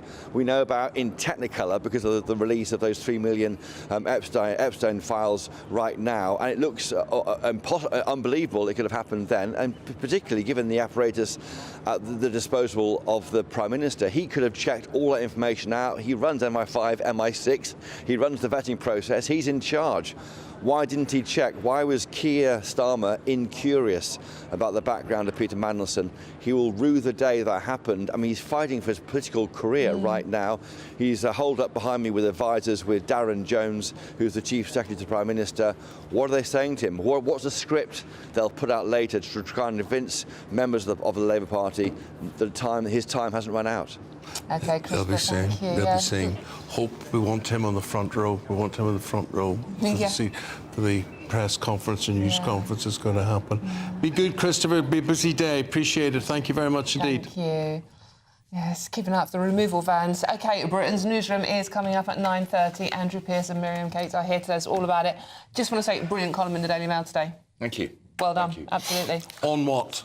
On this situation and Morgan McSweeney, because Morgan McSweeney is someone that's kept himself very much below radar personally, suddenly is front and centre, and Andrew's written a book. He isn't like Dominic Cummings, is he? Yeah, every Prime Minister tends to have one. David Cameron's was a man called Steve Hilton, didn't last. Dominic Cummings didn't last. Alistair Campbell, of course, was by Tony Blair's side for a very long time, lasted for a very long time. But Starmer always used to say, I'll know when to go as Prime Minister when Morgan McSweeney tells me to go. But of course, he's now gone, so who is going to tell him? I still think he's going to limp on for as long as he can, because most Prime Ministers do. Yeah. Miriam, what have you got?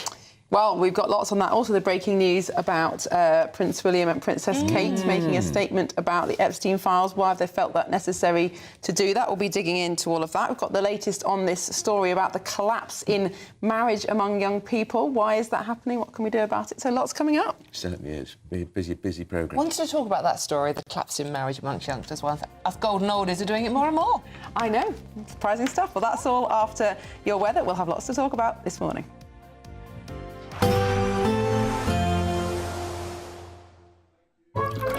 Warm and cosy, with a chance of zero visibility. Boxed Boiler sponsors the weather on GB News. Good morning and welcome to your latest GB News weather update from the Met Office. There's further wet and windy weather on the way through the course of today for some of us, but in the east it should turn a little bit brighter by this afternoon with some sunny spells. But certainly a fairly cloudy, drab start to this morning for many. Quite a lot of low clouds, so some mist and fog over the high ground. Bits and pieces of rain and drizzle here and there, but most persistent across the northeast of England and eastern Scotland, where it will be another fairly breezy day, particularly for the Northern Isles. Out across Wales and the southwest, a band of heavy rain pushing in for this afternoon. As well as that, it will turn windier as well. But mild in England and Wales, 10 or 11 degrees Celsius. Into this evening then, those southeasterly winds continue to freshen, particularly across southwest England, so bringing some fairly large waves onto coasts. And the heavy rain will fall on saturated ground, so we do need to keep an eye on the potential for some flooding if you are travelling this evening. Some rain for Wales too, and also for Northern Ireland, but a bit more changeable and hit and miss across Scotland. Some dry interludes to end the day, but across the very far northeast, still quite windy for Shetland and Orkney and quite wet as well. Through this evening, the rain continues to migrate its way slowly eastwards across central southern parts of England, into parts of the Midlands and southeastern England, but tend to break up and turn a bit lighter as we go through the overnight hours. Otherwise, quite a lot of cloud around tonight, some showery rain in places, most persistent across northeast Scotland once again, but mild underneath the cloud cover, 6 or 7 degrees, the lows for most of us, the odd pocket of frost perhaps in northwest Scotland. But here, it will be actually quite a bright start to the day on Tuesday, and the Outer Hebrides could actually hold on to quite a bit of sunshine for much of the day. Elsewhere, though, a lot of cloud once again, some showery rain at times, most persistent in northeast Scotland, and then further rain pushing into Wales and southwestern and southern parts of England through the afternoon, potentially bringing some flooding in places. A mild day, though, in the south, 10 to 12 degrees, windier and colder in Scotland. Warm and cosy, with a chance of zero visibility. Boxed Boilers sponsors the weather on GB News.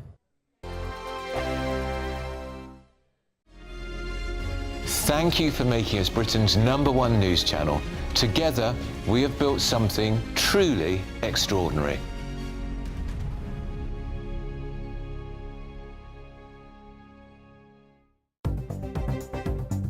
Good morning. This is the latest AI travel news from gbnews.com.